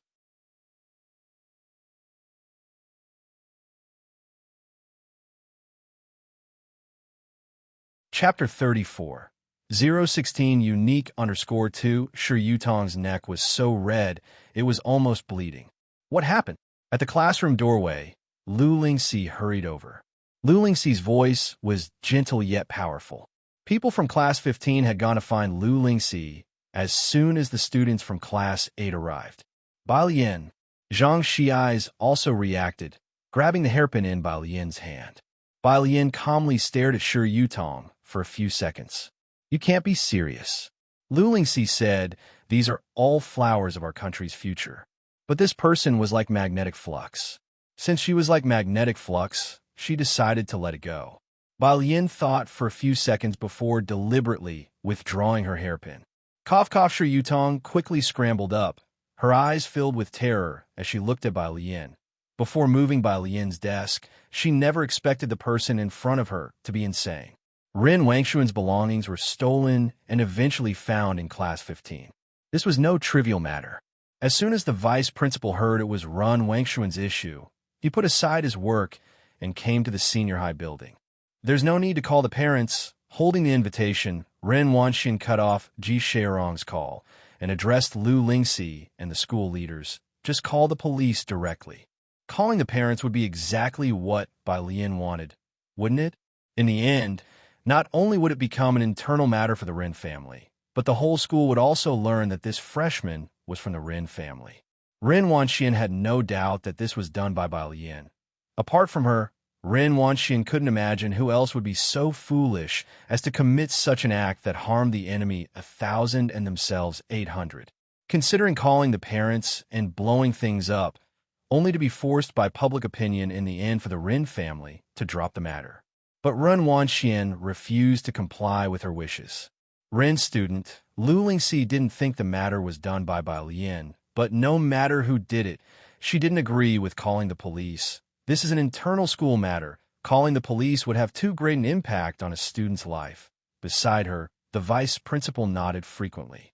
Not calling the police? Handling it lightly, Ren Wanxian looked at the people in the office. If you don't realize this invitation has no market value, you can ask Chenju. Next to her, Chenju pondered for a moment. Teacher, this is an invitation from White Tiger Auction House. Except for special channels, it truly is unavailable for purchase. The teachers had no idea what the White Tiger Auction House was. But hearing Chenju and Ren Wanxian's words, they knew the situation was serious. Lu Lingxi and the vice principal exchanged glances. Cough, cough. Shi Yutong, who didn't dare to look at Bao Yin, said hoarsely, If you don't call the police, they'll help you. Lu Lingxi frowned, but it's okay. Bao Yin was taller than Lu Lingxi and comforted her with an indifferent look. Let them call the police. They'll be fine. But their family. Lu Lingxi knew these powerful families were not to be trifled with. She turned to Chenju, who was from the people of Class 8. Unlike others, Chenju wouldn't cause trouble due to his family background. If there was anyone in the school who could stop Ren Wanxian, it might only be Chenju. Chenju averted his gaze, his refusal clear. This was a matter of principle, and he couldn't help Lu Lingxi.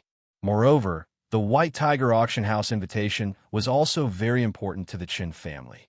Lu Lingxi felt a bit deflated.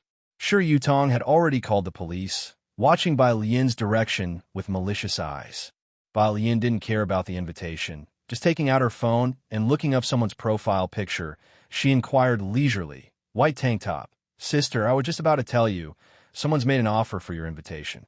Bai Lian, Xiaomao, is there any purchase record for that thing? White tank top.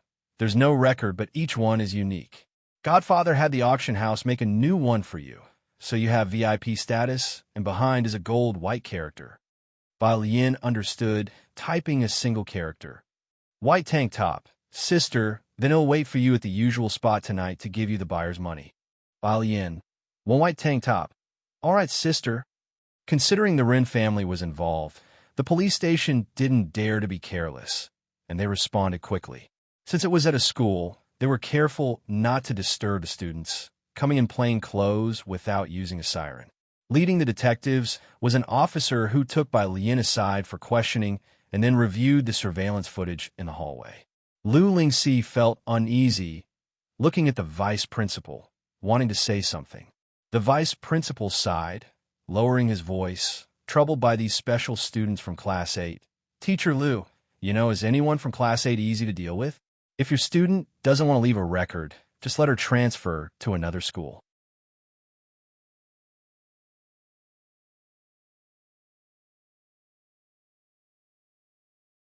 Chapter 35.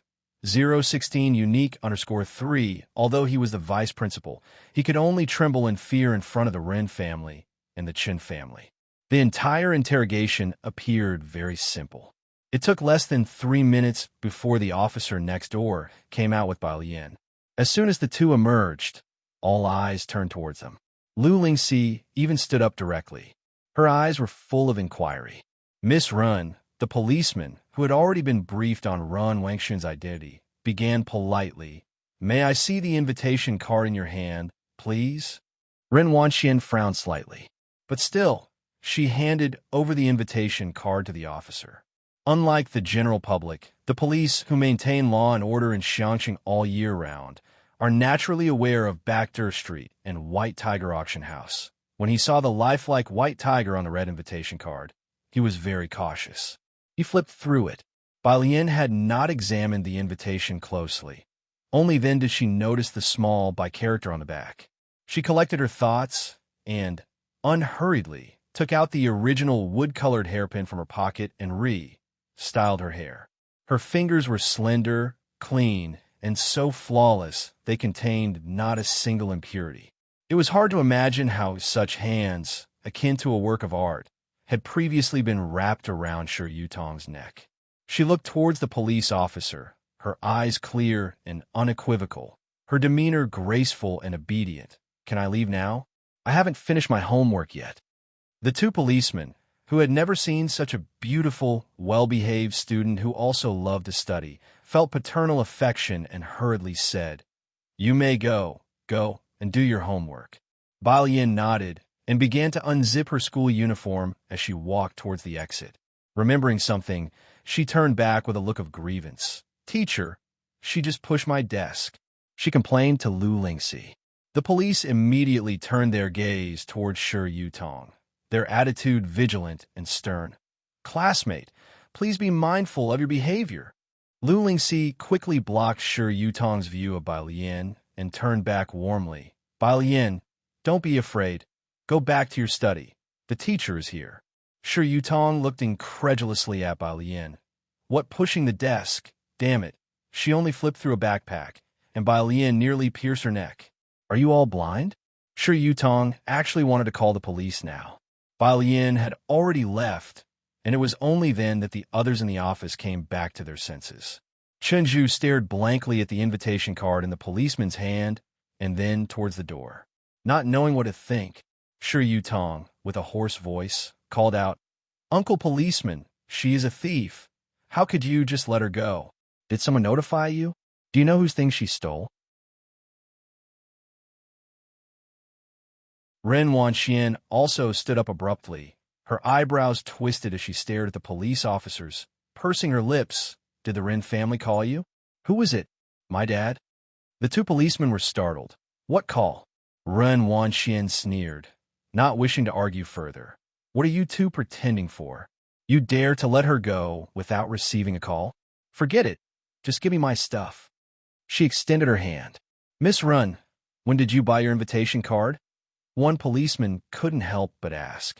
Ren Wanxian replied, "Yesterday for 500,000. 500,000 was a huge amount for the average person, but it was nothing for them. What mattered was the channel. 500,000, based on what we know about White Tiger Auction House's market value, is the price for regular customers. Miss Ren, you might not be aware that White Tiger Auction House has a kind of invitation card that is unique." "What?" Ren Wanxian was taken aback. Indeed, she hadn't heard of it. The police officer turned over the invitation card, pointing at the small by T character for her to see. "See this? In the bottom right corner, there's a by T character indicating that this card is the personal property of Miss by who is here just now, an invitation for VIPs from White Tiger Auction House. You are holding someone else's property while calling the police, and yet you still insist it is yours?"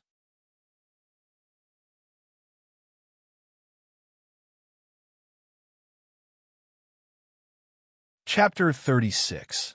017 Irritable Young Master Jiang. Ordinary high school senior girl, the Rin family in Xiangqing was akin to a colossal hand that could almost cover the sky, yet the young police officer didn't flinch. Seeing the condescending attitude of Ren Wanxian and her group, compared to Bai Lian who, despite being bullied, did not forget to study and remained obedient, it took them merely a second to side with the weaker party.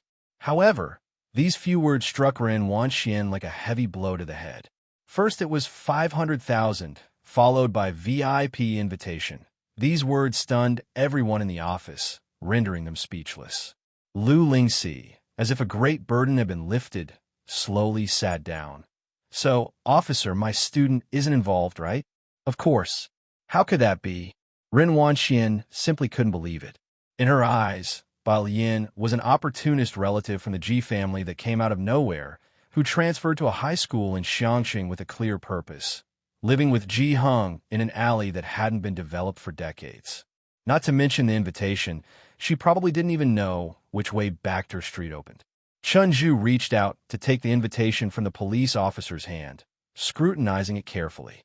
In fact, there was a significant difference between an ordinary invitation and a VIP invitation, and the invitations purchased by the Ren family had already been inspected numerous times by Ren Wanxian and Chen Zhu. He could quickly discern the differences. Chen Zhu looked at Ren Wanxian. "This should be hers. It's different from yours." "Are you done looking?" The police officer extended his hand to retrieve the invitation from Chen Zhu's hand. "This belongs to someone else." He then handed the invitation back to Lu Lingxi, remembering that she was the homeroom teacher of the girl in question. Ren Wanxian pursed her lips, her mind a whirlwind. She wasn't sure where to start. "Then, where is my invitation?" The police officer remained silent, his gaze turning towards Shi Yutong by her side. Shi Yutong had started acting strangely the moment the police officer brought out Bai Lian's invitation. That invitation was clearly the one she had stuffed into Bai Lian's backpack. How did it end up belonging to Bai Lian? And what about the invitation that she had put inside? Misrun. With keen insight, these officers were capable of using the big memory recovery technique, even with serial killers, so they could easily see through psychologically immature students like Shi Yutong with just one glance. I'll think it's best if we do not concern ourselves with students from other classes. Is this classmate a friend of yours? When she caught the officer's gaze, Shi Yutong turned pale and slumped to the floor. Ren Wanxian lowered her head, staring intently at Shi Yutong. The class leader of Class 8, who was at the door, only realized what had happened after hearing this and hurriedly went back to search Shi Yutong's desk in Class 8. The others looked at each other in confusion and followed suit. In actuality, the class leader of Class 8 didn't search much. As soon as he took out the backpack, a red invitation fell to the floor. A silent scene ensued. Lu Lingxi looked impassively at everyone from Class 8, then turned to the vice principal. The police are here as well. Let them handle it. Of course, the police officer said, an item worth 500,000 is not just a simple theft. In the end, the class leader of Class 8 could only lower his voice, his bafflement evident, as he spoke to Chen Zhu. Zhu, isn't it said that these invitations are hard to come by? How come Bai Lian has one? And it seemed even a higher grade one at that. Chen Zhu, who was always the leader in Class 8, was naturally approached by this group of privileged students whenever there was an issue. Now, however, Chen Zhu simply narrowed his eyes slightly and shook his head. Ren Wanxian lowered her gaze, remaining silent. Class 15. When Bai Lian returned, her desk and chair had already been righted, her backpack and books tidied up. Everything was as it should be. Her usually languid and carefree face now carried a rare trace of melancholy. Her beautiful eyes held a "must take someone down today" vibe. Upon her return, even though people were already distracted, they couldn't help but steal glances at her. But no one dared to speak. Bai Lian wore a blue and white school jacket with a white t-shirt underneath, embroidered with a green bamboo stalk.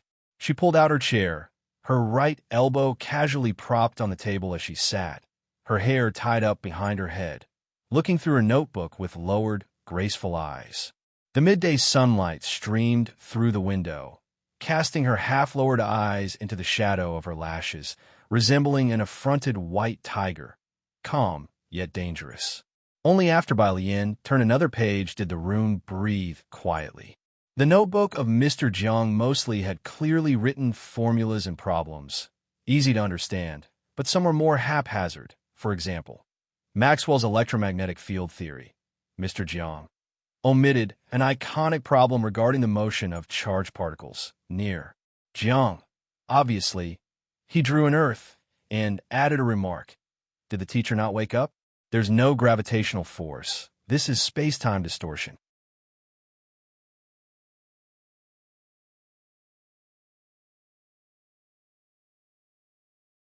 Chapter 37. 017 Irritable Young Master Jiang. Ordinary high school senior _2, a full page of complete and clear notes plus theorems. With the last line, Master Jiang frowny face, what exactly is this nonsense the teachers are spouting? Chill out with an ionio paper. Master Jiang endured several days of taking thorough notes before voicing his doubt. Why am I even sitting here listening to the lecture? Following that, there were several pages on analyzing planetary density based on celestial movement, likely intended for others to read. Master Jiang frowny face, why do I need to explain such an easy question? After seriously analyzing celestial movement for a few more days, he finally burst out. Has Jiang Ziju's brain been eaten by a zombie?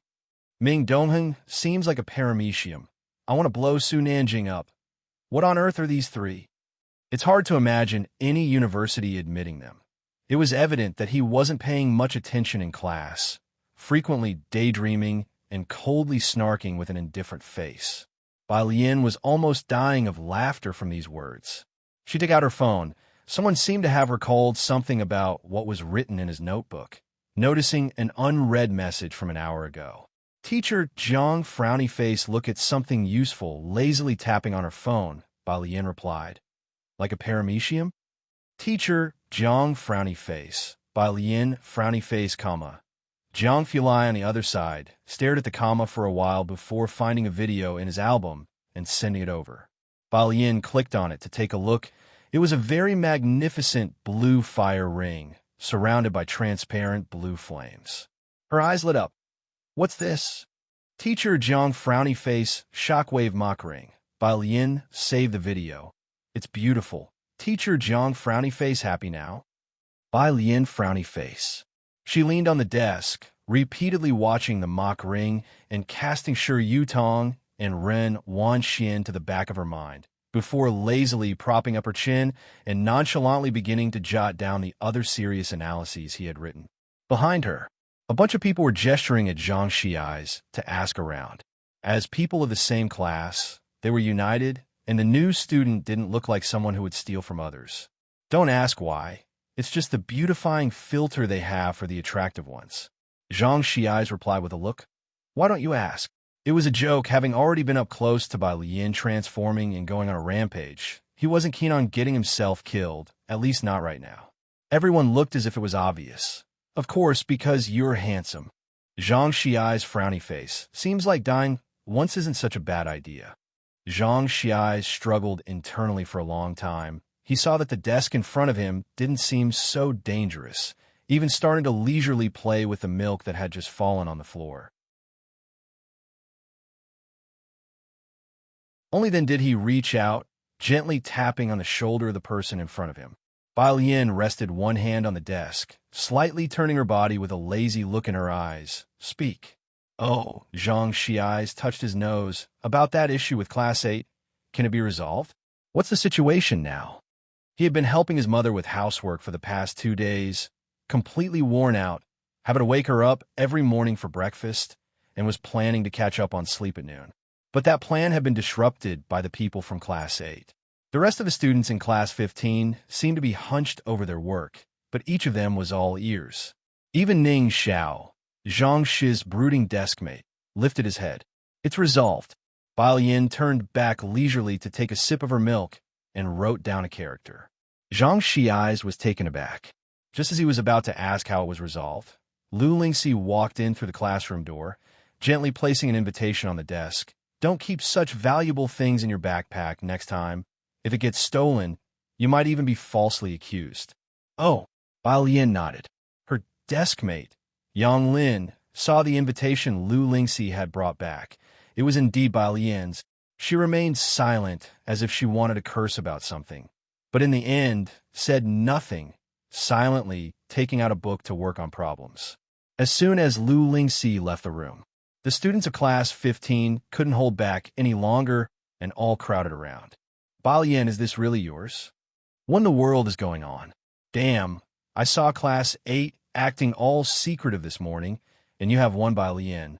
She casually stuffed the invitation into Zhang Shi's hands, calmly saying, Take a look, don't disturb my studying. Who would have thought that the item Ren Wanxian from Class 8 had been secretively covering up? Bai Lian had just casually thrown their way, causing a bunch of them to surround Zhang Xi's. Swoosh, a group of boys shifted their battleground. Zhang Shi's group took the so-called White Tiger Auction House invitation and went out to play basketball during the break. Some guys from Class 8 couldn't stand the atmosphere in their class, so they went to the playground to play basketball. Heading to the playground, they saw Zhang Shi's group from Class 15 showing off their red invitation envelopes, asking anyone they met, Have you seen the White Tiger Auction House's invitation? It's the VIP edition, you know. Come on, today we're using the White Tiger Auction House invitation to play ping pong. The elite Class 8, who had been so secretive and afraid to show their invitations that morning, their faces stiffened. Class rep, let's just go back. At night, the 6 o'clock training class proceeded as usual. Today, neither Ren Wanxian nor Shi Yutong came. The atmosphere in the training class was unusually quiet and eerie. The Class 8 homeroom teacher arrived a bit late today. He stood behind Bai Lian for a long time, hesitating every time he seemed to want to say something. Bai Lian turned her head back and looked at the Class 8 homeroom teacher, blinking as if she were asking, "What's up?"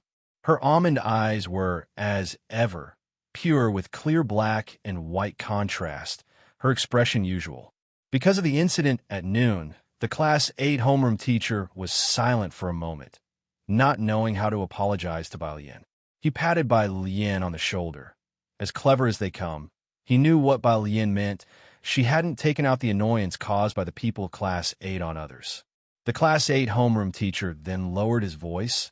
"I was thinking of showing your answers from yesterday to a few students. Would that be okay?" Some content in the answers was beyond the syllabus, and he suspected that some students might not understand it, so he only planned to show it to two who would. Bai Lian nodded, her cold white fingers twirling a black pen at her fingertips casually. "Sure." Only then did the Class 8 homeroom teacher straighten up, the screen still playing today's tutorial. He quietly closed the door and went out to print 2 copies of the rearranged answers from last night, intending to give them to Ning Xiao and Chenju. As the answers were Bai Lian's, he had asked for her opinion. At 7:30, the Class 8 homeroom teacher handed out the exercises for the day, and standing next to Bai Lian, he lowered his voice. "Bai Lian, someone is looking for you. Pack up and leave first."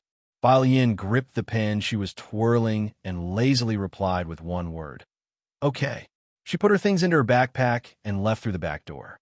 The tutoring venue was located in the comprehensive building, and at the time Bai Lian came out, the boarding students were also in their evening self-study, making the entire campus dim and quiet. At the steps outside the comprehensive building, a black Audi was parked quietly there. Bai Lian, wearing a simple school uniform, walked leisurely down the steps under the dim lighting, her overly bright face softened by the shadows, her back straight and her bearing relaxed yet reserved. By the car, the waiting secretary spotted a slim figure approaching in the distance. It must be someone from the G family, and he instinctively adjusted his glasses. He gently tapped the rear car door and reported to Ren Qian, "Sir, she's coming out." Run," Elon responded softly. He had carefully reviewed the G families and Bai Lian's information after hearing about the school incident that afternoon. The information was quite ordinary. Bai Lian had just moved her registration to Xiangqing, with no detailed information about her parents. Xiangqing Middle School only had her science comprehensive scores of 85, and currently, she was living with Ji Heng in the slums. That was all. Very clean. At least the documents didn't indicate anything special, just a very ordinary high school senior. So ordinary that she could be lost in a crowd with hardly a ripple stirred. Where in the world did that special invitation from the White Tiger auction house come from? Ren Qian got out of the back seat and looked up at the girl who had just descended the last step of the staircase.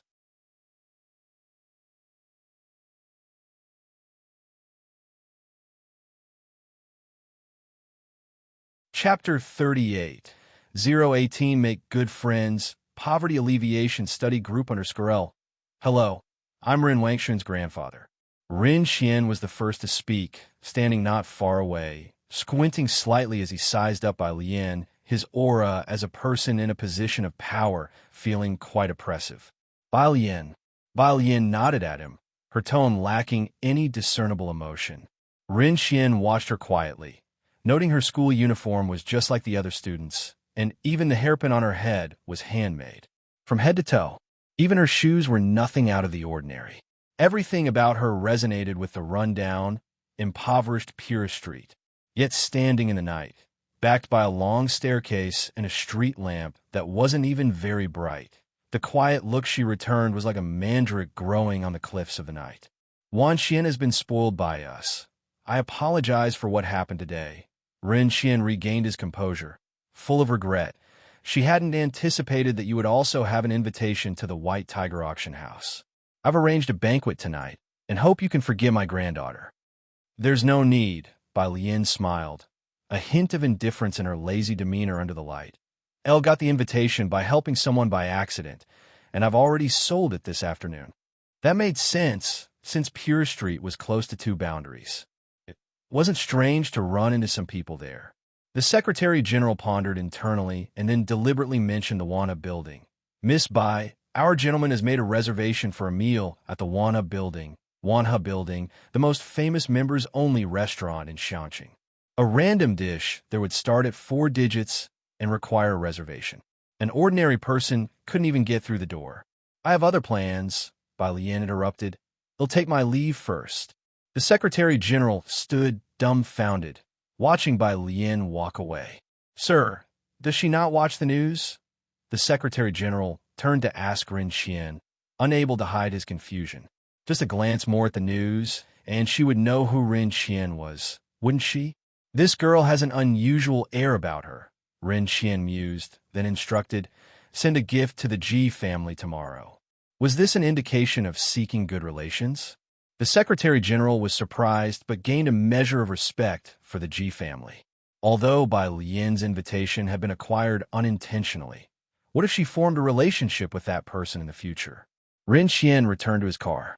The girl seated in the back was still looking down at her phone, not bothering to look up. He spoke helplessly. Xian, this student Bai Lian is different from what one imagined. She has a sense of integrity. You should have gone down to apologize to her. I didn't know she had one too. Are you taking her side? Ren Wanxian finally looked up. She pursed her lips, glanced at Ren Qian, and then abruptly pulled open the car door to leave. Bang! The car door slammed shut forcefully. Sir, from the driver's seat, the Secretary General looked back with an inquiring expression. Ren Qian fell silent for a long while. Have someone follow her. Ren Wanxian had always been bright, skipping grades in school, and she was the youngest and most beloved both in class and in the Ren family, never having suffered any indignity. Today was the first time Ren Qian had reprimanded her. Tutorial class. The class teacher, after seeing Bai Lian leave, remembered those 2 solution papers and handed them to Chenju. Chenju was immersed in studying today's problems, and when the class teacher placed the papers down, he glanced at them casually, mistaking them for another set of problems, but he saw the printed answers. He narrowed his eyes slightly. Today's problems didn't involve magnetism. He took the paper and examined it for a while. Then, somewhat stunned, he took out his workbook from his bag. He had already transcribed the answers to the previous physics problem into his challenging physics problem compilation. Indeed, it was another solution to last time's problem. The rest of the tutorial class had already left. Only Ning Xiao and Chunju were still seated in their original spots.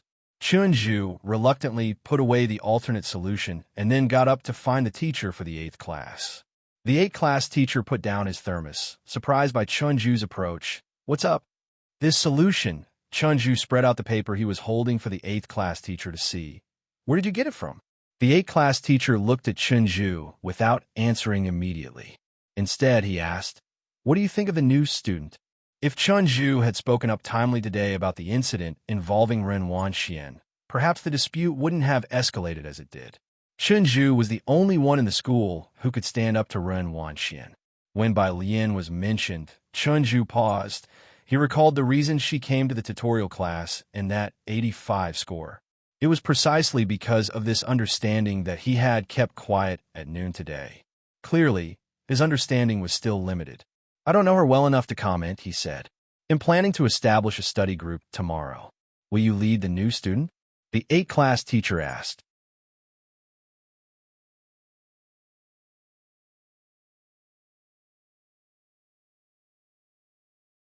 Chapter 39, 018, Make Good Friends, Poverty Alleviation Study Group, _2 Chenju paused for a moment. Without giving it much thought, L should probably be in the same group as Ren Wanxian.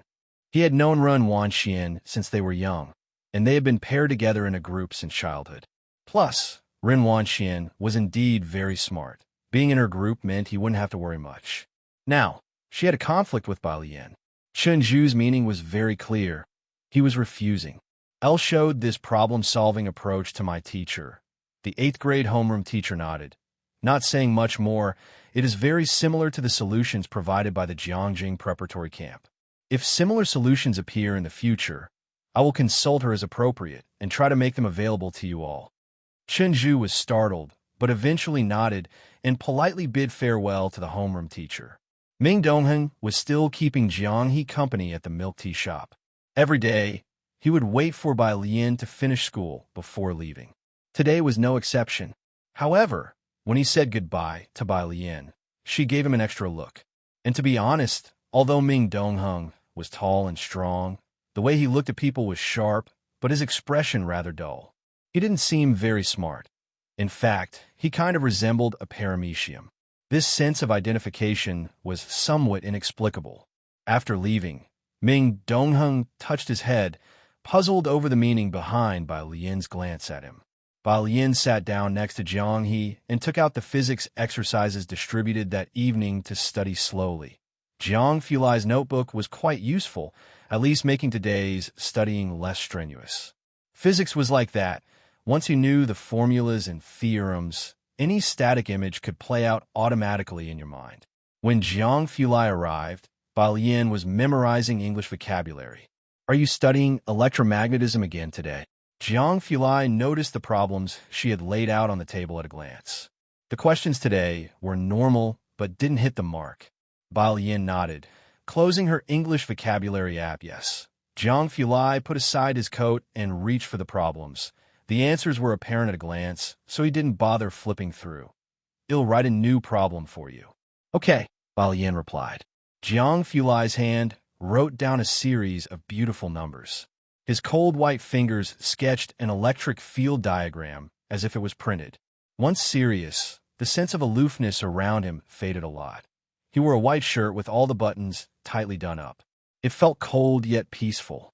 Bai Lian quietly watched him for a while, then suddenly asked, "Teacher Jiang, do you think I look like a paramecium?" Jiang Fulai. He put down the pen and suddenly felt the urge to sigh.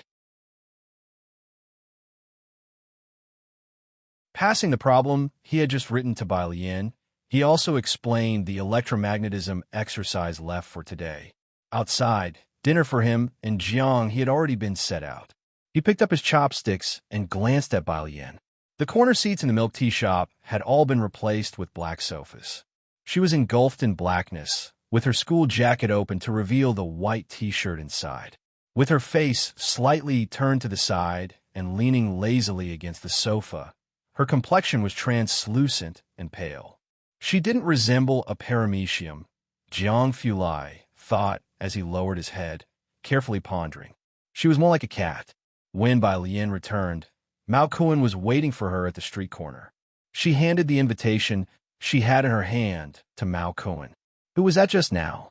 Ji Xiaorong had come to pick her up today, and instead of waiting at the entrance to the alley, he had walked a bit further out. He just happened to see Miao Kuan. "Oh, that." Bai Lian adjusted her backpack, her eyes not blinking, "a relative of the convenience store owner. I had something that arrived, and he was delivering it." Ji Xiaorong had grown up here and naturally knew the convenience store owner. However, lately, he had heard some news about Purist Street at the Ren family home. This store owner is said to be somewhat dangerous, not a simple character. "You should be careful around him." Bai Lian was startled. "Is that so?" But she thought the store owner seemed quite nice. Ji Xiaorong, shining his flashlight, had nothing more to say. "Sorry for the trouble Wan Xian caused you." After a long while, Ji Xiaorong finally spoke up. "It's okay," Bai Lian replied, lazily with her back to the words. "I'm more lenient towards people from Xiangqing." Ji Xiaorong didn't quite catch her meaning, but spoke again. "Elle initially thought you two would become friends." Bai Lian was surprised. "That's rather unlikely." "Oh no." Ji Xiaorong patted Bai Lian's shoulder, no longer mentioning Ren Wanxian. "Your grandfather has been in much better spirits recently. Thank you." After taking a few steps, they saw Ji Hung waiting for them at the entrance to the courtyard. Seeing Ji Hung, Bai Lian's eyes lit up. "Grandpa." Ji Hung looked in her eyes. Bai Lian blinked. "The principle of the constancy of the speed of light. Do you remember it, Grandpa?" Suddenly, Ji Hung wondered why he had bothered coming out to wait for them.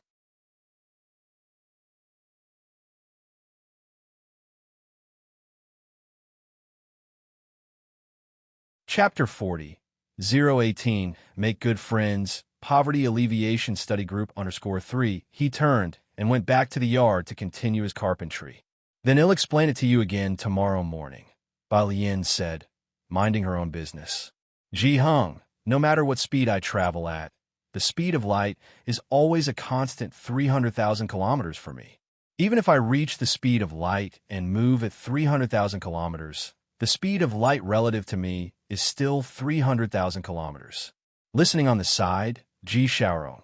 Is his dad prepping for university in his old age? Bai Lian was somewhat dissatisfied. She put down her school bag and followed Ji Hung to the courtyard. Grandpa, what you said is so vague. Let me explain it to you again. Bai Lian didn't go back to her room to continue solving problems until she heard the answer she wanted from Ji Hung's mouth. Ji Xiaorong watched the scene in amazement. Ji Hung finished making a small stool and then picked up the tobacco pipe beside him, lit it, and said, Children and grandchildren have their own blessings. Stop worrying about Wan Xin and aliens matters. It's late, so stay here tonight. Having said that, he took the small stool and went into his room. Ji Xiaorong knew what Ji Hung meant and didn't insist further. The next morning, when Ji Xiaorong got up, he saw Bai Lian sitting by Ji Heng's bed, waiting for him to wake up. So why make a small stool? Isn't he afraid of someone getting up earlier and earlier? Today is Friday. The last class of the afternoon was Chinese. Lu Lingxi stood on the platform. Next weekend is the monthly exam. Everyone, gear up. Also, as you all know, the school anniversary is coming up. The benefactor of Shanqing Middle School will come to watch, and the school has ruled that each class must present at least one performance. Cultural committee members, go back and plan what our class is going to perform. Close to Friday, everyone was very excited. Okay, Ms. Liu. Zhang Xiais and a group of boys slammed their desks in agreement. Bai Lian had a training class to attend after school. The class teacher of Class 8 collected yesterday's practice problems and played today's video. After the video was over, the class teacher of Class 8 didn't hand out practice problems. Standing in front, he smiled and said, To promote studying, I've decided to create study groups with 3 to 4 people in each. Everyone is free to form their own group.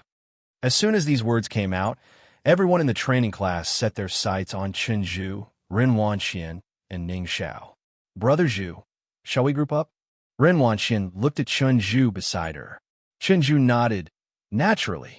Out of the whole school, he only recognized the abilities of Ren Wanxian and Ning Xiao. He didn't really care much for the others. Wouldn't those two pairing up be a strong combination? In an instant, everyone in the training class surged towards where Ren Wanxian and Chen Zhu were, not to mention their scores. Just based on their family backgrounds, one had to strive to join this duo's group. I'm with Brother Zhu. Ren Wanxian glanced at Bai Lian, who hadn't found a group, before looking at the crowd surrounding her, and Chen Zhu, tilting her head. Why don't you guys draw lots? We want choose. Well, relies solely on luck. Shi Yutong was still absent, so there were 2 more spots in Ren Wangshuan's group. Quickly, the 2 chosen students let out cries of surprise. Seeing no hope for themselves, others began to search for other teammates. Even the reticent Ning Xiao was occasionally disturbed by others, but he didn't respond. Only one person was left unapproached, Bai Lian. Bai Lian was attractive, but Ren Wanxian had announced her grades on the first day, 85, in comprehensive science. No one knew why she came here, and naturally, no one wanted to team up with her, since they formed study groups to improve their scores. In the end, there were only 4 people left in the class. Then Ning Xiao, Bai Lian, Tang Ming, and Zhu Jiaran. You 4 will automatically become a group, declared the class teacher of Class 8 with finality. Only then did he begin to distribute today's practice problems. Zhu Jiaran looked distressed. After the study groups were formed, everyone quickly adjusted their seats to sit together as a group. Bai Lian and Ning Xiao were already sitting adjacent to each other, so Tang Ming and Zhu Jiaran took their seats near them. Tang Ming surreptitiously took out his phone and succeeded in adding Bai Lian on WeChat. Classmate Bai Lian, if you have any problems in the future, feel free to ask me. Zhu Jiaran leaned on the desk, observing Ning Xiao, who didn't utter a word and kept his head down doing homework. He was wearing the school uniform and had only initially glanced at Zhu Jiaran and Tang Ming, his dark eyes peeking through long, tousled hair. His look was so melancholic that Zhu Jiaran involuntarily shuddered. Then there was Bai Lian. She leaned casually against the desk, idly propping her chin in her palm, a strand of hair falling over and resting on her fair wrist. She then carelessly put the practice problem aside. What study group? This was like poverty relief for Bai Lian, thought Zhu Jiaran despondently. Even if she couldn't join Chen Zhu's and Ren Wanqian's group, being in another group from Class 8 would do. Why on earth did she have to end up in this group that clearly seemed to have no future? Tang Ming looked at Zhu Jiaran, who had competed with him before. Zhu Jiaran, let's discuss any problems together in the future. Why don't you add Bai Lian and Ning Xiao on WeChat too? You're tuning in to the Romance Rendezvous YouTube channel. We're so grateful for your support, and don't forget to subscribe to join us on this incredible journey through captivating stories. Your generosity through donations truly makes a world of difference, as it's the primary source of revenue that allows me to expand and enhance this channel for you. Thank you from the bottom of my heart for being a part of this adventure.